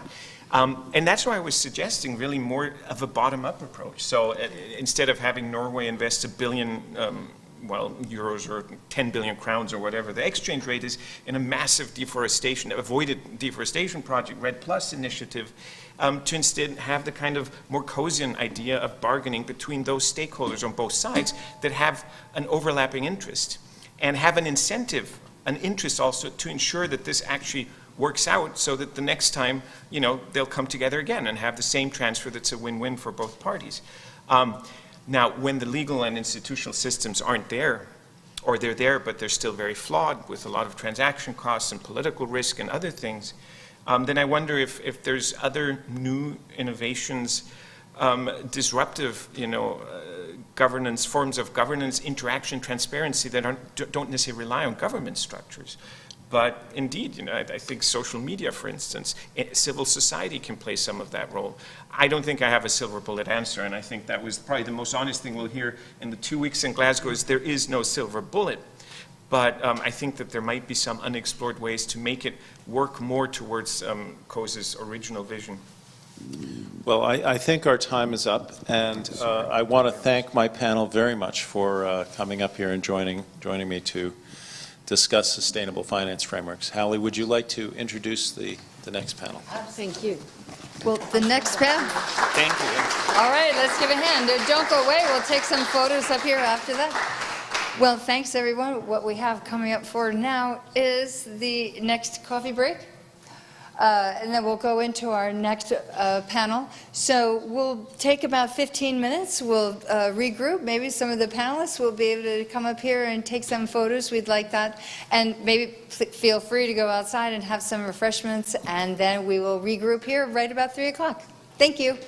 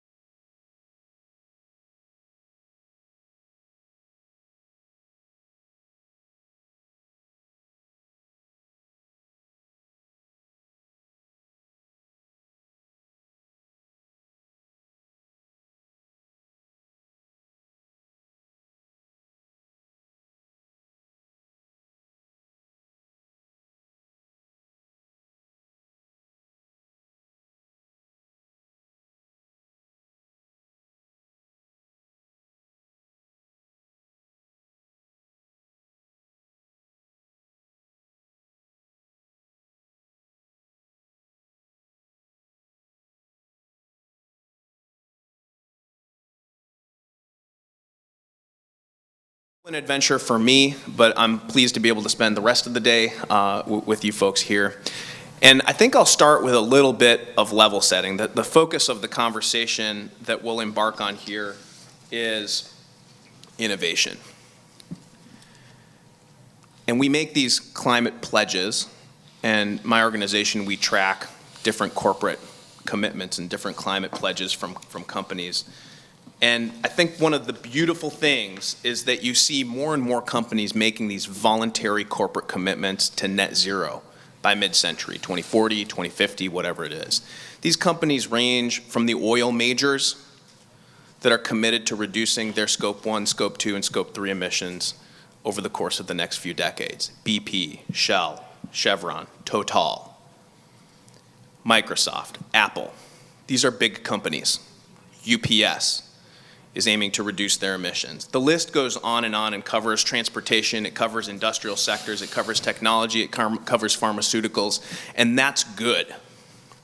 But in every single one of those plans, there is a great detail on what they're going to do in the next 2 years, and then in that 2035 fog, you see a lot of the word innovation.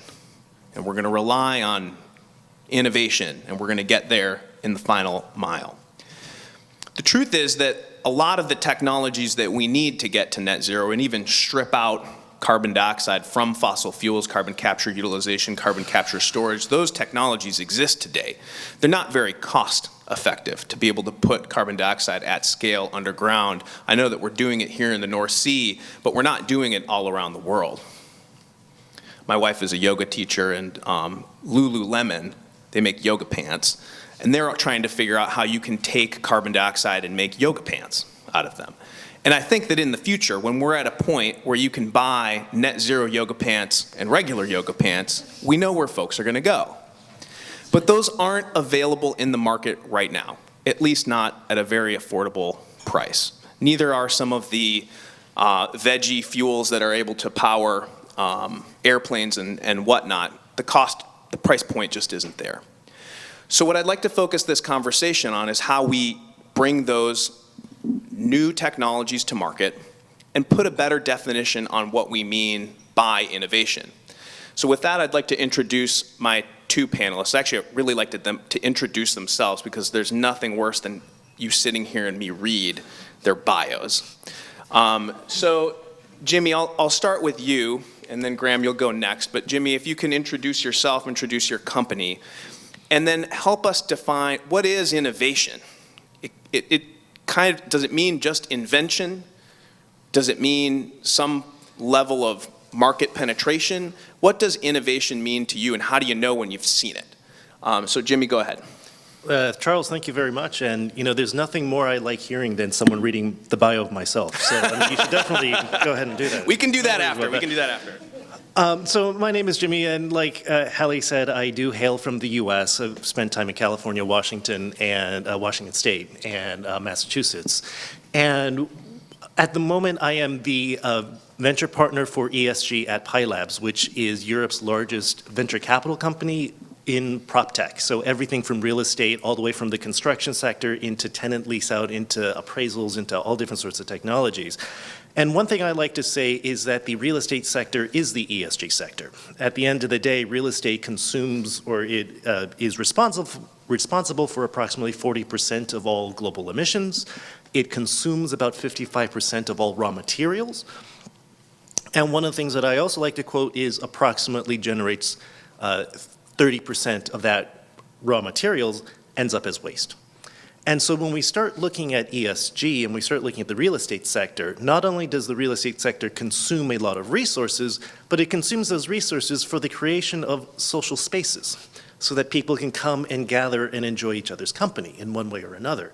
So fundamentally and ultimately, the real estate is the ESG sector. And any innovations that happens to come across it or into it, whether it's intentional or not, can some way affect the energy balance, the material balance, the water balance, the consumption, the resources, the waste in one way or another.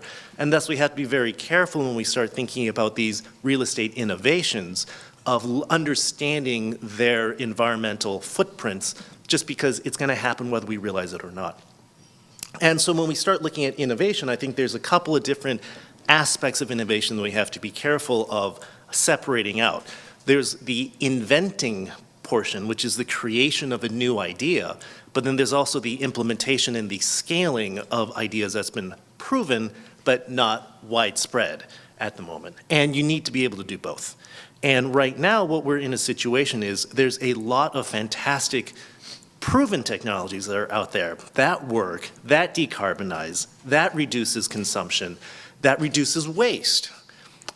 That is just not readily available or readily adopted and readily scaled. And so the second part of that innovation is in how do we scale the adoption of innovation, which is much more about business process optimizations, business scaling, new business model innovations, not just the technical innovations on themselves. And so at Pi Labs, when we look at companies, we're looking at them not only from the technology innovation, but we're also looking at it from the business model innovation of how can we get it out there into the market to be able to then have a much larger impact.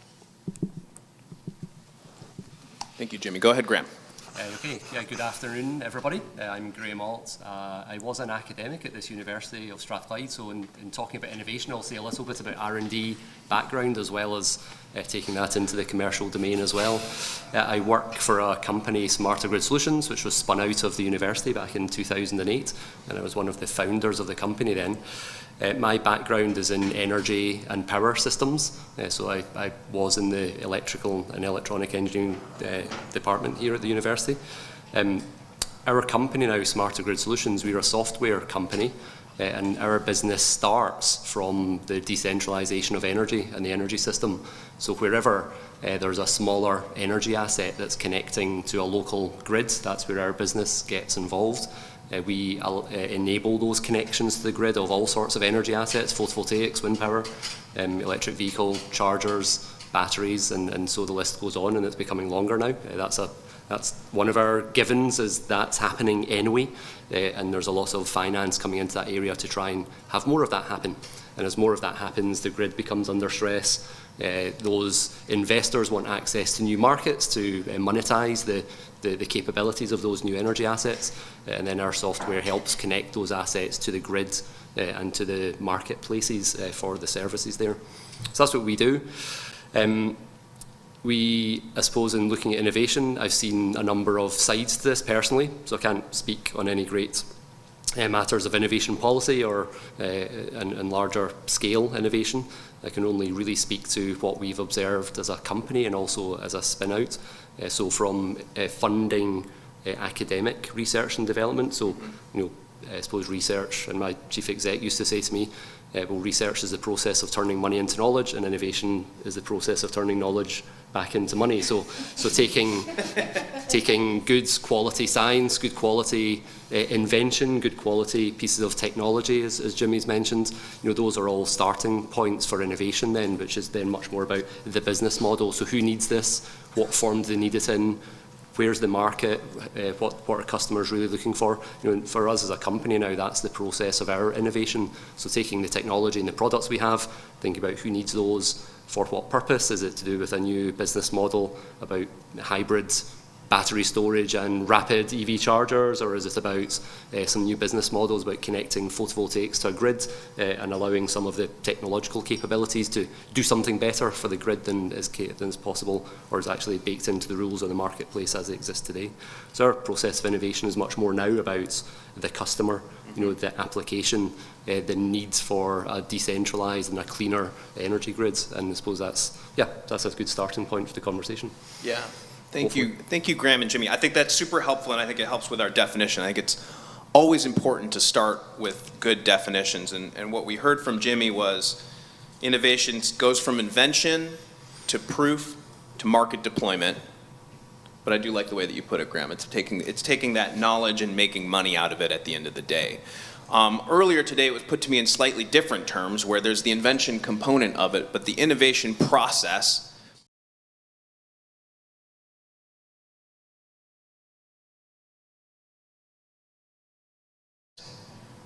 at least on paper. They need to be proven, and then the risk needs to be removed from them so that it is a scalable climate change solution. The same is true for carbon capture, utilization, and storage. And I think that it can't be understated how important innovation is going to be to move the status quo in a way that actually reinvents particular markets as quickly as we can, but grows jobs at the same time. And I want to offer one statistic. There's some folks that are younger than me in the front of the room, and I want to, and one in the back of the room. But I want to just impress on you all like how slow change is sometimes. In 1971, coal, oil, and natural gas fueled around 86% of the global energy supply. Global energy, transportation, electric power. In 2019, it was 81%, down 5%.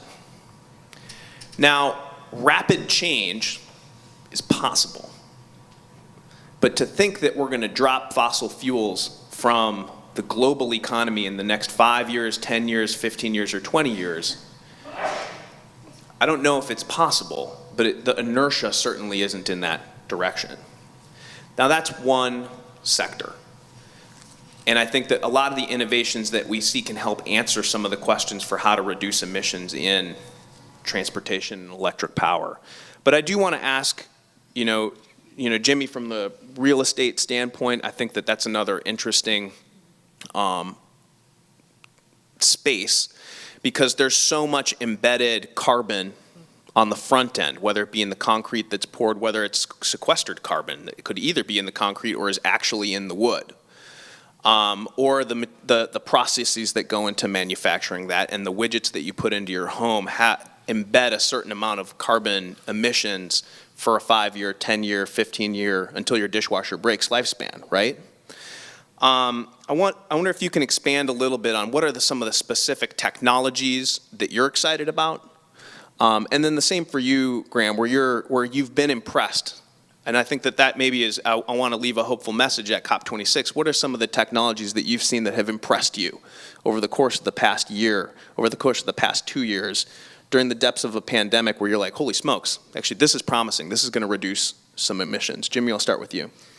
Yeah, absolutely. Embodied carbon, embodied energy is probably not discussed as much as it should, and I don't understand why. It's such an interesting topic, right? But University of Washington has a clean energy leadership forum, which is working on embodied carbon, embodied energy, so on and so forth. I know MIT has a group working on it, Oxford has a group working on it, but it's not embedded into the conversation of carbon and energy in as much of a robust way as it possibly can. Typically speaking, when we talk about these resource consumptions, we really think about it more, we treat it more like as a flow, essentially, as a cash flow. It just comes in, it goes out, and we account for it in the year that it happened. But if you think about it from a financial point of view, we don't do that. Yeah, there's cash flow, but then we also account for the consumption of that financial resource over the period of time of when we've used that particular asset. Well, embodied energy, embodied carbon is just effectively an asset. Mm-hmm. And it's an asset that we use over time. I mean, after all, there's embodied energy and embodied carbon in that piece of glass right there. 30 years from now, is that embodied energy still going to be performing its function as a piece of glass? Well, yeah, of course. I mean, that's a dumb question, But yet, in 30 years, we're not going to put that into any of our accounting metrics, any of our calculations, and really think about that embodied energy that was there when it went to the piece of glass. And so then there's basically two components to this question that you're asking. Number one is, can we reduce, what technologies do we have to reduce the upfront cost of that energy, the upfront carbon, upfront embodied energy, in order to be able to reduce the expense of it, reduce the footprint of it today. But the second part of that is time. How long am I going to use that piece of glass for? Because the longer I use that piece of glass, the more use I get out of that embodied energy, such that I don't need to replace it, replenish it, spend it again over and over and over on an ongoing basis. And both technologies are important. And so then when we look at it from a construction sector point of view, yeah, we absolutely have to invest in the reduction of carbon in cement, in steel, in glass, and all of these fundamental materials. But then we also have to invest in technologies that extends their life. And if we can extend the useful life of the mechanical systems, the embodied systems, the building systems, so on and so forth, that also has a way of stretching out the carbon impact of all the technologies around us. We need both solutions.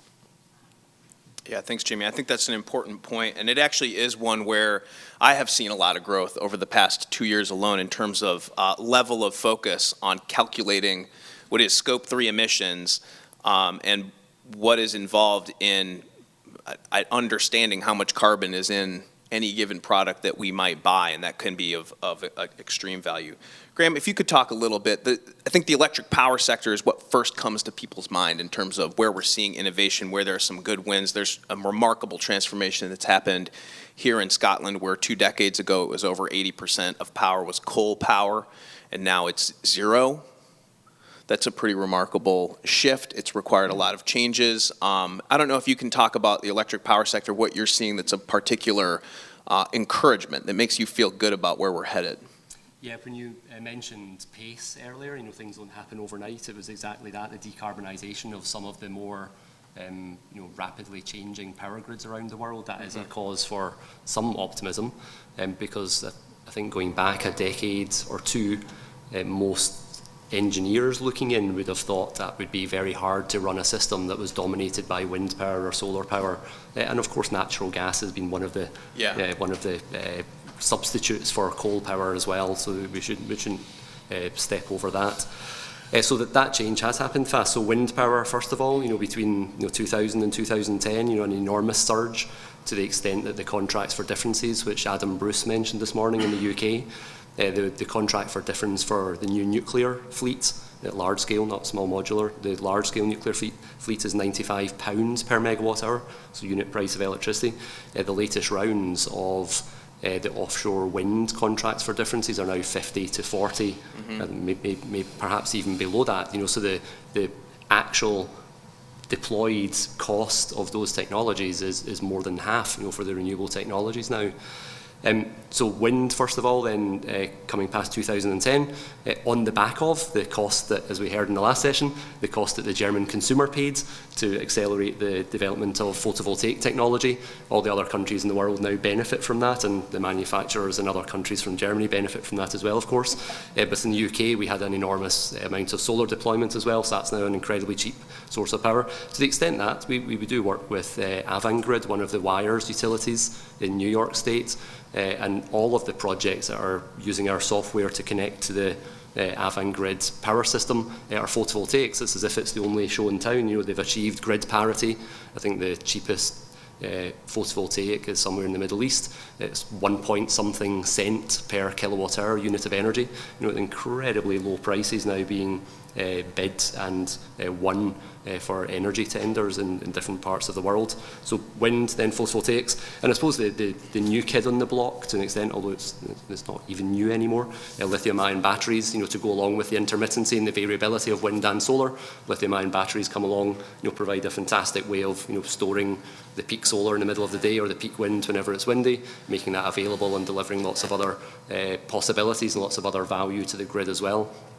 And then looking to what's happening now and what I expect there'll be a lot of electric heating and cooling, so in the form of heat pumps, air source and water source heat pumps, and geothermal heat pumps as well. That will radically change the way we heat buildings. So that'll be one of the mechanisms to decarbonise, as long as it's a clean grid that's powering the heat pump. And then other technologies, we might see electrolyzers, to produce hydrogen. It might be that the applications for that are narrow, for the difficult to decarbonise or difficult to lithium-ion power, different applications that might come along as well. So there's an awful lot of new energy technologies coming along. But then to go along with that, and this is where what we do as an organisation comes in, lots of digital technologies that are changing how the grid is managed. And the grid can only be managed with all of that dynamic of wind power and solar power to decide or to optimise when a battery should store and when it should discharge its energy, or to decide when a customer should flex their demand in a heat wave or consume power. That's all now done increasingly with more and more sophisticated digital technologies. And I think that will increase as well. People talk about something called transactive energy, so breaking the energy system down into more and more micro chunks of energy and power and services that go along with that, trading those much more interactively, and that probably will start to include customers, end residential domestic customers on a day-by-day or hour-by-hour basis, or with whatever service provider is going to do that clever stuff for you. So I think what started with the introduction of some decarbonising energy technologies, is finding its way through into a greater diversity of those, and then this overlaying of all the digital and new market mechanisms that come along with that as well. So there's all these other things that are now starting to happen and should continue to happen.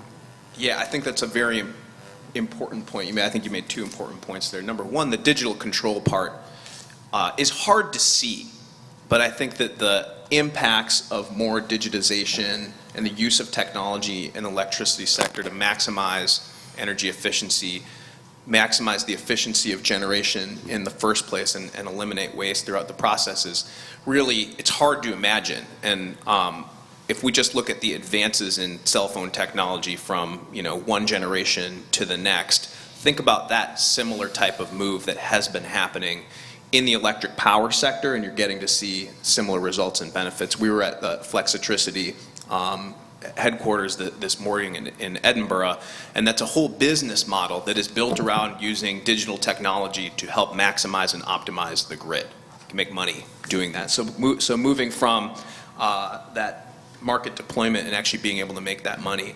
The other thing that you said that I think is really important is that as costs are reduced, as one country embarks on an effort to deploy and implement a new technology, it reduces costs, you come down that cost curve, and other countries benefit. And that's of particular importance because climate change is a global problem, right? And as an American, I can thank some of our European friends for absorbing some of those very expensive front-end costs associated with offshore wind, because it's made it so that I live in Maryland in the United States, and off the coast of Maryland for about 5 years they've been trying to permit an offshore wind project. That's not remarkable, that's about average. It takes between 5 and 7 or sometimes 10 years to permit large infrastructure projects in the United States. It's ridiculously slow.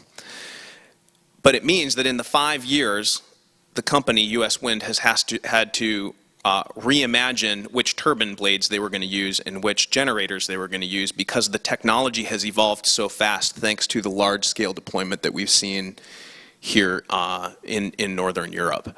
So it is a big deal, and it is one where folks benefit from it. And it's also changed the dynamics of the global economy, because you've also heard from folks in developing countries that need more power. We need to double the amount of electricity that's generated worldwide by 2050 and get the carbon out. So that's like a two-part problem, right? But right now, globally, it's cheaper to build solar, wind, onshore or offshore, or natural gas than any other type of technology without subsidies. And that's because of wide-scale deployment, and that's something where developing countries are able to bring that benefit to the developing world as a result of it. So I mentioned permitting, slow permitting, and I want to now shift a little bit more to the policy focus here and see if Graham or Jimmy, if you can talk a little bit about what are some of the roadblocks that you've seen to innovation, to bringing costs down, to deployment, to get some of these products out in the field, to de-risk new technologies. I don't know if you could speak to that a little bit. As in a venture company, all we talk about is risk, right? We're in a very high-risk business. And, as much as it's about innovation, and I think I want to build, Graham, on what you were talking about with risk and innovation, is that a good number of this is wrapped into that business model innovation. Heat pump technology has been around for, 100 years? Something like that? We're not talking new technology here, but we're talking about wrapping a new business model around the technology such that it can compete, it can scale against the existing ways that we achieve thermal comfort.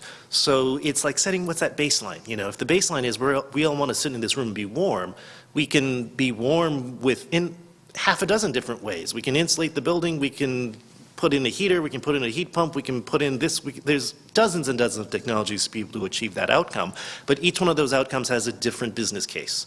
And so if we want to be able to achieve a decarbonized world, and I'm speaking real estate on the demand side, not on the supply side, we have to be able to understand how do these decarbonized consumption technologies compete as on a business model point of view with the status quo, with the way that we're building buildings and doing business today. And so the barriers is actually not technology, as much as people would love to say that it's because we're waiting for a new technology to come. The barrier is making sure that the business models of implementing and scaling are able to compete against the existing traditional business models that the entrenched technologies are currently using. Yeah, will I carry on? Yeah, go ahead. And yeah, no, I agree. A lot of the technological challenges, there's answers here to some extent. Yes, though, of course, there'll be further technological R&D and technological developments as well. But business models is where a lot of innovation is happening just now. So some of those that are happening in the electricity and the decentralized electricity domain are things like, flexibility in the grids, where the wires utility company that's a natural monopoly, if the regulator has the right incentives and policies in place, then they would be incentivized just as much to have a digital non-wires, as it's called, non-wire solution to manage the flows and manage the capacity in their grids, rather than building more infrastructure, more grid infrastructure. That's a new business model, needs to be reflected in regulation, needs to be incentives for all, to participate in such a business model. On the owners and operators of the energy assets, there's lots of business models coming along as well. Energy as a service, as you said there, where it's not the production of electricity that's the model, or the shipping of the electricity through the wires. It's the provision of the end service, and then somebody will come in and finance the installation and manage the operation of a set of energy assets on your premises, and then you get the benefit of all of that without the hassle. And clearly you have to, there's a deal where you are contributing to the financing of that as well. Virtual power plants, another business model that's come along, where participants in the energy market will aggregate a number of smaller energy assets and then package those up and bring them to the wholesale market, or bring to balance the wholesale markets, or bring them to the ancillary or system services markets to help manage the grids in lots of different ways. So there's all these new business models coming along, and I think we participate in some of those. We provide the tools, the underlying digital tools, which are hidden and, yes, difficult to explain, as you said earlier. They're hidden in there to make those things work, to make a customer's business model a reality. We're working with some local government organisations where they've declared a climate emergency.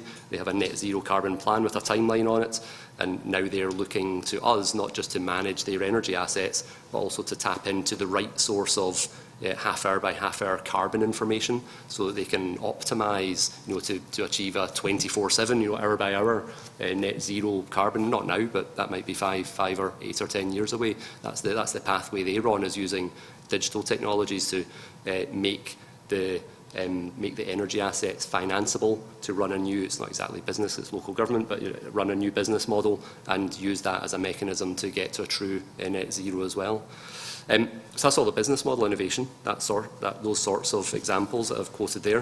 I think the two things that go along with that for me, which are potentially problematic, are market design and natural monopoly regulation. So market design, first, it might be that we pick up on these in a greater way, given there's been quite a focus on economics here today. Market design, the detail of the design for each of those flexibility services to run the grid differently, to allow smaller scale assets to contribute to overall wide area system balancing, so the whole power system stays afloat. The design of those needs to be intricate. That's not moving as fast as it needs to. If you think about all these new assets coming along, EV, electric vehicle smart chargers, and heat pumps in people's homes, batteries in your garage, batteries connected to the grid, photovoltaic plants, those markets have to become a lot more accessible to lots of different types of owners and operators and technologies providing lots of different services. That's moving slower than it probably needs to just now. I think even the more progressive jurisdictions around the world are just keeping up with how things are happening, and that's a relatively small number of geographical areas or countries. And then natural monopoly regulation is the other. where this is for the economists, a classic case of information asymmetry, where the economic regulators can never keep up with the technological knowledge that the regulated companies have, and because there's such a rapid change in technology, it's very difficult to have in place the rules about regulation that's fair to consumers, who the regulators are there to protect, but it's also fair to the companies who are taking the risk of investing in the grid infrastructure, as well as being fair to those that want to come along and connect up these new assets and run these new business models that are part of the emerging grid system. So on both market side and regulation side, there's an awful lot of work to do to get to put in place the foundations that will allow a whole heap more innovation for lots of different types of participants. Yeah, that's really well said by both of you, and I want to pause and talk about that business model for a second. So, by quick show of hands to see who's really awake in the room or not, how many people had heard about a virtual power plant before Graham slipped that out there? And we're not going to get into the whole definition of it. All right, so there's like 5 people in this room that have heard about a virtual power plant. Unless the regulators have anticipated and written rules for the road for such a thing to exist, it won't exist. And that is a major challenge that we see in the innovation space, is that the rules of the road are written by the current drivers. They're written by fossil fuel interests. They're written by existing car manufacturers, and we're starting to see changes in both fossil fuels and in car manufacturers. But as soon as existing interests start looking ahead more, those new business models will be able to exist. And I think that that's the challenge. In the United States, permitting is a huge problem. And it's impossible to have an offshore wind business if you can't get the permit to build. It's impossible to bring forward a small modular reactor if the licensing process wasn't designed to give you a license in the first place, because they never anticipated that a nuclear reactor 2 of them could fit in this room. So we need to update and upgrade our regulatory system, and in many cases remove or eliminate the regulations that are holding us back. And I think that that's a critical part of it. And I think that that's where there is often a disconnect between what's happening in the private sector, what's happening in the innovation space, and what's happening in what are very slow bureaucracies in Washington, D.C., or whatever capital country it is around the world. To see the remarkable change, to see the pace of the change that we need to see, we need to allow new businesses to set up and exist and operate within legal frameworks. And I think that's why I love the title of this symposium, Climate and Freedom. We need to liberate the innovators to be able to create these new business models and be successful. If there's not that economic freedom, we will fail. We will not reduce emissions fast enough. And I think that that is something that we need to think about, is how do these business models need to adapt? Instead of having mandates, what are the opportunities to let the private sector put the foot on the gas pedal? And so maybe that's my next question, is what is the role for government, whether it be removing regulations or whether it be providing tech-neutral tax incentives? What are some of those opportunities to do better with government? Because we do need rules of the road at some level. But in many cases, if those rules of the road are written for the 1970s, we're going to be stuck in the 1970s. And we won't advance to where we need to be. So any suggestions you have on the policy front in terms of what government can do to make either of your lives easier would be helpful. You're asking 2 entrepreneurs what government should do. The classic is set targets, but don't tell us how to get there. Don't pick the technology and the target at the same time. That makes it really hard for entrepreneurs to be able to say, yeah, we have this great technology, but then now we've improved it by 15%, but it's no longer part of this list of technologies that was set 5 years ago, 10 years ago by a regulator, when those were the state-of-the-art technologies. But set the targets, give the business community the challenge of what that target needs to look like and the time frame to be able to get there. The innovations will come out, and the innovations will be able to help achieve it. But don't give the target and the technology you have to use in the same breath, because then that limits and that constrains. Yeah, I would agree with that. And in my domain in the electricity system, that's a classic where lots of the rules about which types of generating plant or which types of customers could contribute to different services that were revenue generating services to make the grid work as a whole. Those were written in such a way, and it's not that they were written to favour, unless you're a conspiracy theorist, maybe they were written to favour certain technologies, but even taking a much more positive view on it, they were just written with the current knowledge and technology of the day in mind, and that's just a fair view on that. Things have changed quite radically, so those do need to be rewritten. And in the best examples where that's being done well, so some of the classic grid services that have to happen are, day ahead. If you expect the peak demand for electricity because of electric heating and electric vehicles to be 6 p.m. tomorrow night, there's an awful lot you can do as the operator of a grid to make that happen. You don't have to depend on coal plant. You don't just have to depend on natural gas plant. You can take a wind forecast. You can think about what solar is available. You can try to tap into the electric storage that's available when and if it comes along. Batteries that are sitting in your driveway in a car are able to contribute to meeting the peak demand. Let them do that. All of those rules don't really exist. What is required is known, but the mechanism to have lots of different market participants play a role isn't.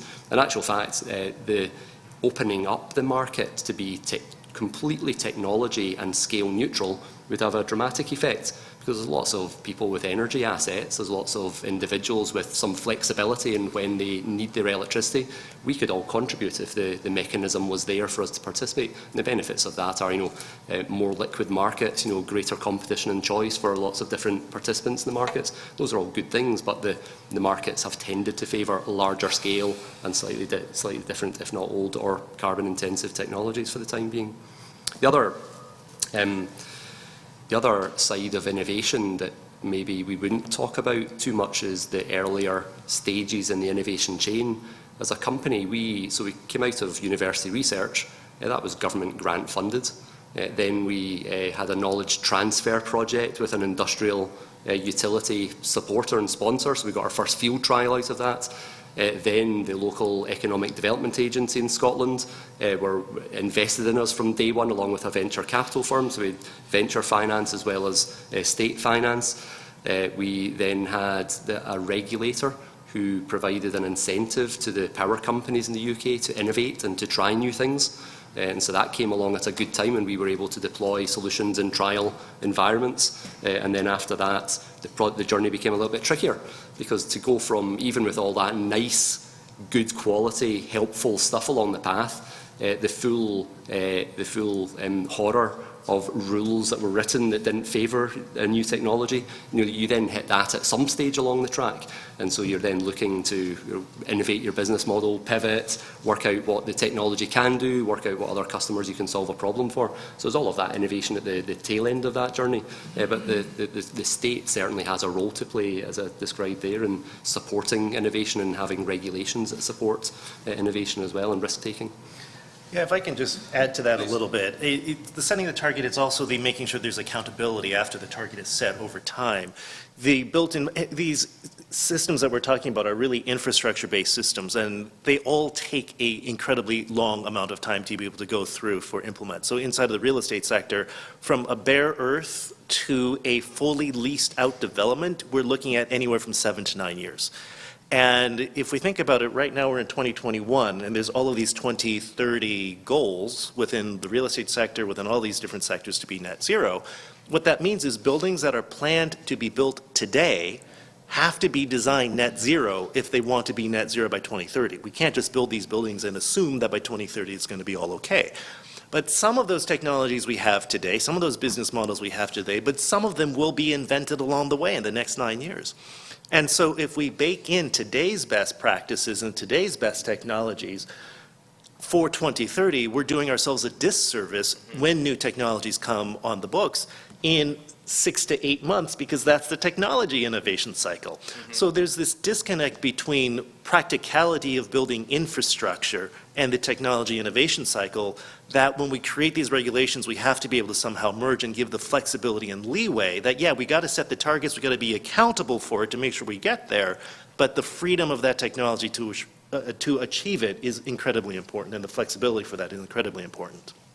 That's great, and we're running short on time, so I'm going to try to wrap this up in a somewhat concise way. But what we just heard from our speakers is that we need to set the target. It's helpful for government to set a target, but not say how. And to take a look at policies and think about whether they're going to increase choice, increase competition.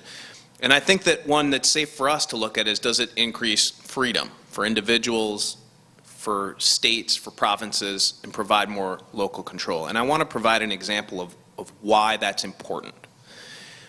In the United States, we've seen a natural gas revolution led by hydraulic fracturing in a number of different states.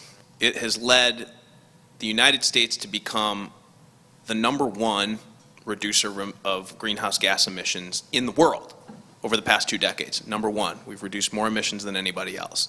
That's something to be proud of, and it was done because the electric power sector switched substantially from coal to natural gas. It was done because the federal government said, you know what? We're going to give an exemption from the Safe Drinking Water Act and Clean Water Act, and instead of managing this at the federal level, let's let states decide. Maryland, New York banned hydraulic fracturing, and they said, you know what? We need to protect our waters, and that's fine. Other states doubled down on the proposal and doubled down on the policy that have made it so that now natural gas from the United States is among the cheapest in the world and among the cleanest in the world from a life cycle carbon emissions standpoint. And I'll leave you with one factoid that's important to think about. Natural gas from the United States, condensed, liquefied, and shipped to Europe, burned in Europe, has a 41% lower life cycle greenhouse gas emissions than natural gas shipped in by pipeline from Russia, because Russia does not have the same environmental safeguards that the United States has. And I think that that's something that we need to think about. So there's no climate panel in my brain that would have ever been like, you know, what we should do is we should do more natural gas. That was a market outcome that was driven by power producers in the United States, environmental concerns working at the state level, and a structure and a robust marketplace that could deliver those results. That's one example. And I don't know what the next one's going to be. And I think that that's an important thing that Graham mentioned, is that, and Jimmy mentioned, is that the cycle and the pace of innovation is fast if we let it be that fast. So I'll wrap up there, but I do want to thank my panelists. Jimmy and Graham, thank you very much for your participation. Oh, do we have time for Q&A? Oh, look at that. These two guys have a question. Questions, Rod? Go ahead. So I have a question for you related to some of the instruments we were discussing earlier and some of the concepts. So a two-part question. One second. Speak in the mic. Two-part question. If you were able to finance many of your DER technologies with tax-exempt bonds and loans to bring down the cost of capital, and if you were able to finance buildings, real estate that bring down emissions at least 30% or more with these kinds of instruments, would that accelerate the deployment and innovation in that space? And also, second part of the question, if in fact global markets could be opened up to more of these technologies, so that, you know, when entrepreneurs are putting together their business plans, you know, for taking to the venture capitalists, they can say there's, you know, X% bigger global market. Would that make it easier for innovators to get capital and accelerate? How would these ideas work for you, for innovation? Yeah, I'll go first, yeah. On the financing distributed energy resources, I imagine, it's not my domain, I'm not an expert in that, but I imagine if finance is easier and better, then that will accelerate the deployment of distributed, clean, smart, flexible energy solutions. And yeah, I think from what you described earlier, I don't see why that wouldn't be the case. So that's the first part of the question. On the second part about global markets, it has been a barrier to us that not all, and I mentioned this earlier, when we were doing our market analysis as a company, there are certain regions of the United States or certain provinces in Canada, the UK, some of the northern European states and Australia, they seem to be the areas where there's liberalised markets, there's progressive electricity regulation, there's an appetite for new solutions and new technologies. So those were our target areas as a result of that. That's still quite a small proportion of the planet, so there's a lot of places where there are significant barriers to these sorts of new solutions that I was describing earlier, and that would have to change. And I think it's important to change these, but it's not just the overall energy system getting to a better point. That there's some fantastic examples of community organisations, local organisations, individuals being able to participate in a newly reanimated marketplace for energy. So I think there are a whole set of other benefits to it beyond just the energy system gets to a better carbon endpoint. That's great. Thank you. Mr. Thanks. That was a great panel, by the way. Thanks very much for your comments. On the policy side, I think the problem we have is that there's really two frameworks that you use. You either have a regulatory framework or you have a competition framework. And when you look at the UK electricity privatisation, the creation of the National Grid Company and all the rest of it, it was envisaged at the time, and we were counsel actually to the NGC at the time, it was envisaged that we would move from the regulatory framework to the competition framework. And there are significant still, decades on, still significant competition concerns. The CMA reported on these in 2015 in the competition review of the energy market. But it's too easy for politicians just to add to the regulatory framework. And so you're always in this position, as you guys pointed out. It's like an Olympic drug tester. You're always behind the curve.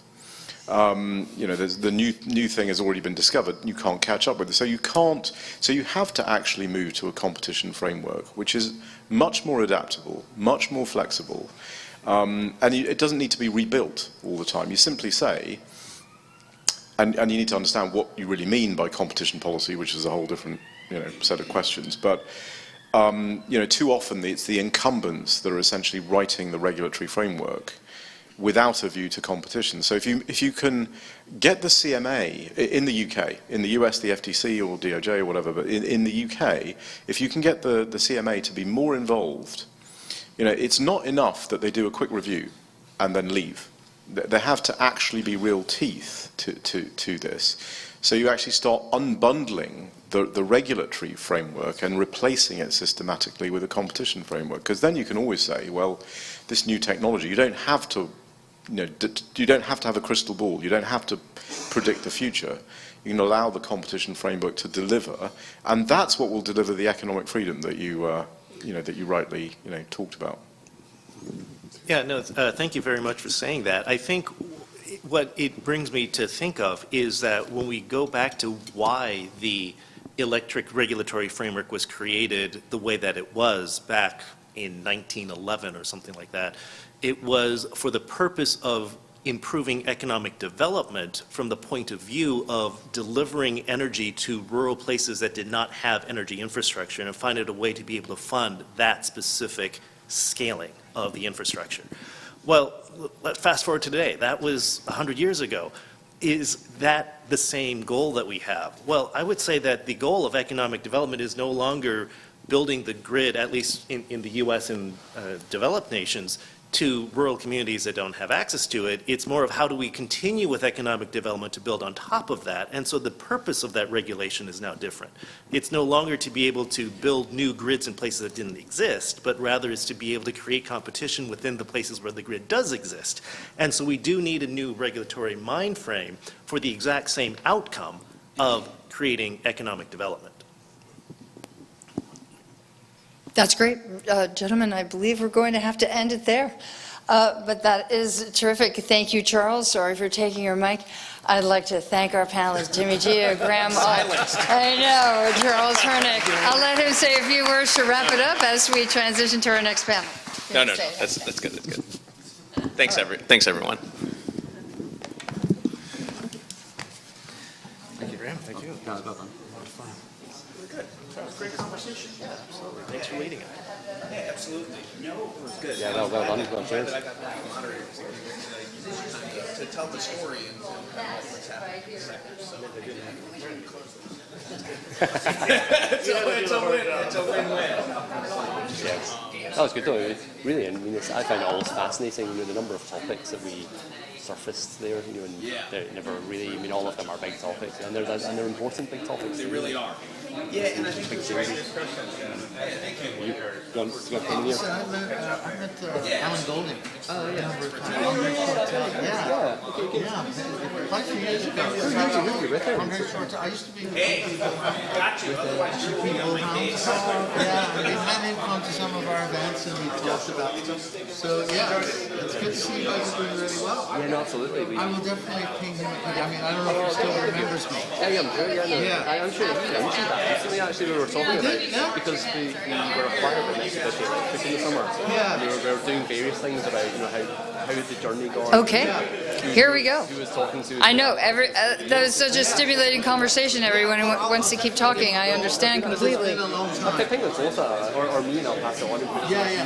Fantastic. That'd be good, yeah. Fantastic. Yeah. Okay, great. Okay, we're going to ask you to hang in for just a couple of seconds. We're going to go straight through. No, we're not. Yeah.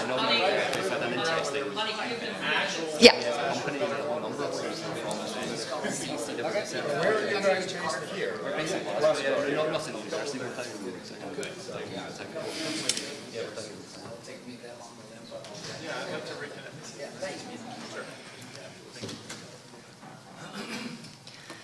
I'm thrilled to introduce our final panel today. Yes, I'm thrilled to introduce our final panel today, Business Strategies for Clean Capitalism. We have some experts in business. A lot of them have experience in the Department of Energy. Michael Bruce from the Emerson Collective, Andre Shortell from Pantocrator, and some people call him the Space Cowboy, Andy Karsner of X, and a newly elected member for ExxonMobil. Well done, sir. I was part of the ESG movement and shareholder movement brought forward by Engine Number 1. Congratulations. We look forward to hearing all of that. I believe Drew might want to say a few words before we get going. Yeah, thanks, Allie. I just want to take a little bit of a personal privilege here as one of the organizers of this event. And just, if you haven't figured out our strategy, in addition to having incredible speakers throughout the day, is to have a couple of the most exciting ones at the beginning and the end of the day. And so we have required you to stay after lunch. And I think it's been worthwhile, certainly for our listening and viewing audience. And I just wanted to say a special thanks for all of you still being here.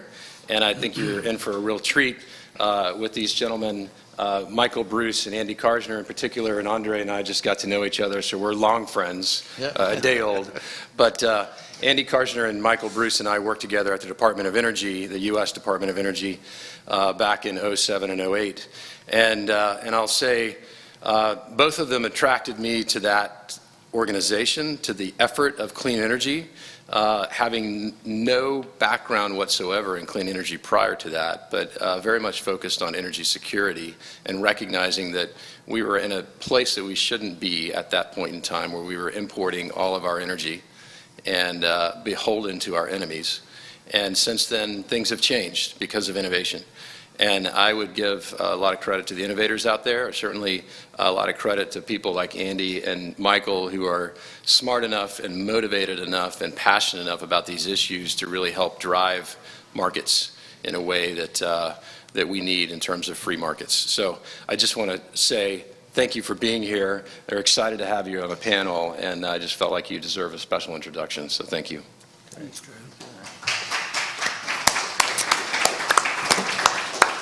Well, thank you, Drew, and thank you to all the organizers for having us. I do feel like I've found my tribe. Partly that's probably because I'm in Scotland and my last name's Bruce, but also you all share my overlapping passions of climate solutions and free markets.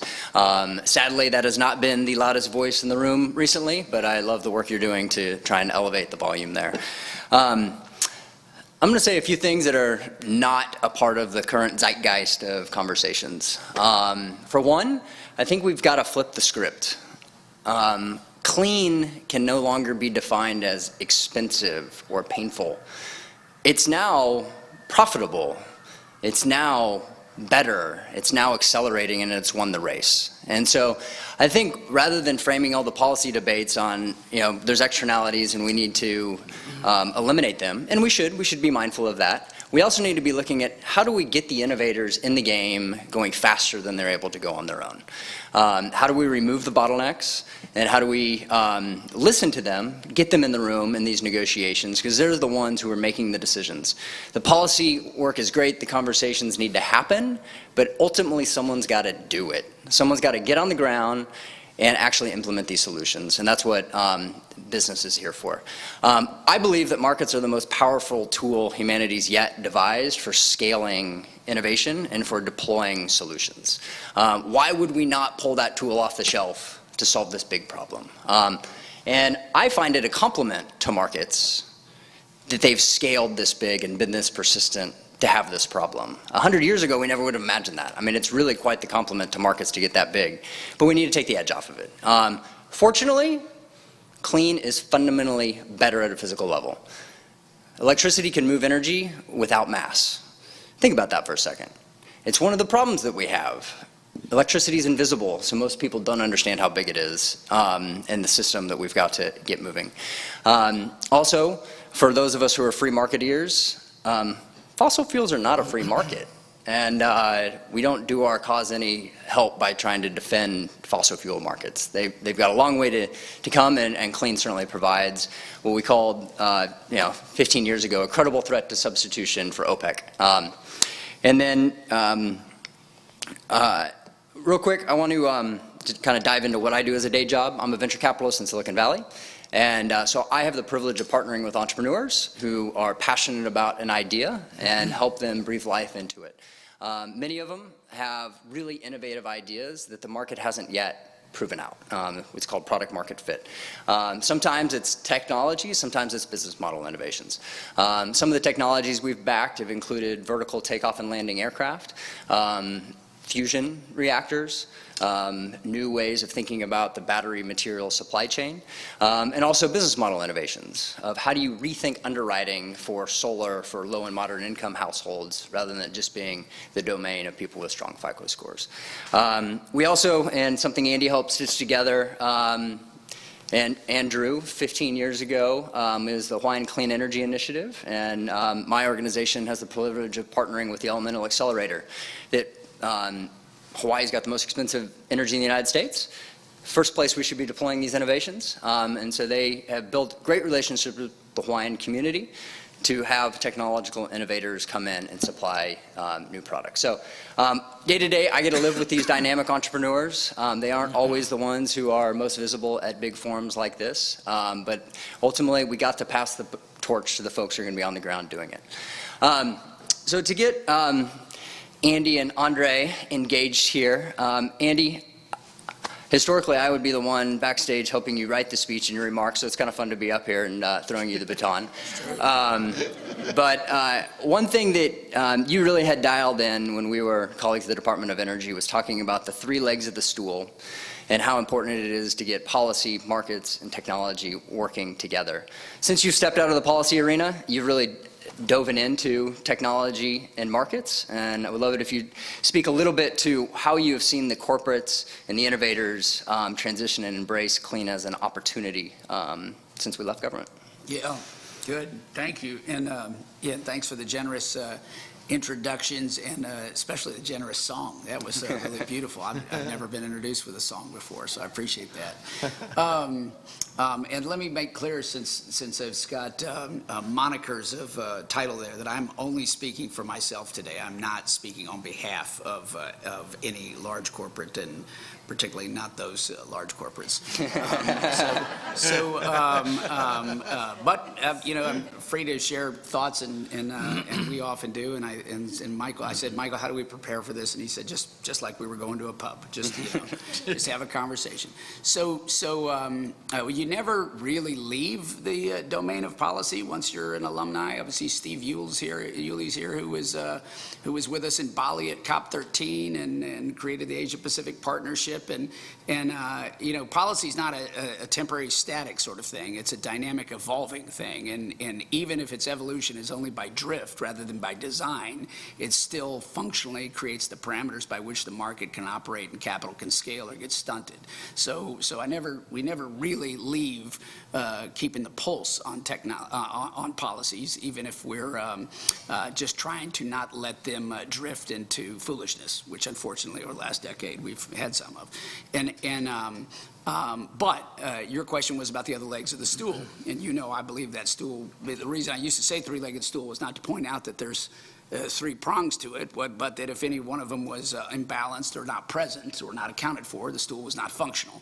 And that's very much the way I view things. I have come to view in sort of this new era of political dysfunction that hopefully is an aberrant era, that other legs of the stool have become the long pole in the tent, to switch metaphors. You know, we have a degree of political obsolescence that is somehow either abdicating or deferring to what is happening elsewhere, principally because of a lack of comprehension or understanding about either the value of those things or how they operate, whether that's technologies or new companies and how they deliver. I haven't been as worried about the stool being unbalanced in that way, because I do think that technology's march and its magnetic attraction to capital, when it's good technology that yields profit, is something on the whole good for society. You can argue the Facebook effect, you know, at this point and say, whoa, stop, is it all good for society? You know, a tool's just a tool. You know, it doesn't matter how simple or how complex the tool is, whether it's artificial intelligence and machine learning, whether it's a hammer that can serve a carpenter to build a village or be a murder weapon in the hands of Jack the Ripper. A tool is just a tool, and we are just a species that is evolving our tools at an exponentially fast rate that our leaders are not keeping pace with. They don't comprehend it. They live in a 20th century paradigm. They are relitigating isms that no longer exist or are even relevant.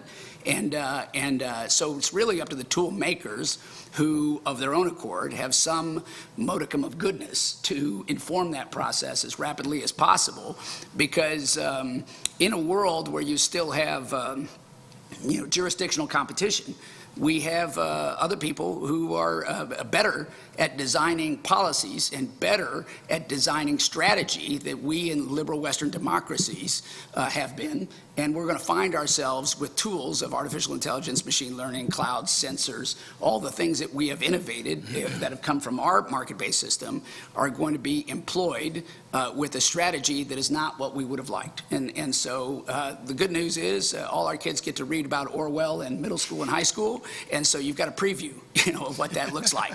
You know, it's not like a big mystery of where we're going with the social credit score in China. You know, there's not like a big mystery of what's happening in other quarters of the planet.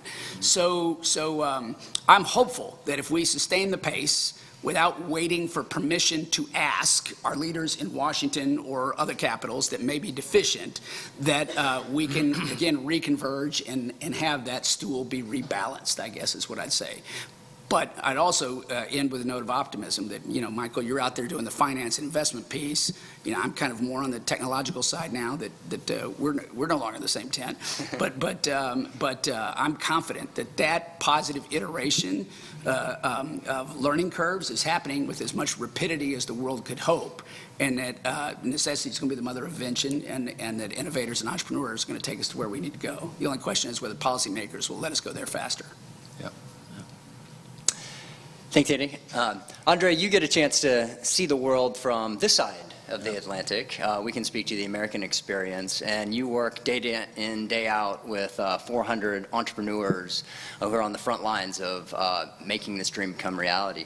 Can you speak to how you've seen that evolve over the course of your working in that sector, and where do you see the market going over here in Europe? Yeah, no, absolutely. You know, my job is probably one of the most fun ones I could have imagined. You know, we do interface off against 400 or 500 tech companies here in Europe alone, and particularly Northern Europe. So, you know, there's in Asia and North America, South America, an equivalent number of companies that are innovating. We see a 15% turnover in the market, either through companies just going bust or getting bought or merging. So you got to, within 3 years, if you don't keep pace, half your market's gone, right? And there's new innovation coming in all the time. And each successful innovation, let's say like solar, it begets batteries. And then success of batteries would beget something else, like long-term storage, hydrogen or fuel cells. So it's a never-ending process. To that, over the last 10 years, I think someone earlier mentioned that solar, has decreased by 95% in the last 15 years, which is absolutely the case. Lithium ion is following the same level, and we're only just beginning. When we look at incumbent industries like the automotive industry, it's had 100 years to get where it is. You look at guys like Cisco, that took them 20 years to get where they are. So I think there's been a huge amount of change that's seen some early successes. Even in my own firm, we did 10 years ago, we did a lot of solar finance, solar M&A in the tech side. Then that shifted to water. Today we're focused on food and ag tech, circularity capital, hydrogen and fuel cells, e-mobility, and a lot of it on autonomous capabilities. But, as much as you see these companies come out and hear about their capabilities, you realize that it's not the technologies that fail. And I think this was mentioned really aptly earlier. It's the business models that fail. And often it's whether there's a reluctance in the market to accept it because there's a sense of threat, or that, it is a tech guy who's running the company and hasn't realized that he's not a manager. But invariably, it is the business model that is the next level of innovation. And I think to a previous comment about the tech is here, that we need to actually reduce most of the greenhouse gas. I disagree with John Kerry. He thinks it's all going to be invented in the future. It is, a large part of it is here. In the cement industry, for instance, it's all here. But it just needs to be scaled. It needs to be adopted. And it's not so much a policy issue, even though policy always helps. It's really about the existing large players deciding at some point to incorporate those technologies into their game plan and reinvent themselves. And it's very difficult for large standing companies to do that. So that's my kind of challenge that we see. It's about the route to market. How do I get my product to market? It's how do I get the validation? Is a Robert Bosch or a Siemens going to buy into this? And we've seen a lot of successes there. In terms of business model, I think what we're seeing here in the UK is the rebirth of licensing.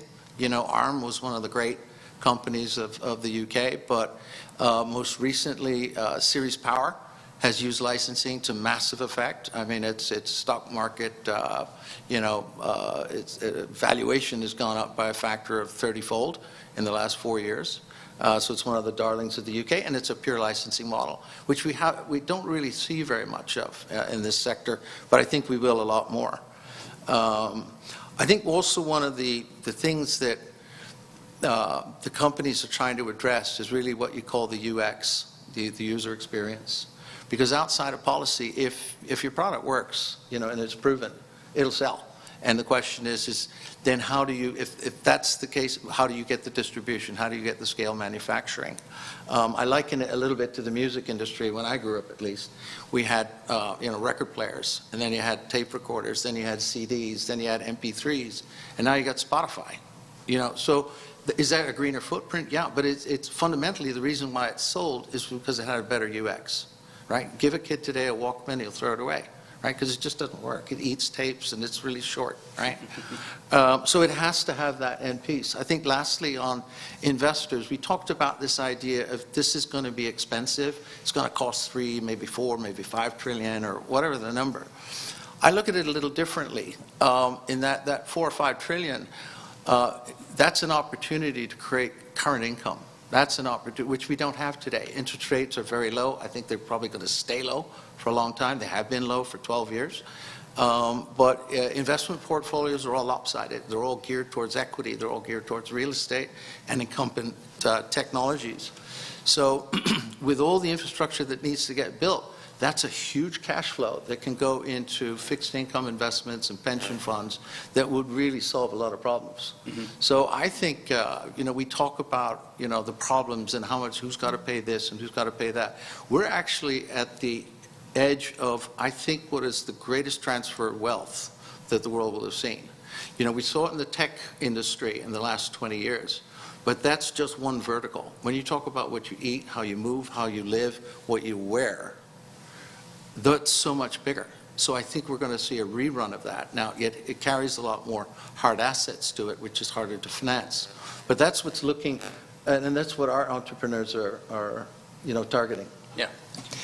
Thanks. So I would love to pick your guys' brains on what is a trend or a business strategy that you guys see coming around the corner that hasn't yet reached the current conversation or the hype cycle? And also, what is, if you had a magic wand and you could remove one regulation that could help the entrepreneurs go faster, what would it be? I'll go first real quick. So I think this thing, when we were all in government, wasn't invented yet. This is, Popular Mechanics described it as the best gadget of the last 100 years. But we haven't really figured out how to use it for our energy problem effectively yet. It's too new. I think there's going to be a lot of interesting opportunities on computer vision and AI and processing all that information to help us know where are the points of intervention and be much more effective at a granular level in our energy system than previously.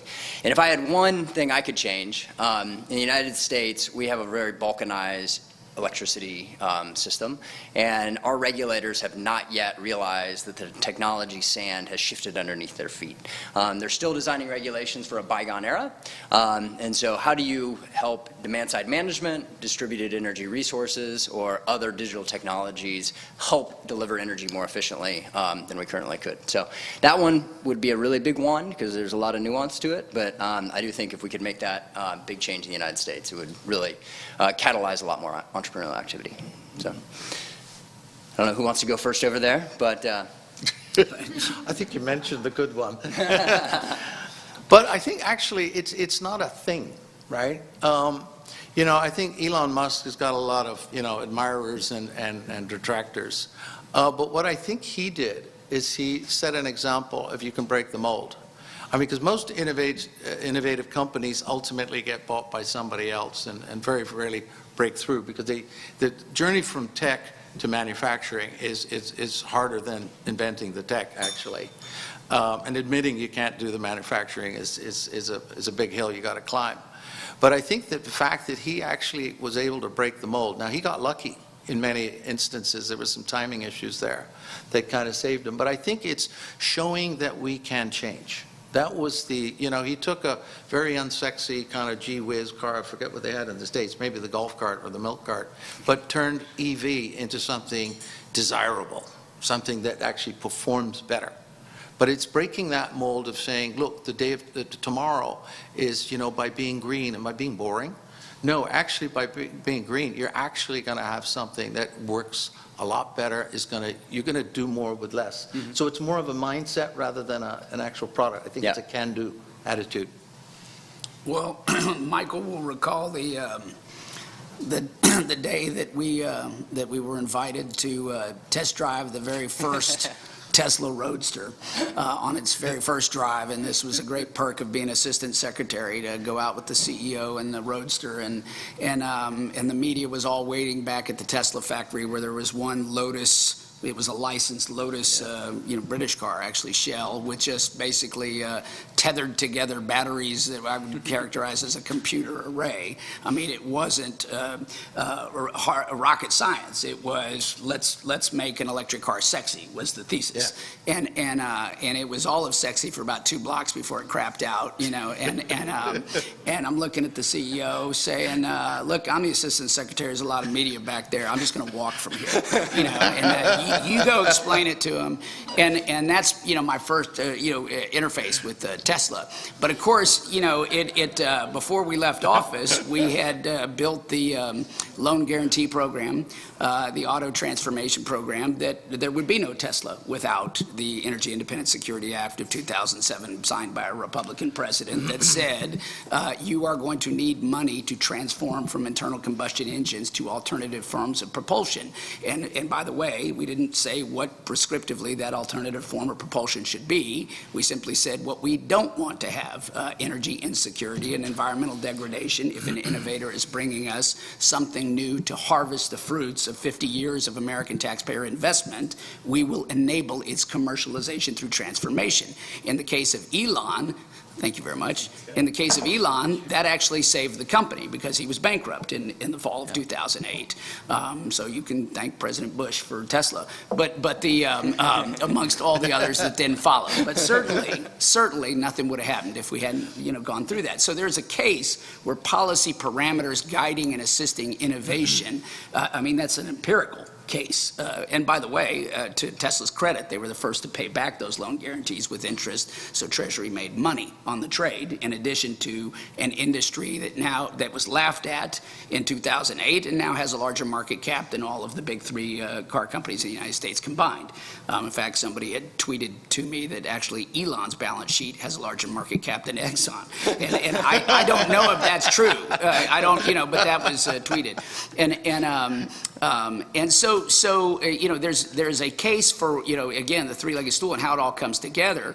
I think that the innovators are going to win irrespective of what the government does. The only question is whether government's an impediment and a headwind, or whether it's an accelerant and a tailwind, and whether or not you're sufficiently designing intelligent policy to be tantamount to a public good and the public interest. So we need more of that. And as it turns out in the flywheel of what you're talking about, that the more you do that, the more people suspect you're cultivating the conditions for catalysis with entrepreneurs and innovators to excel and profit and win. In fact, the greater the margin of profit and winning, the greater the speed of success, the more magnetic you're making it for college students to say, I want to be in that realm, and probably a little bit less on the street, because they can be doing something more constructive than merely protesting the status quo. And so on the policy piece, I'm very public on where I've been, obviously, after 26 testimonies. But I don't know, there's a lot that you could take away. Obviously, there are so many layers on layers on layers to take away. There's some even that we put in place that I would take away because at the time shale gas didn't exist and we had a whole different premise. And we did these policies, and what you really got through the Bush and Obama years, because it was bipartisan policy, and this is very U.S.-centric, so I apologize. I don't want to comment on stuff I don't know. But is you had continuity. You had predictability that allowed capital formation to say, we can build a business plan around that. And good statute followed by good implementation yielded good outcomes. But that was before the cloud. That was, as you're saying, we didn't even have iPhones when we were drafting that legislation, right? And so we're at the tail end of that. We have actually got to be better and more predictive with the tools that we've got, and especially artificial intelligence, machine learning, the cloud, sensors, and the rest of it that is forming the new energy economy. There's a reason why Blockbuster isn't with us and Netflix is. There's a reason why there's no more Kodak or Photomat and you have iPhoto instead. Right? And there is going to be that reason and rationale continuing with greater and greater acceleration. It's also going to affect the energy pull in the economy, and therefore the carbon footprint or the climatic impacts or the nexus between natural resources and the economy that's burgeoning. So you've got to keep an eye on understanding what that means when the thermal efficiency of a semiconductor is going to be far more important than the thermal efficiency of an internal combustion engine drivetrain. That's not how policy environment is built in Washington. Everybody's still working on the drivetrain because the amount of lobbyists for the car companies outnumber the amount of people who care from Silicon Valley about what Washington's doing. And so we've got to, that doesn't change sort of the underlying scientific reality. The policy for me, obviously, is about then predictability and price signals. And you know that, I recently memorialized, my great teacher, George Shultz, who it was as a lion of conservatism, is what I would tell you, and yet deeply plugged in with young people every day on the Stanford campus to burgeon and percolate ideas until his last day. And we produced, and I think Climate Leadership Council then sort of carried the ball on a revenue neutral carbon fee. And so the premise was that should be traded, that having a clear signal, which is what we aimed in many layers of legislation, to say what shouldn't happen, as opposed to prescribing which part of the economy should do it, but simply say we do not want excess reliance that affects our security through this. We do not want environmental degradation. What we do want is economic activity and innovation to spur the solutions. So simply dynamically affecting the price that lets the business community plan and invest and finance and scale is, I continue to believe, the most important thing. It may be amongst the most improbable things politically, but it is paramount that we keep a North Star out there with simplicity and design. The trade is that in making it revenue neutral is that the government shouldn't put its hands on that money. That money should be dividended out, that it shouldn't be a new source of taxation, but rather a recycled rebate that empowers the general population to make greater choices more valuably based on economic stimulus. So that would be my killer app. So I'm getting the 5 minutes left sign. As you can tell, we have a lot of energy up here, so if anyone would want to lob a question out there and get some reactions, now's your chance. Go for it, Steve. Yeah, so we're in the UN Framework Convention talks. And if I look at the big emitters in the world today, there's Russia, there's China, there's Indonesia, there's India, there's Brazil, there's South Africa, there's Mexico. These are not free-market countries. So, don't get me wrong, I think the discussion is great, but I think we also have to understand that this discussion we're having here has very little relevance to what's going on in the Framework Convention because I haven't read the Paris Agreement in a while, but if you look at Article 6, which is all about trading, right? They don't even mention the word market in Article 6, because market is a dirty word in the Framework Convention. So I'd like for you all to comment on how do we get these ideas into the Framework Convention where we really have a difference. Maybe I'll just, on a kind of practical level, the companies I support, look at India, China, Indonesia, and so on as real, very large markets. And, those markets are kind of somewhat closed to them, 51% ownership locally, and China's actually making it more difficult because they want the tech, not the company. But so that being said, the kind of models that our companies are using is kind of like joint venture or licensing to actually get the tech deployed into those countries. If you look at the cost of energy and cooling, particularly in a place like Singapore, it's double where it is in many others. So the idea of them adopting those technologies is big. So what I think we have is a dearth of investors in Europe that are willing to invest in the homegrown tech. So a lot of U.S. money is coming in, and I suspect a lot more, because European companies, their expectations on valuations is a lot lower than what they got in California. But I think for the market application, it's trying to work with the large players in those local markets, in India, in China, in those growing markets, to figure out a way of how you can partner up without losing your IP. But that's really the main source of growth for them, as a first step outside their home market. But I think looking broader into the policy change, it's the guy you partner with. Hopefully that's a guy who can influence the policy locally in his country. Yeah, Steve, it's a great question. I think, and I'm trying to figure out whether I should handle it as a former climate negotiator or as a modern critic. But I think that the premise of the question, they're not market economies in and of themselves. And I think this might be anathema for this crowd, but I think every economy is a market economy, even if it is a controlled, totalitarian, opaque, distorted, corrupt market economy. We as a species are traders. You know, from the time we planted the first corn, you know, we have been traders. That is endemic to our nature as a species. Okay, so you can get a king with imperialism, or you can get Kim Jong-il with an army to distort all of that. But you know, for me, underneath it, inexorably, there is trade going on, even if it's a trickle and distorted and poorly managed and non-democratic and everything else, right? So I sort of start at that premise, that they don't get an exemption card from the planet just because they have oligarchies. You know, but I think your question more is, well, WTO's kind of collapsed. We don't really have mechanisms for how distorted and uneven the playing field is. So are they getting an exemption when we're talking about all this goodness of liberal Western ideas, meet entrepreneur and innovation? You know, is it sufficient as a contagion? Will it be everywhere?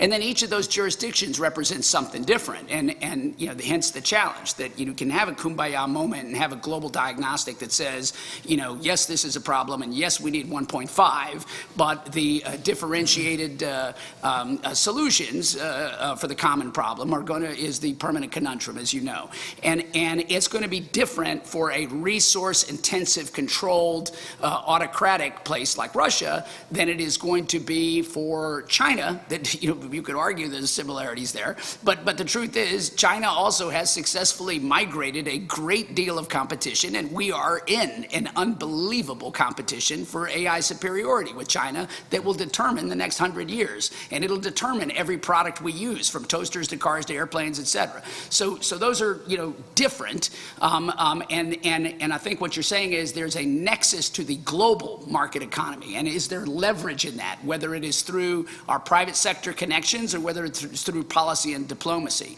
right? And that's the hard work that I agree with you is not really going on in the big tent of the UNFCCC, that needs to happen more in a G20 context, and it can't be ignored. So I'm not dodging your question. I think you're just pointing out a stark truism that we can get to pledges all we want. The truth is, markets, even in our country, where we argue about healthcare for markets, don't work if you don't have transparency, if you don't have disclosure, if you don't have accountability and accessibility. That's why most of what we're talking about here is the work of entrepreneurs. We ourselves have corporations in liberal Western countries that don't sufficiently ascribe to democratic stakeholder capitalism and access our values onto our market-based systems. So I think the more we infuse with enthusiasm and actual proof points that democratic stakeholder capitalism with transparency and accountability can work, then that has to be what we seek in hopefully a far greater sphere of the United States to make the right kind of global contagion coming out of this COVID era. And I'll just tack on to that too, that while market may be a bad word in those countries, technology is not. So they didn't invent this, but they typically buy it. They don't make Airbus or Boeing planes, but they typically buy them. And so I'm generally of the conviction that technology has the ability to narrow the green spread or even invert it to where it's a no-brainer for those countries to adopt these technologies. But the way we get there is through innovation and scale. And one example in our portfolio is a company called Aurora Solar. They use computer vision and AI to drop the soft costs of rooftop solar installations. 10 years ago, that model didn't make any sense. AI was expensive, solar was a nascent market, it wasn't a big enough TAM. But now that the market's grown and AI has gotten cheaper from non-correlated technological advances, they are a unicorn in solar design. That was something we could hardly imagine 10 years ago. So I think the march of technology is going to continue. It will make it ever easier for those countries to adopt these carbon-free solutions. But there's still certainly work to be done up at the multilateral level. But even if they get the perfect agreement this week, which that would be great, I kind of doubt it, someone's got to still be on the ground getting it done. So I want to thank Andy and Andre for being with us and being part of the group that's getting it done. So. Thank you. Thanks, Michael. All right, everybody. That was fantastic. You must realize that we are in a rarefied room because we got a venture capitalist from Silicon Valley to put on a suit. And someone left their car keys. So anyone have a Europe car, a gray CrossFit? Please come and see me after. Okay, good. And now we'll do a little bit of a wrap up with C3 Solutions, John Hart.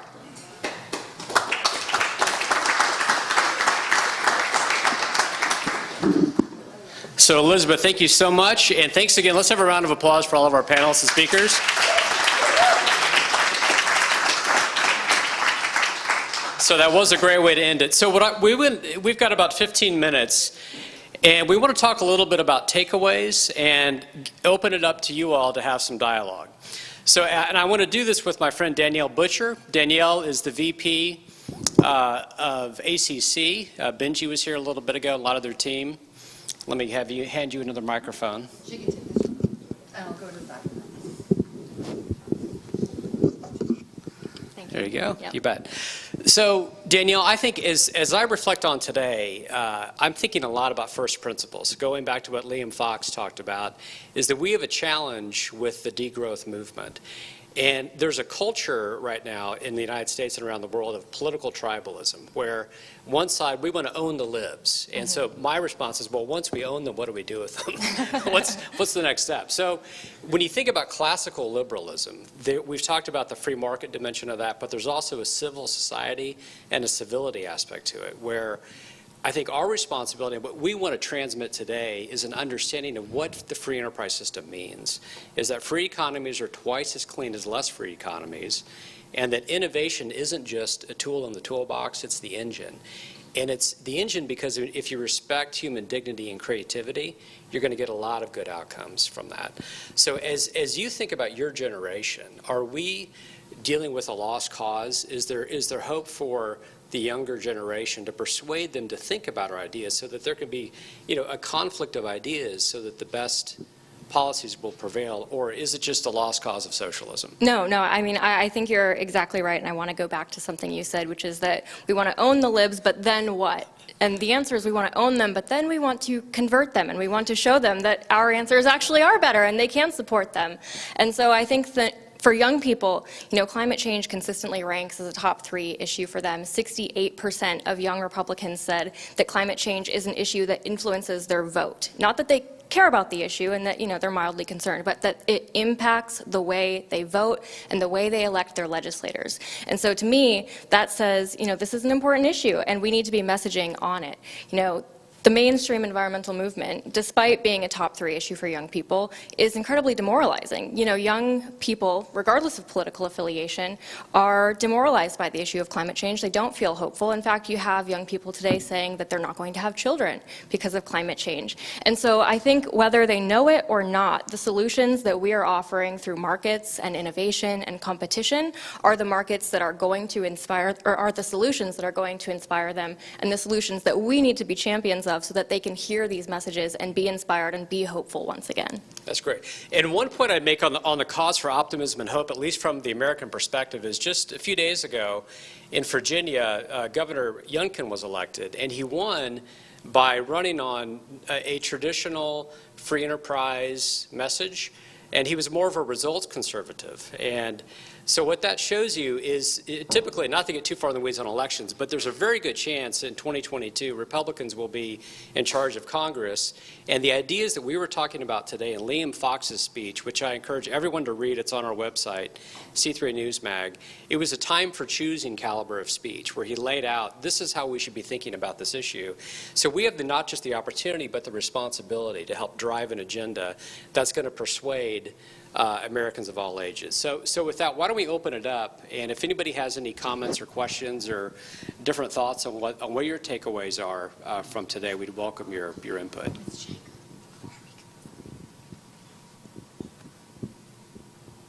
Don't be shy. The alternative is listening to him go on. If this influences their vote, who do they vote for? Do they vote against their own conservative values because a Republican is not getting on the climate change bandwagon? No, I don't think so. I think that in the U.S. particularly, we saw a wave of GOP freshmen who were overwhelmingly active on these issues getting elected. I believe it was 31 out of 37 of our endorsed candidates won their elections, and it's because they were active on these issues and they appealed to younger voters that way. That's great. Yeah. Yeah. Cheers, that's okay.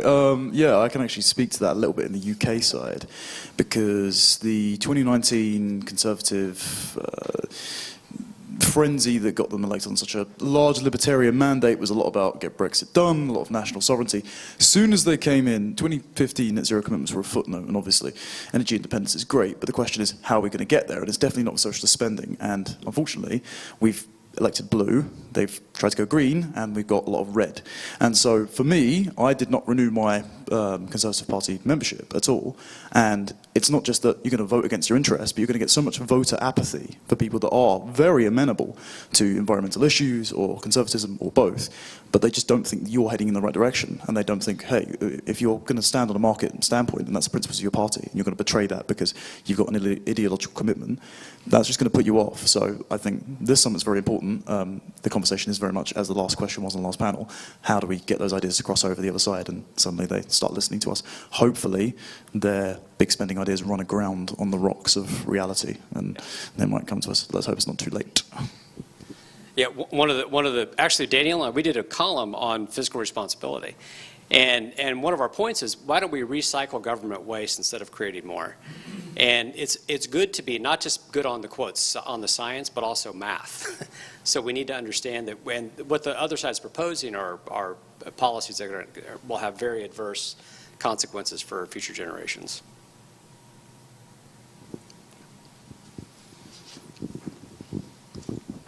But I think what's been quite evident over the last 2 days is something that we all talk about, but it was something actually that got mentioned at the meal we had on Saturday night, which was people and the general public outside of the bubble are bored of politicians arguing about net zero now.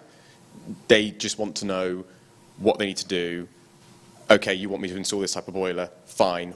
We'll buy it when the market makes it affordable. So actually, the politicians are going to tie themselves in knots, I think, in trying to solve the problem, with capital P, but actually the market is already, and this conversation, like Andre and I had, of like the market's already compensating, and, it's already becoming cheaper and more attractive to have green products because they're just naturally, and it's not greenwashing, it's a fact, Tesla is enormous, and now that in such a short space of time, the cost of so many green technologies is rapidly reducing, and you're getting market competition, it's naturally going to filter out. So that, in a way, the best thing the government can do is just stop arguing about it and just promote these companies, right, and let the private sector do what it does best. But, yeah. That's great. I think it gets back to what Andy just said, too, where, and he spoke about Tesla. And sometimes, usually there are negative unintended consequences, but sometimes there are positive. And I think when you have a posture of policy humility and our focus on creating the conditions for other people to succeed without taking the credit from them, good things can happen. I mean, the fracking revolution, there was some government involvement in that, but that was largely a hands-off, let the private sector do its thing. And that's been the reason for the U.S. leading the way in greenhouse gas emission reduction. Hi, my name is Brandon with Ecosystem Integrity Fund, and one thought we've had, I think, from a couple different voices is we have misaligned stakeholders, we have top-down policies that aren't working as well. We're looking for more markets and alignment there.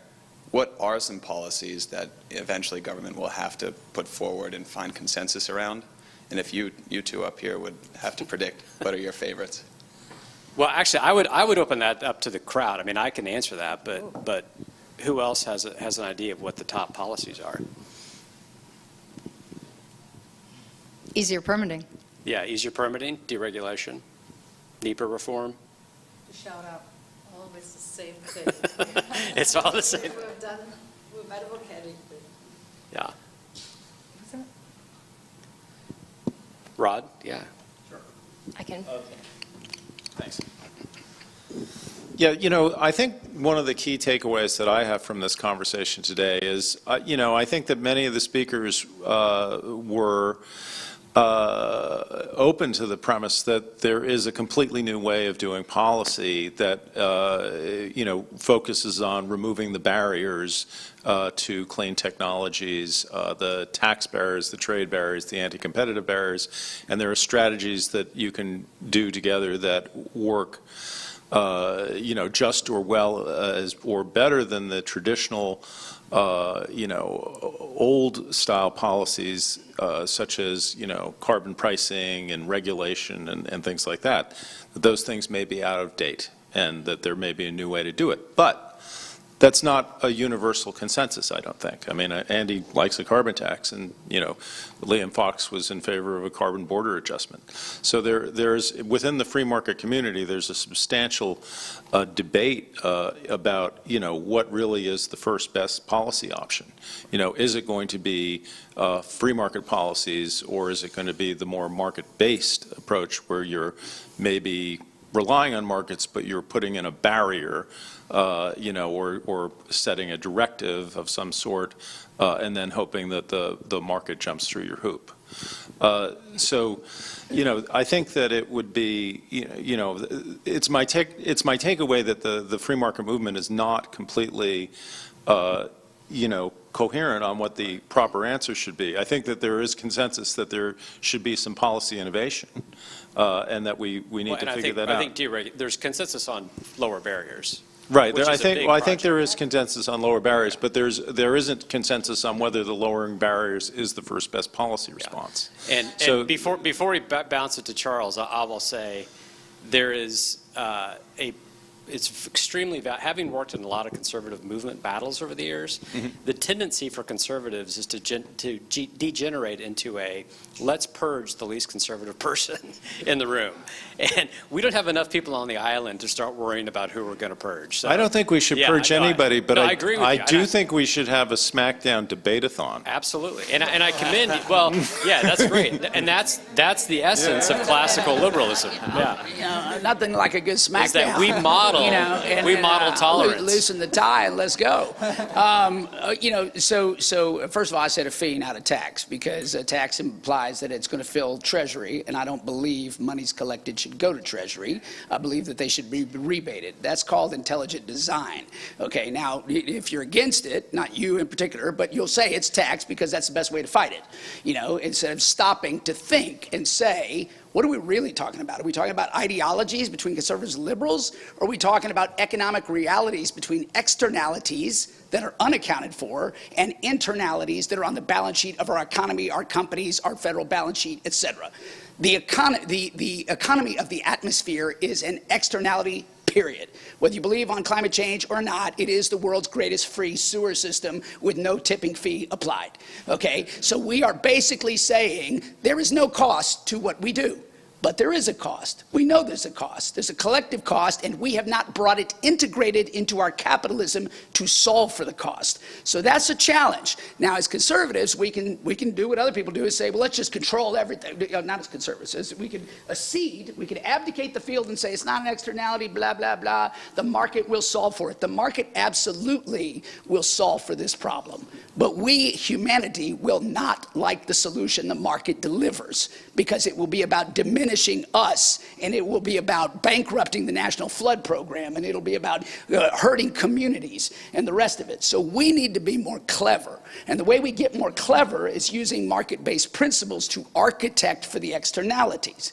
Okay, so that's the policy innovation you're talking about. When you talk about regulation, deregulation by itself, okay, regulation is going to exist no matter what. Regulation is a boundary of the marketplace to enable it. So there were a lot of conservatives, in fact, a majority voted for us when we said we are going to have new standards for lighting. That's a regulation we put in place. And at the time we did it, it was impossible to attain, except for that we knew that innovators and entrepreneurs would deliver LED lighting. We had seen it, we had the proof points, and we said, why are we relying on a cheap Chinese product, importing 90% of our lighting that you could cook an egg on it, incandescence, something that Thomas Edison had done, hadn't been changed in 100 years, and we said, let's have a regulation that says within 10 years, you have to hit a new metric. And what happened in the first 24 months it did, you'd never build a building today anywhere in the world without LED lighting. Okay, that was a conservative administration administration saying, let's use regulation to induce market action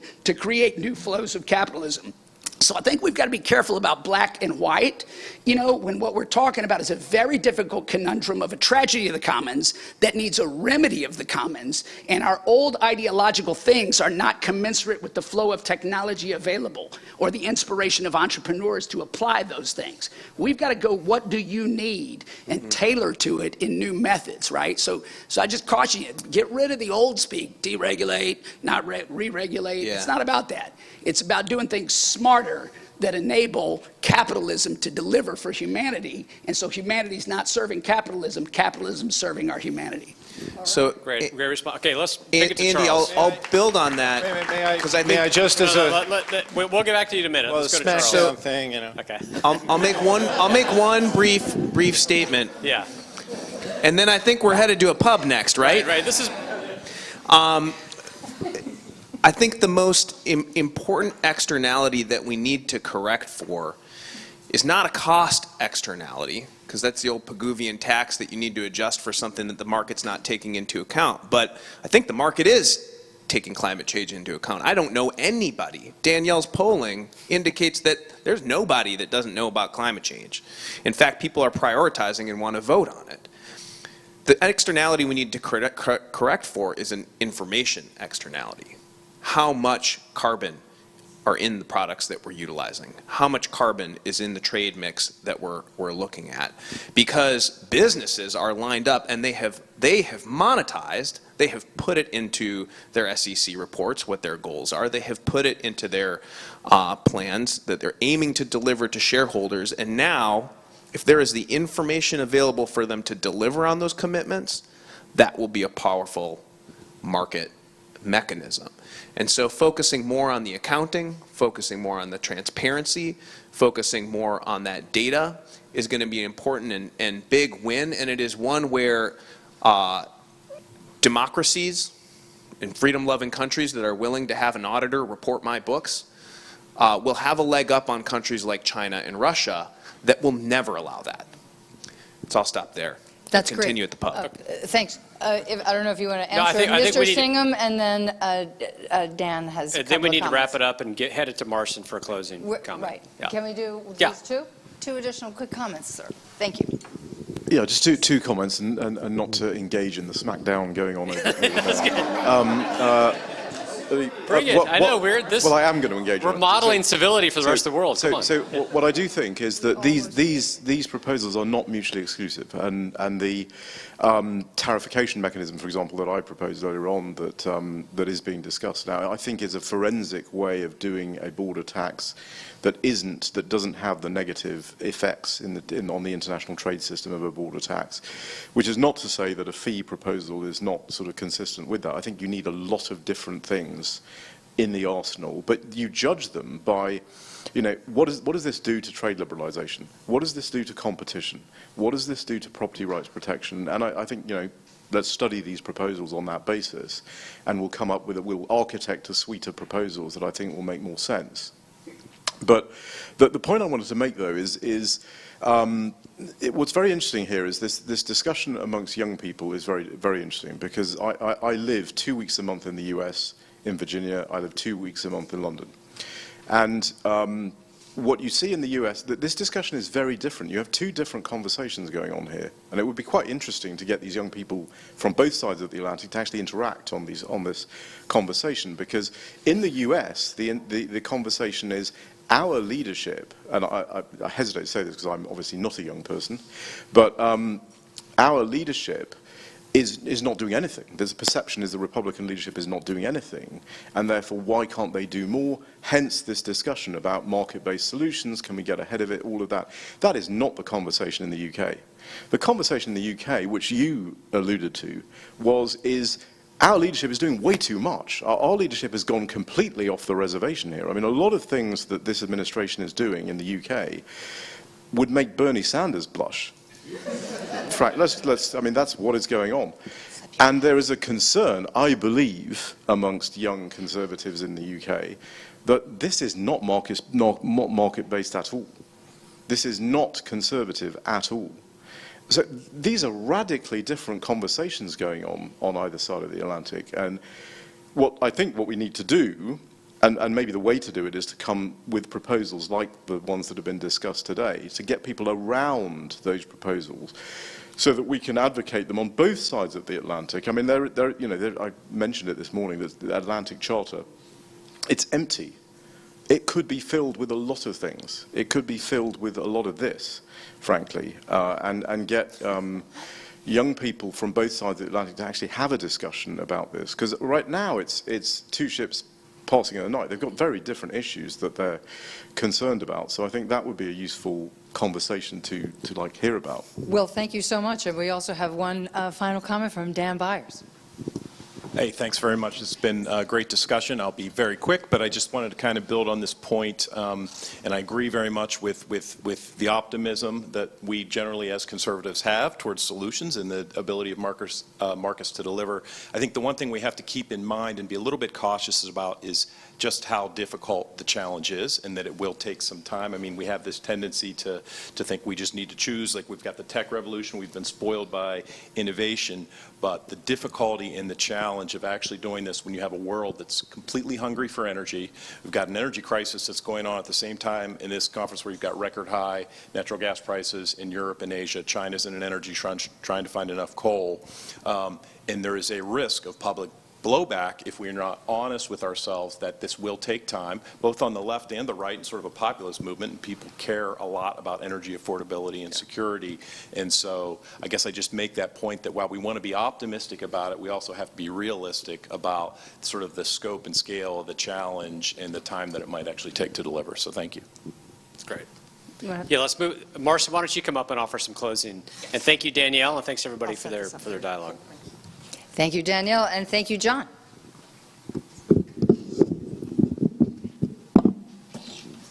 Brilliant. So thank you so much for this wonderful smackdown. I really enjoyed it, and I think it really signifies why we are here.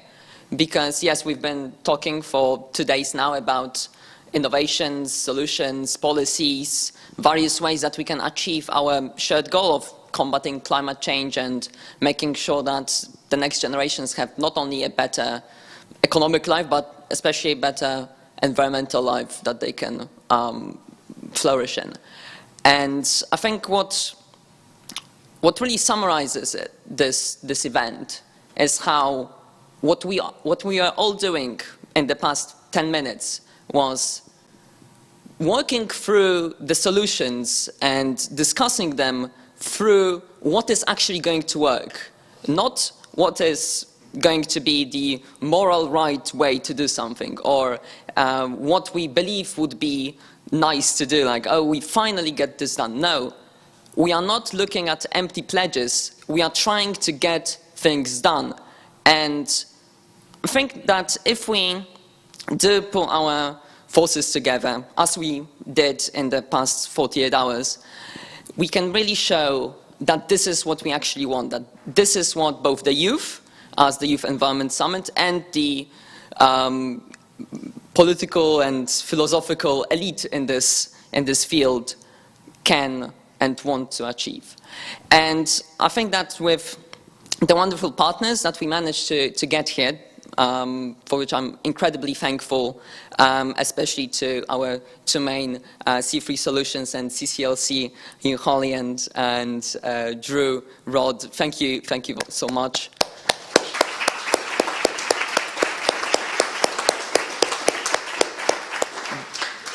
Beyond that, the brilliant Austrian Economic Center, ACC, Casey from Young Voices, and the billion other organizations that we managed to get here, especially the youth organizations such as already mentioned ACC, but also Students for Liberty, LIMEC, EDS, Volta Europa, Youth for Conservation, and many more. All of these came here because they don't think that the only thing that youth people can do is to be activists, to post on Twitter or Instagram how sad we are and how things need to change, but actually show how things can change and what we want to change.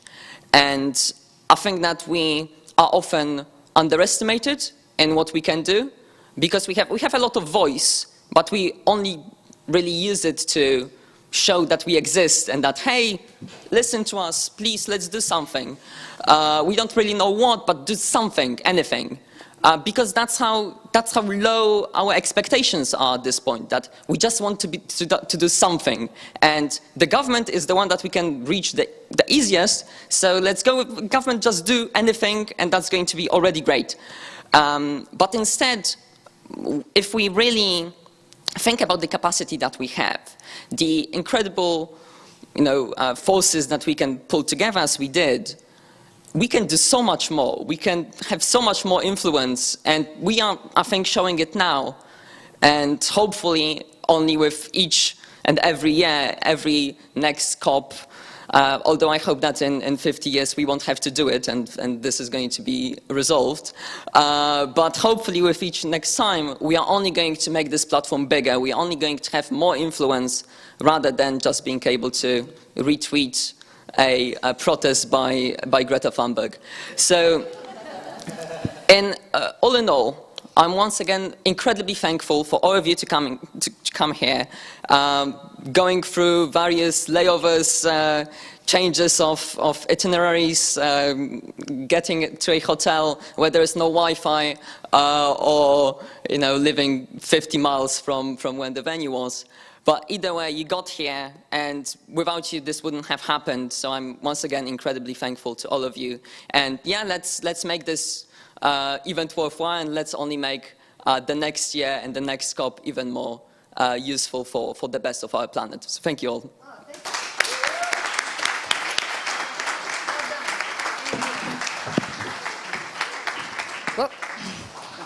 Well, that was wonderful. Thank you so much. And the youth movement is probably the only one thinking about the end of the COP process. So congratulations on that one. Well, I'm Elizabeth Halliday. I'm incredibly thrilled and thankful and grateful to everyone for coming. It's been here, most of you have been here the whole day. For our sponsors, Navalier and Associates, Calculated Investing, and Young Voices. Pundit training for those under 30, congratulations, and make sure you speak to Casey afterwards. C3 Solutions, the Grace Richardson Fund, we're representing the Clean Capitalist Leadership Council. We'd love to hear your ideas, and we help to convene these types of meetings and, appreciate a strong conversation with a lot of varying opinions, and what we hope to distill out of that is something useful to take to legislators and policymakers and other people who work in technology and in the sector, and that they can begin to employ that into their daily practice. So for those of you at the beginning of your career, there's going to be a whole new set of technology coming down the pike that you're going to have to learn and adjust to, and we're here to help you on that regard, and we're incredibly thrilled that you've all managed to be here. This will conclude the Climate and Freedom Symposium in 2021, and just I one hope other, that you all have before we conclude, nice you can time. conclude in a second. Okay. But before we conclude, I just want to say, not all you know this, but we're doing a reception afterwards at the Corinthian Club, and you're all invited. So, in case you didn't know that, but that's happening at 6 o'clock, so you have a little time to take a break. But if you want to join us for drinks, we'll be joined by the U.S. congressional delegation, I think, and it would be wonderful to have you there and continue the conversation. Thanks very much, Rod. Okay, so that will conclude the Climate and Freedom Symposium. Thank you very much for coming.